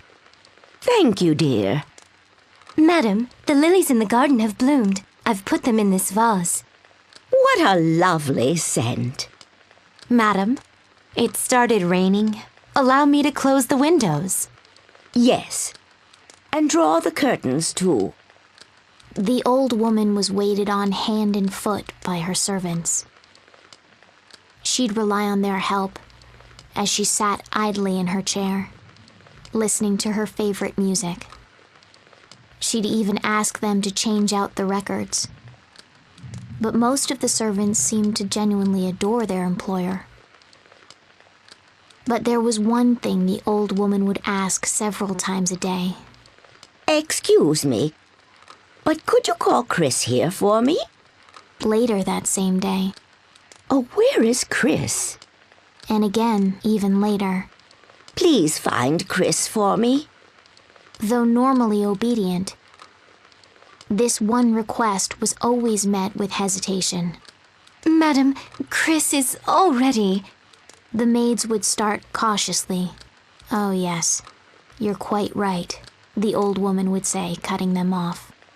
She's not with us anymore, is she? I'd nearly forgotten. She'd murmur with a nod. But not a few hours later, she'd ask the same questions again. She had them stop her favorite record. Oh, wherever could my darling Chris be? One rainy night, the mansion was in an uproar. Madam? Madam! The servants dashed through the halls in a frenzy. Finally, one of the maids shouted in despair. Why can't I find her cane? Though it wasn't too cold outside, the sheets of rain continued to pour relentlessly. She couldn't have gone outside, could she? A chill passed over the gathered servants before they set out. They put on their coats and called for help outside. I tore my eyes from them and made for the rain-drenched town. Amidst the downpour, I smelled the sweet fragrance of lily. In the back lane of a park, far from the mansion, I made out the figure of the old woman. She was surrounded by a crowd who moved and gabbed around her. Come on, lady, you'll catch your death out here. Maybe you should see the police. The old woman's shoes and designer clothes were soaked through. A man tried taking her by the hand, but the old woman refused to budge, her face adamant. Fed up with her antics, the men finally left, leaving her behind. I cautiously stepped just into her field of vision, and without saying a word, rang my silver bell. It rang clear through the rain. The old woman raised her head sharply in surprise, her blurry eyes looking at me. Chris? The old lady rasped. I rang the bell again in a nod, and then turned around. Chris, wait! Wait for me! Her cane clicked as she followed me. I may not be able to carry her all the way to the mansion, but it'd be enough to bring her to her servants. I stopped often to look over my shoulder, to make sure I didn't lose her. The sound of that beautiful bell was a beacon.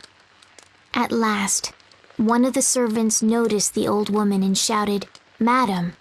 As she ran towards her, the old woman bent down to scoop me up and held me, trembling.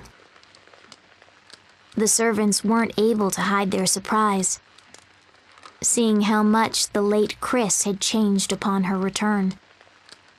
Not one of them said that I wasn't Chris, because the old woman called me so.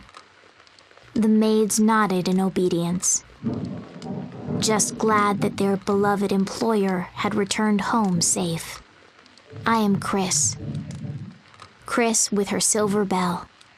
I'm the tiny, adorable Chris, loved by her grandmother in this grand mansion.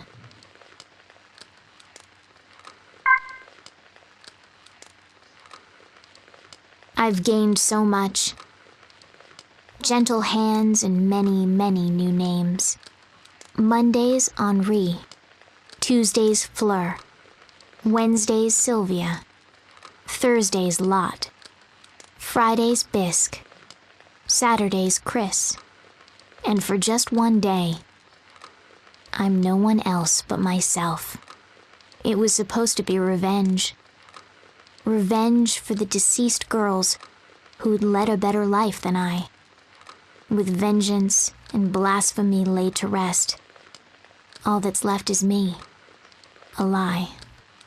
Before I knew, I began wondering about the future.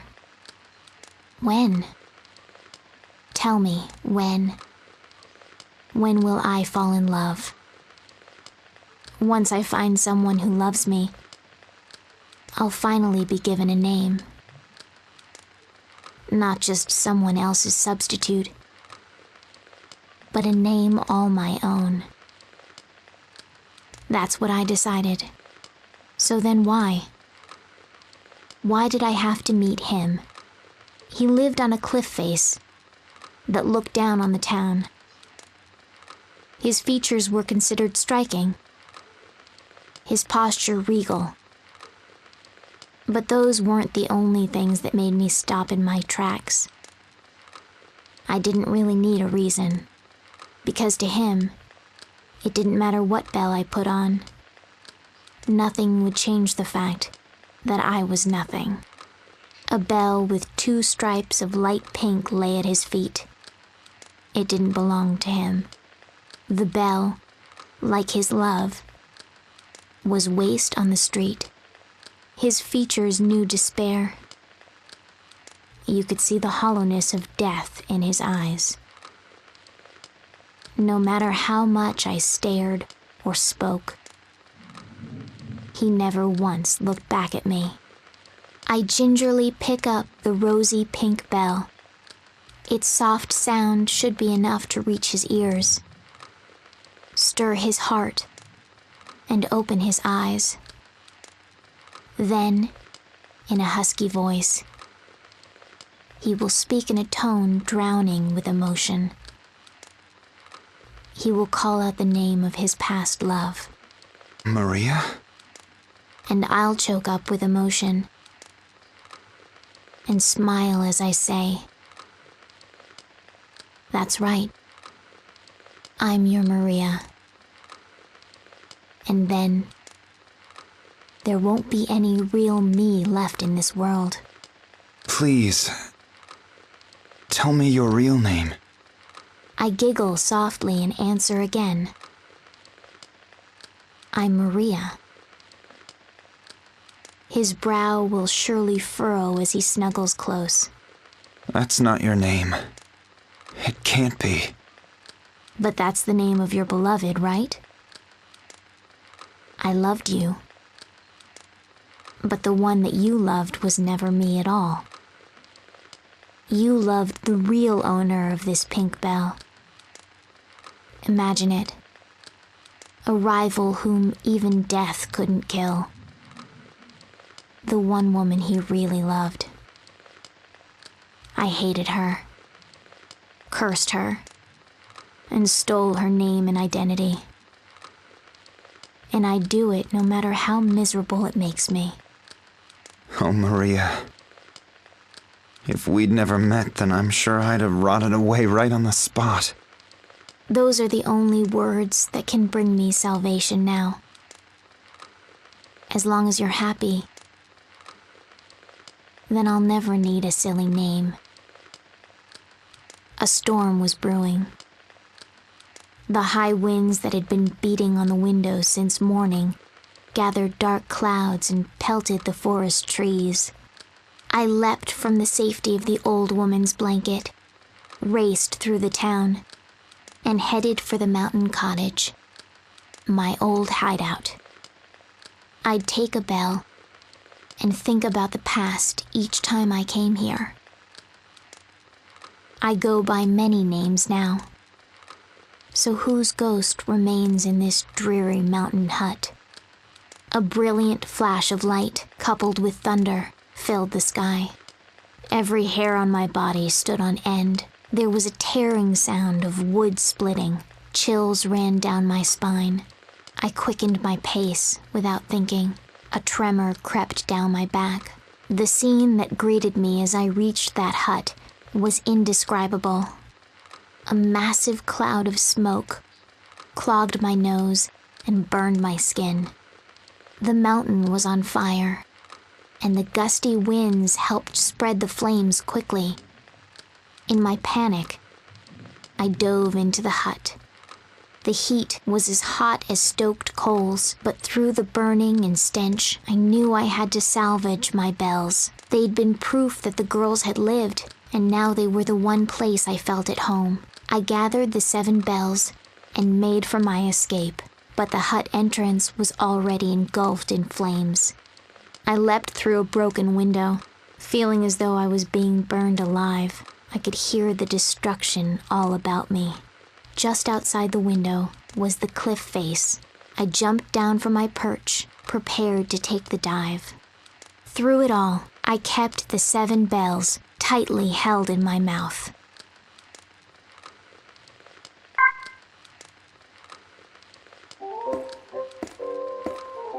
Ah, it is you. The pleasure is mine.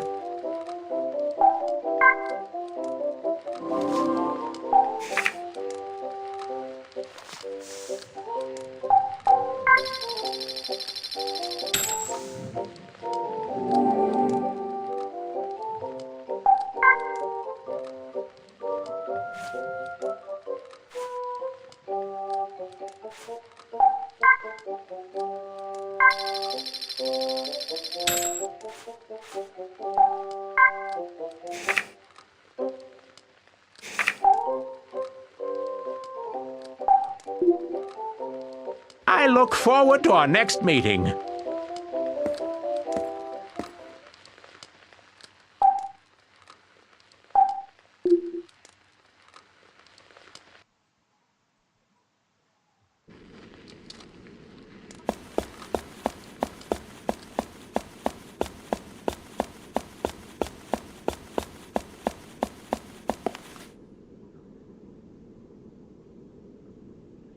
I never expected a weakling like you to make it this far.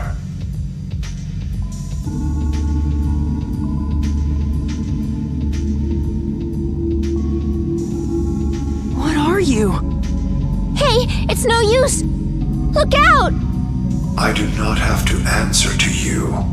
Any threat to the project must be eliminated.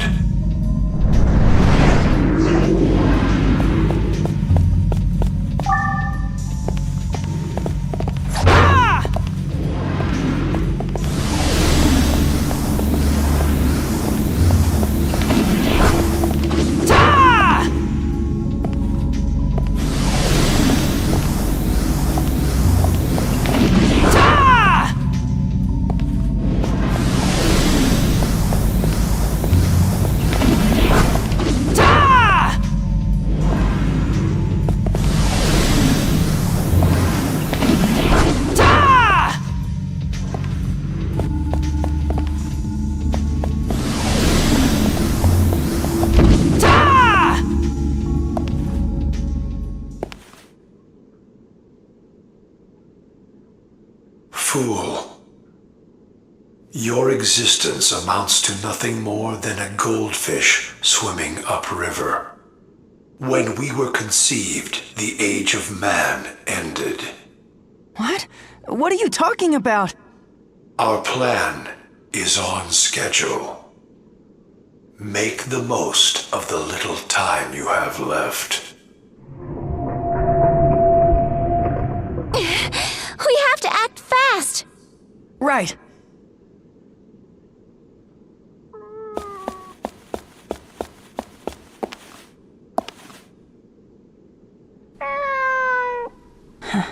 I guess the cat ran in here. It'll be tight, but you can squeeze through. Be super careful. Right.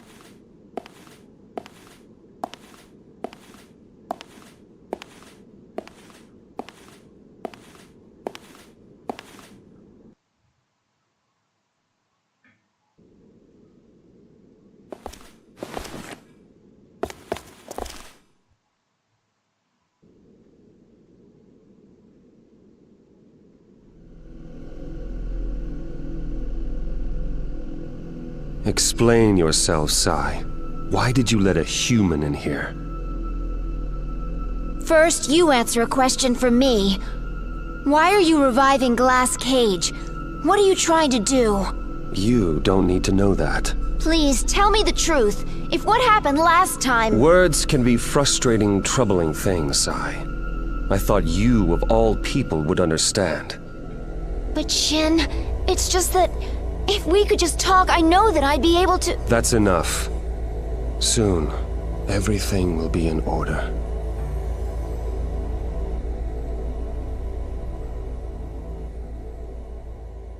Why can't he... I don't understand. Why can't he see? Let's go save that girl. Seto. Yeah.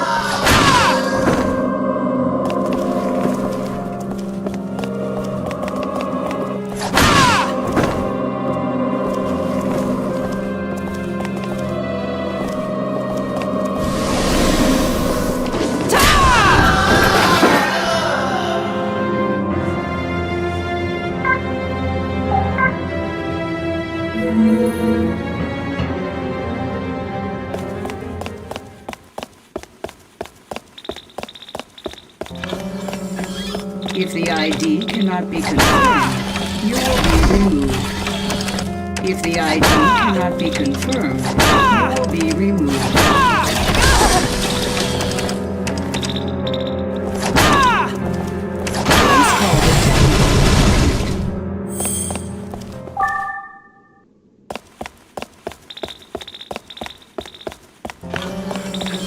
If the ID cannot be confirmed, you will be removed. If the ID cannot be confirmed, you will be removed. Please call the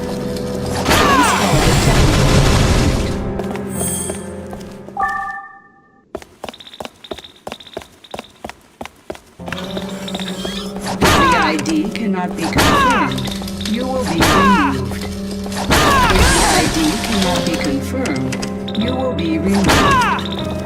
Please call the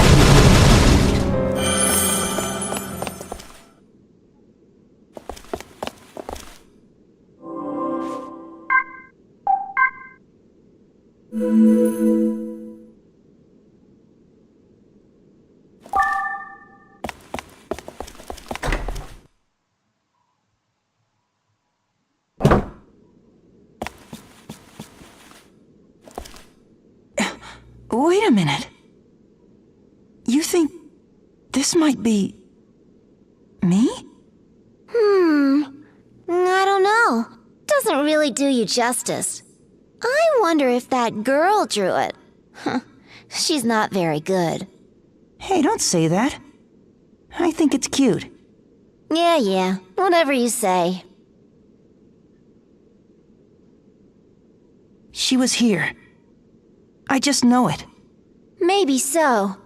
But she's not anymore. Yeah, we have to find her.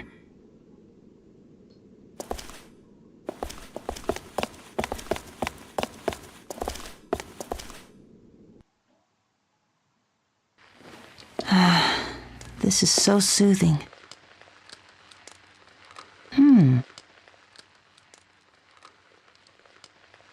Whenever my fingers brush against the name engraved on the side, I remember her smile. You always need a pen, so this isn't another piece of clutter, she told me when she gave it to me. And it's true. I've never stopped using it. Whether I'm writing the truth or otherwise. Perhaps the end will come while I'm in the middle of writing. I'll be lucky to leave something behind, but that doesn't even matter to me anymore. I only regret not writing down more of what you said to me.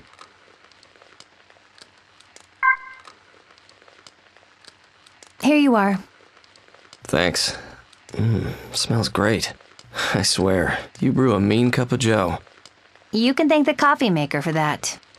No, it's more than that. I don't have time for this. Please get back to your work. Oh, come on. You deserve a coffee break too. Join me. No, thank you. I have duties to attend to. Always the diligent worker. Compared to your idleness, perhaps, Doctor.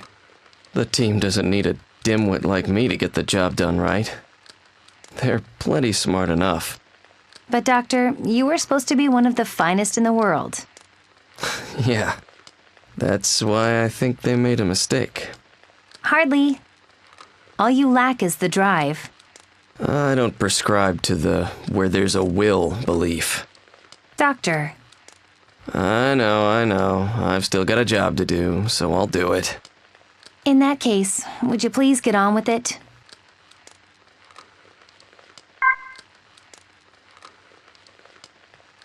After falling unconscious, I awoke to the pattering of raindrops. I could still smell the mountainside burning. But the rain was now falling harder than before. I knew I was far from safe. Nestled close against the ground, I'd already lost the sensation in both my arms and legs. I asked the heavens if this was my punishment. Was this what I deserved for having taken the dead girl's happiness as my own in a twisted and shameless act?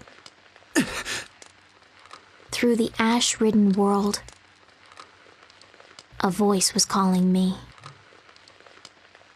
No, that's not my name. And yet... Maria! Maria! Yes. The one calling me was none other than my beloved. Maria, hang in there! Don't die on me! Oh, yes. My love. My one true love. Don't give up. I whispered desperately. Don't give in to the despair. Please. Live. I thought that if he lost me, he'd never see his precious Maria again. And it wasn't just him. Henri, Fleur, Sylvia, Lot, Bisque, Chris. They'd all been beautiful. Don't kill me, I shouted. Please don't kill the ones you love. Trembling, I handed the 7 bells over to him. If you can, take these in my place. Just don't let their loving families lose all hope. He looked at me as if wanting to speak. Then, taking the bells with him, He turned and ran.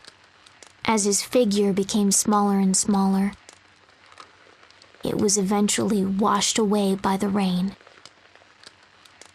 I tried calling his name, but couldn't form the words. If I managed to speak, I might make the mistake of telling him something I could never say. As I thought about how the cold rain would sweep away the fire, along with my soul, I thought of the last person who'd considered me family. I may not have been the one they loved, but I certainly loved the warm and gentle hands that touched me. I lied and desecrated the dead, all for my revenge, and yet here I was, crying, here on the brink of death. I'd come closest to those girls, and could finally, truly cry for them. After all, you know how it is.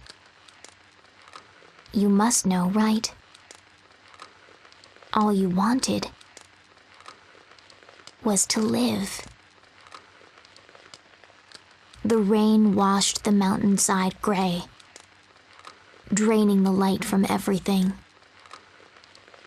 I was cloaked in darkness and rain. Then I heard the faint sound of a bell ringing. At least I could tell that my ears were still working. I focused my senses on the source. Then, just behind the sound, I heard footsteps and voices approaching. Come on, Henri! I thought I was hearing things. It had to just be a memory enclosed inside that bell. After all, no one would call for me. Fleur! Sylvia! It can't be. My eyelids fluttered. Why? From beyond the falling ash, I could make out figures. They circled around me. The boy, the boss, Mama. Lot! Mask! Chris! No, the children and the teacher, the master writer and grandmother. No. I tried to scream, but failed. No. Don't look at me. You'll see through my lies. Don't hate me. I was never the girls that all of you loved, We already knew that. was the reply from the one who used the 7 bells to gather everyone here. You snuggled close to me as I was wrapped in a warm towel. As you kept me warm, you dropped the 7 bells. We already knew that, all along. He sounded on the verge of tears as he kissed my cheek. Don't you see? The ones we loved weren't the ghosts from the past. His words forgave me. We all know you made up those lies to try and help us. No one else but you could have made us feel so good. Could bring us so much joy. It was all thanks to you and your 7 bells. I closed my eyes, the tears still streaming. I thought my life was just one lie after another. But no longer. I finally understood it now. My name will be the 7-colored bell. A name given to me by my loving family and friends. I am Belle, carrying my 7 colors. I was the most loved in town. I am Belle, and I was the luckiest cat in the world. for having 7 names.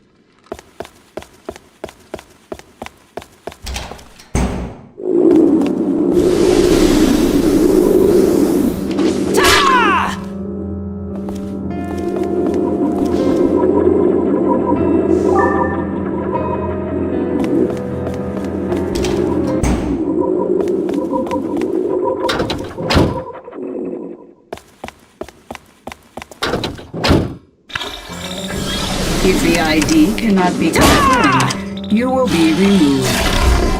If the ID cannot be confirmed, you will be removed.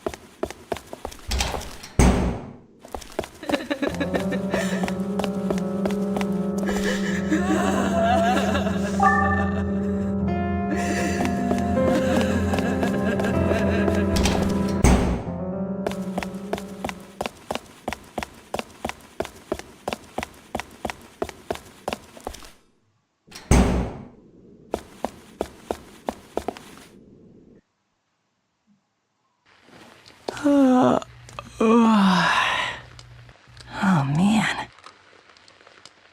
Wow.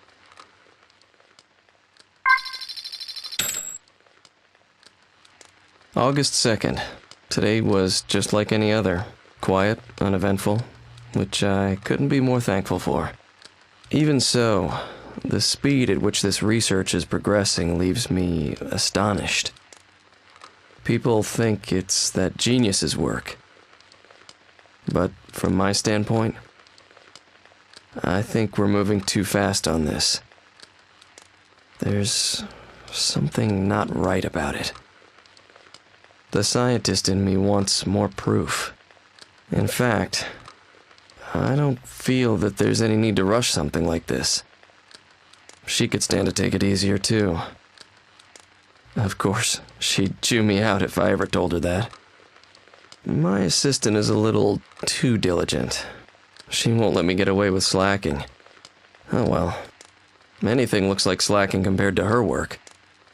I haven't a doubt that working under a more promising researcher would guarantee her a brighter future. I've found plenty of opportunities for her to relocate, but she's more stubborn than I thought. Either way, I more than welcome the idea of drinking her coffee every day. Just writing about coffee has me craving some now.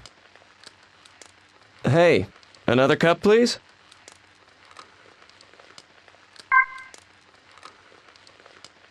Where did you come from? Where are you going? I'm sure you come from someplace I don't know. Going someplace I can't follow. I don't think I have that much longer to live. In my university laboratory, I dedicated myself to the study of botanical genetics. While in the midst of my studies, I fell ill and suffered a high fever that attacked my nervous system. The culprit was a bacterium, attached to a mushroom I used in the lab. When the bacterium enters the body, it causes a high fever that can lead to long-term damage. By the time I realized the dangers of the bacterium, it was already too late. I was already infected. My illness did not take my life. Though there were after effects, they were light, and thankfully, I survived. Although I am now physically healthy, I am left with deep emotional scars. I have realized an unforgivable sin I committed in the past. There was a girl from my childhood who I used to talk about dreams with. My dream was to become a botanist and engineer a flower with a color like the world had never seen before. She aspired to become a prima ballerina and grace the stage before millions. But she came down with a terrible fever that attacked her nervous system. Looking back on it now, the cause behind it was the bacterium and the moonlight mushrooms I had on me at the time. I cared for her deeply. I wanted her dream to come true. But while I immersed myself in my botanical studies to make her stage of flowers a reality, I lost track of what was important. Without her, my dream had no point. By the time I realized it, it was too late.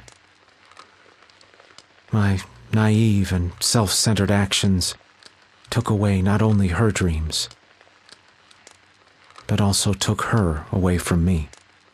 Tormented by guilt and despair, I tried to kill the pain with alcohol.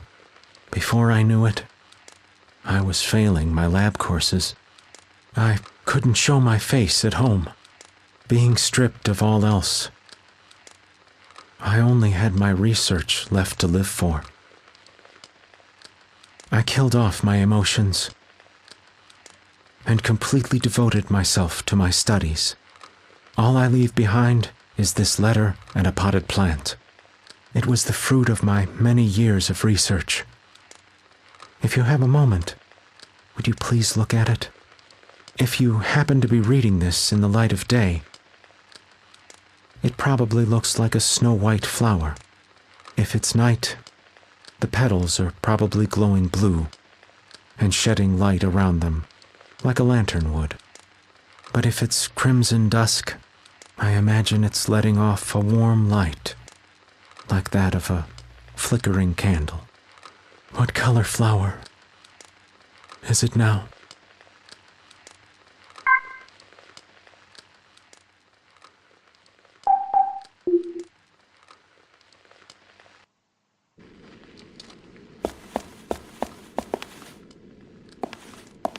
Glass cage launch preparations complete. We're running out of time! Hurry! Right. First, some advice. What is it? The next room has a huge vat full of toxic substances. It's really dangerous. Don't waste any time. Your health will deteriorate the longer you stay in there. Run like there's a ghost on your tail. Got it.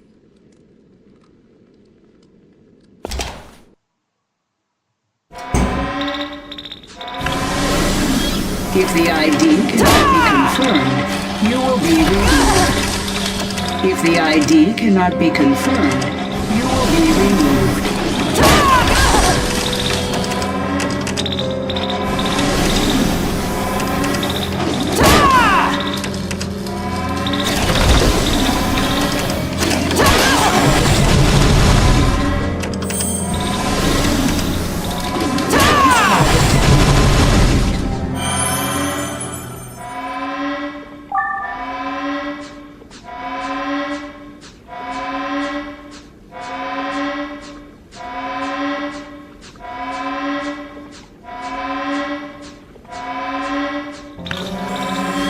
If the ID cannot be confirmed, you will be removed.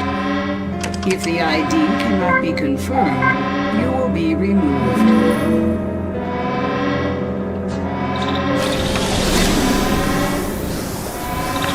If the ID cannot be confirmed, if the ID cannot be confirmed, you cannot be confirmed, you will be removed. If the ID cannot be confirmed, you will be removed.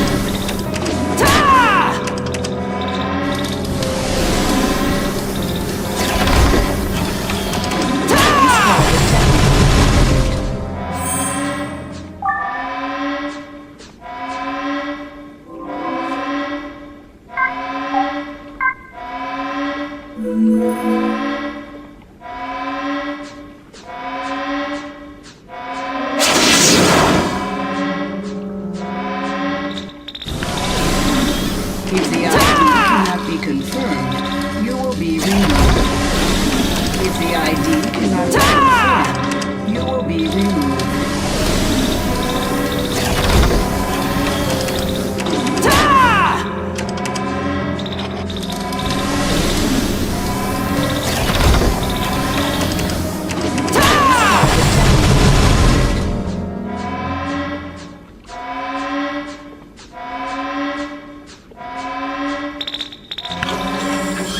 If the ID cannot be confirmed, you will be... This next room is guarded by motion sensors. Motion sensors? Well, that means that when one of them is tracking you, you can't move a muscle. What if I do? You'll have a whole mess of trouble to deal with. Then I won't move. How hard can that be? I mean it. Don't even blink. Got it? Really? Really. I'll do my best. No blinking, huh?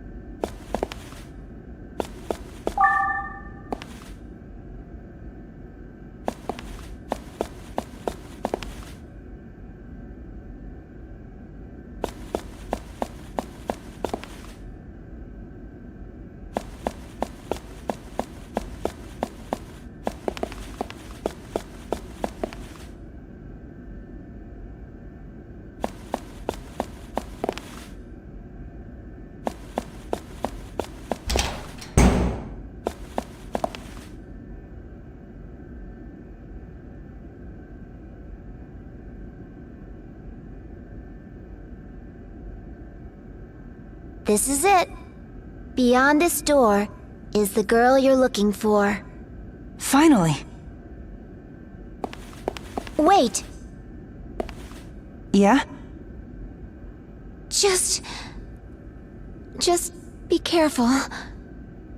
You hear me? I will. And thanks, Sai.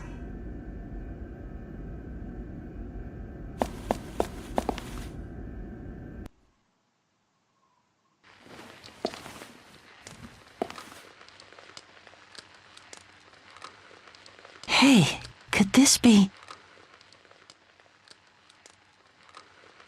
Well, well. Things have definitely taken a turn for the weird. This is something else.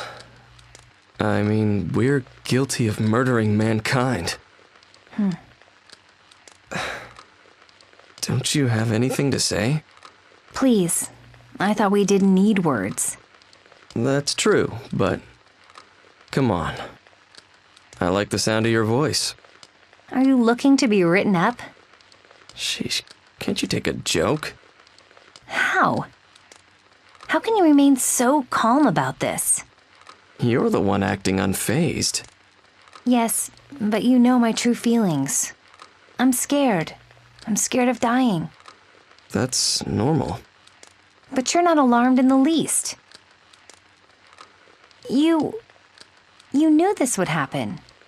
You're reading too much into this. I'm just a scientist who hates to work. But... You know what I could use? A nice cup of coffee. You want coffee at a time like this? You know that caffeine can keep you from sleeping. You can't escape it forever. Yeah, so can't you do me this one favor? There's nothing else I'd rather have as my last drink. Fine then. I don't take milk with it, and for sugar... 2 spoonfuls. I know how you like it, Doctor. Good. Thank you. Excuse me, but... Yeah? Can I join you? Of course.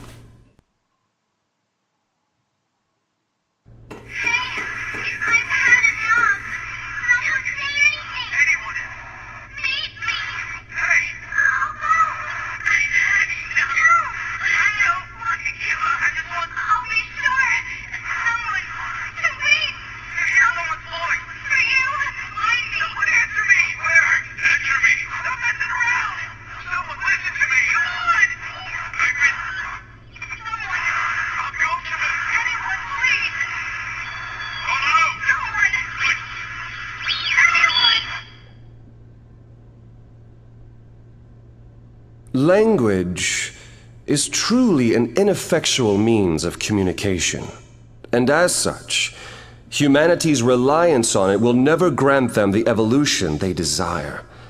Indeed, humanity has digressed to an outdated organism. Then what's activating Glass Cage supposed to do? What else? It is a destructive force that will completely obliterate corporeal beings. Obliterate? No! Why would you do it? What would you possibly gain from something like that? Your petty verbal arguments are nothing more than a vintage relic. No explanation I can offer will make you understand my aim. Humans are held down by too many chains. There's too much noise. It's a disorganized mess.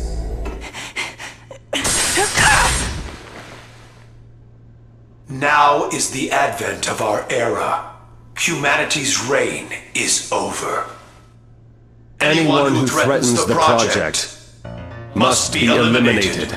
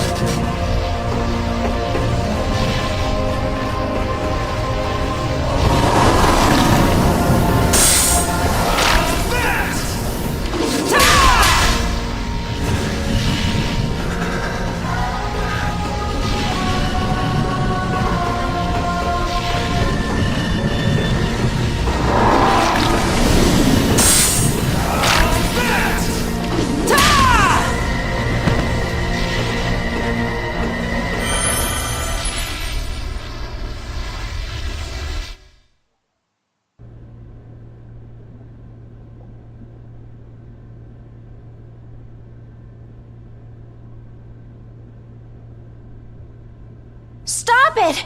If you hurt him anymore... I may have underestimated the boy's sheer resolve.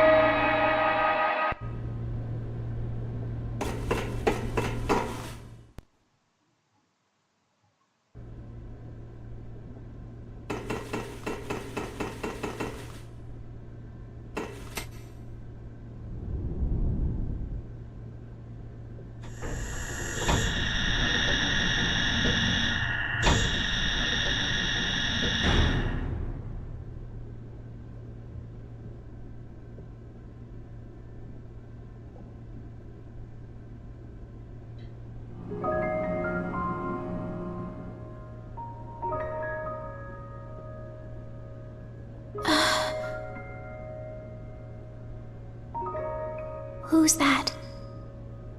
Is someone there? I can hear you breathing, you know. You okay? It's me. Who's there? Can't you see me? I'm sorry. I can only see shadows. But it's okay. I'll get my sight back very soon.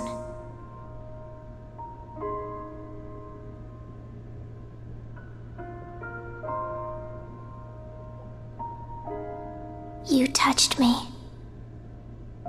Yeah, I touched you. You're so warm.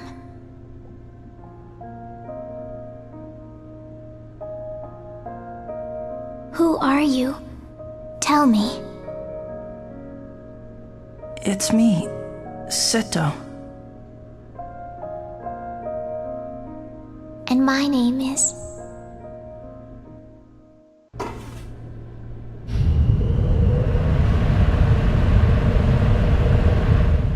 That's the backup system.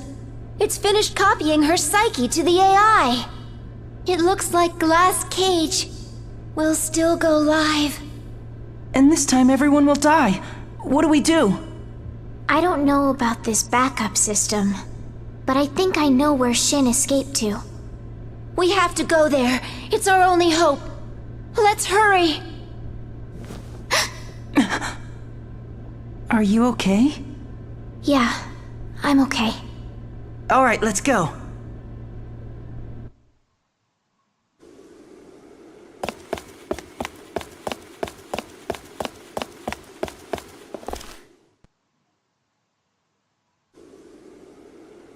There.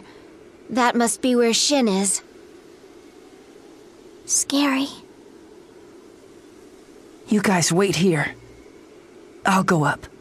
No, I'm coming with you. I'll be fine. Just stay put. I'll be back real soon. Do you promise? Okay. Sure, I promise. Listen, Sai. I have to do this alone. I want you to look after her for me. Well then, somebody sure has gotten used to ordering me around, huh? But I understand. You just don't want her to be alone while you're off. Wait a second. What? Right there. You've got a scratch on your forehead. Here, I'll put a bandage on it. Stay still. Okay.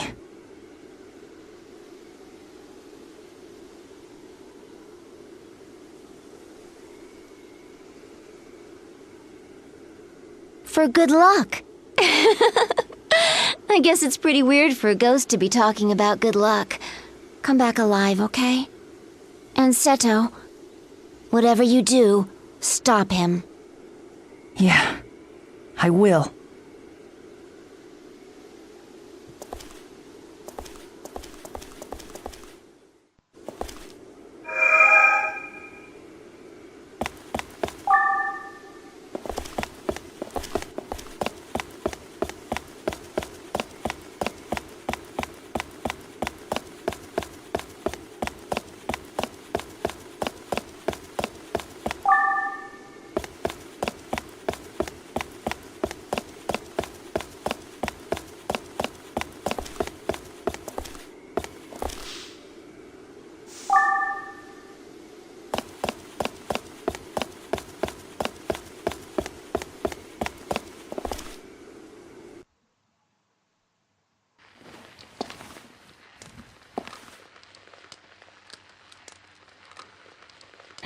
I see. Every day, time passes like normal. People wake up and go about their lives like normal. Night comes like normal, and everybody sleeps like normal. I can't do things like normal. So, I guess that makes me a little weird. I don't remember how I got to be like this. I'm not sure when it started. But one day, I finally realized that the nights seemed to last forever. At first, it didn't really bother me. It wasn't anything to worry about. But I think I'm losing my mind. The medicine the doctor gave me is starting to wear off. I finally understood what they meant when they said that trying too hard to sleep only ends up making it more difficult. So, after endless futile attempts, I just gave up trying to sleep altogether. But walking around town in the dark doesn't seem to be helping much either.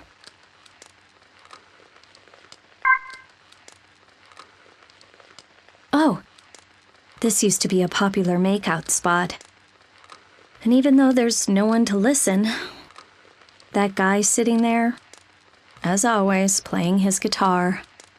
Oh, hey there. Oh, hello. Out on your nightly walk? I see you're here as usual, too. Yeah, guess so. So how you holding up? Still can't sleep? If I could, I wouldn't be here now, would I? Touché. Keep playing that song. Now this is a surprise. You've never said anything nice before. What can I say? Your songs put me to sleep.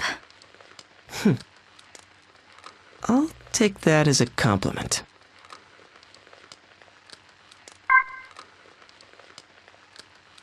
Yo.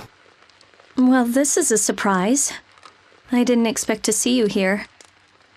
Guess not even a worldwide calamity can shake you from your spot. Right back at you. Point taken. You want me to spare your ears tonight? Why? 'Cause you don't want to sleep?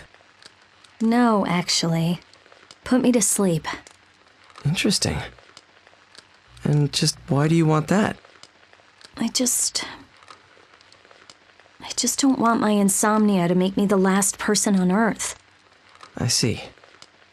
It's just that my dad, my mom, all my friends, they all fell asleep and... I know. Hey now. You already asleep? You'll catch a cold out here. Here. Borrow my jacket. I, don't feel like dozing off just yet. See? Now you don't have to worry about being the last one.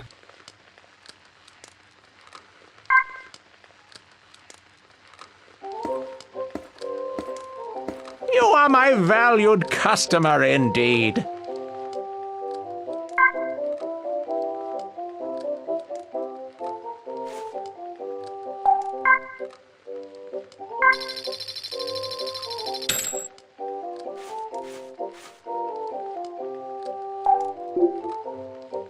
Well then, this is goodbye.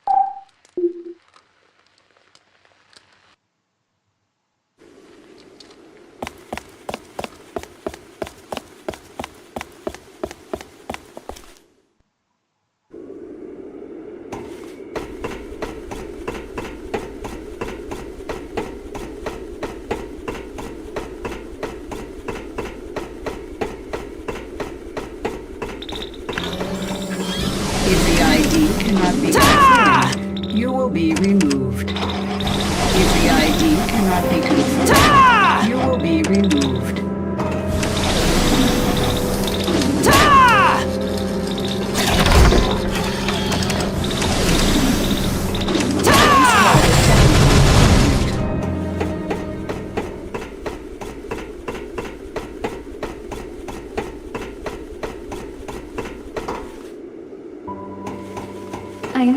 made it this far. It's you. But how? The probability of you fulfilling your mission is...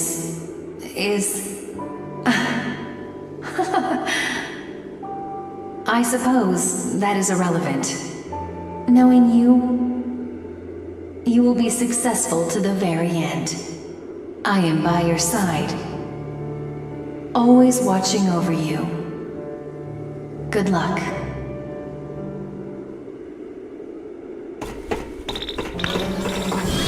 If the ID cannot be confirmed, you will be removed. If the ID cannot be confirmed, you will be removed.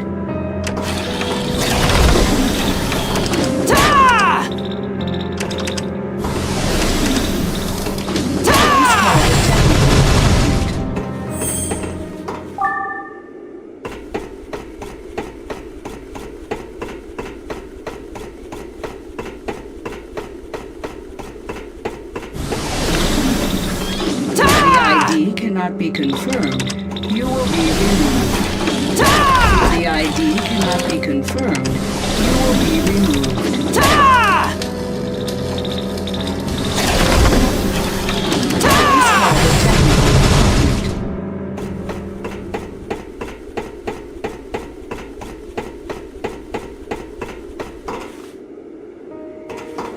Well. You look tuckered out. But there's still a ways to go, so don't fade away yet. You hear? Don't overdo it. If you're feeling spent, have yourself a good rest. Thank you. I will. There's my boy. I believe in you, just as you believed in me. You can do it. You hear?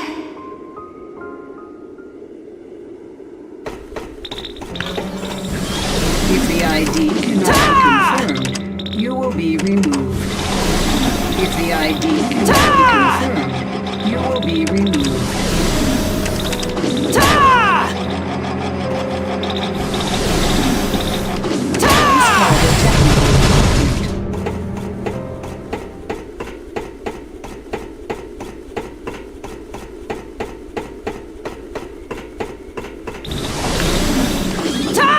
ID cannot be confirmed, you will be removed. If the ID cannot be confirmed, you will be removed.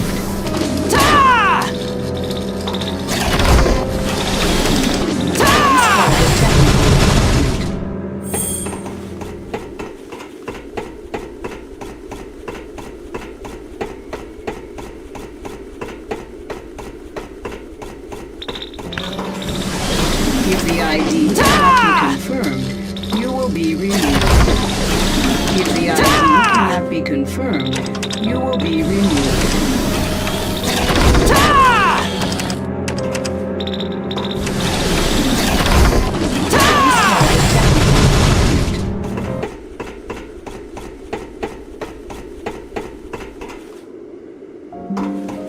Are you ready?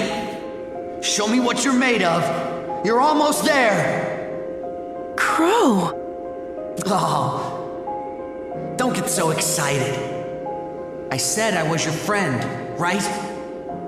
And because we're friends, we gotta look after each other. Thanks, Crow. No problem. Now don't kill yourself, but give him all you got.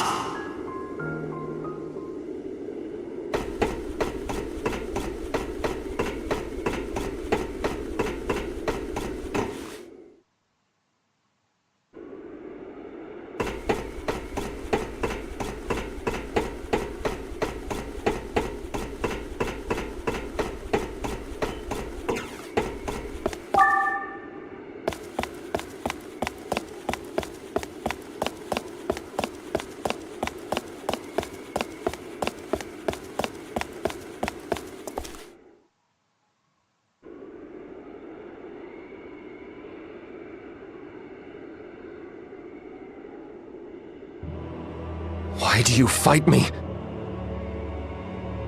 Why do you insist on wiping out mankind? Communication through speech is meaningless. You will never comprehend this fact. You're right. I don't understand you at all! But, no matter what, I know I need people. I'm sick of being all alone in this world! Words will get you no further!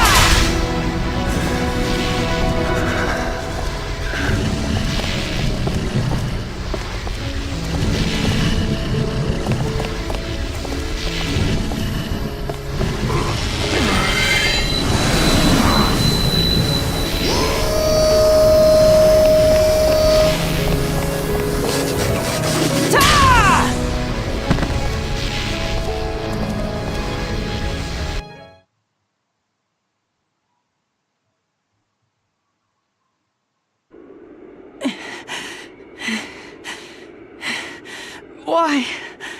Why are you trying to destroy the world?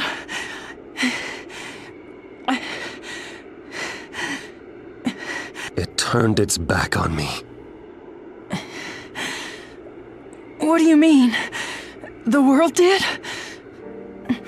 Long ago, when I was part of the Human Empathy Expansion Project, I secretly made myself the first test subject. I felt it was my responsibility that a project of this magnitude be carried out as safely as it possibly could. As a result of the tests, I no longer relied on words to reveal the thoughts and feelings of those around me. I believed in the success of this project to grant everyone the ability to empathize by making their thoughts transparent. But you see, when I listened to the thoughts of those all around me, all I heard was jealousy and contempt. My colleagues acted kind, but behind their innocent words was concealed resentment. Some of them envied my scientific ability and youth. Others opposed the very core of my character. They were wolves in sheep's clothing. Such contempt, flooding the air around me. The weak scorned, the strong envied. Even the elderly were regarded not with respect, but disdain. And at the heart of all those negative thoughts was always me. Me. Whatever empathy may have been felt for others was quickly trampled by people's self-interest. The world is overflowing with hatred and spite. So long as that bitterness remains in the minds of men, this thing we call society will be nothing more than a farce. The world is a hell packed with mean-spirited monsters imprisoned by their very natures, who hold on to hate, revenge, and ill will. Even my parents turned against me. They saw me as a monster. They showed me nothing but hatred. Nobody ever understood me. No one loved me. Wanting to end it all. Why is that wrong? I don't believe you!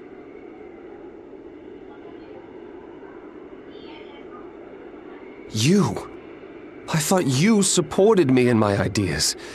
We'd both become AIs and start a new world.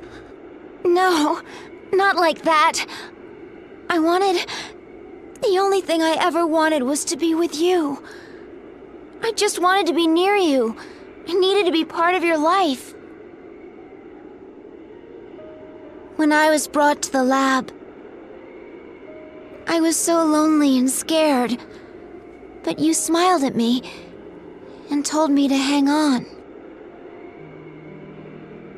When you visited and snuck me candies, you touched my hand with your gentle touch. The way it made me feel. You have no idea how happy I was. Shin, the truth is that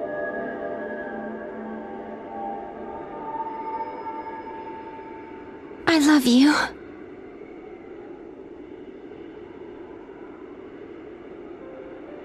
But why couldn't I sense that emotion?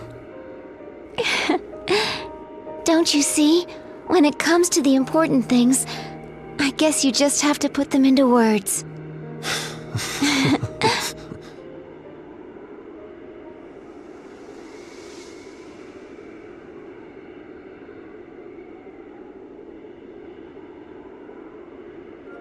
So there it goes. The AI mainframe in its crystal form. We will soon disappear now. Then Glass Cage will never be able to be reactivated. Fool. You choose such an uncertain, intangible thing as love. Thank you for everything you've done, Seto.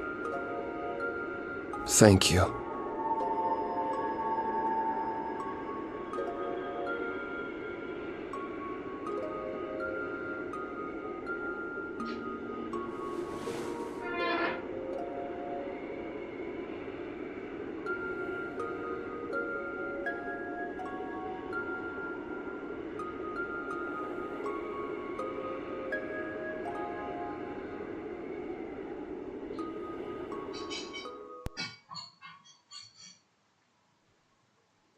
And then we traveled together.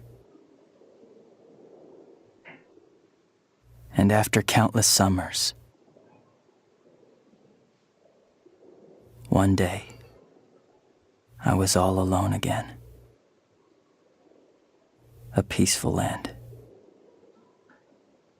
At the end of everything, I was truly and utterly alone.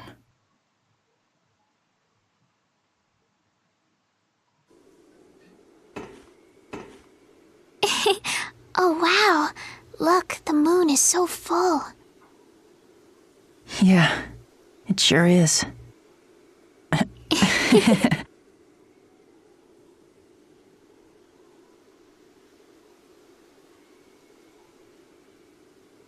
Oh, hey, listen. In all this time, I don't think I ever got your name. Ren. Ren. Seto. Yeah.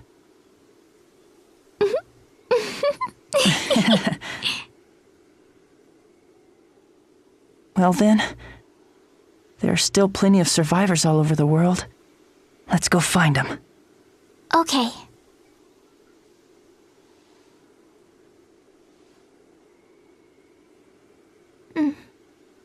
What is it? Thank you, Seto, for being here. Hey, Ren! What is it, Seto? Thank you for being with me, Ren.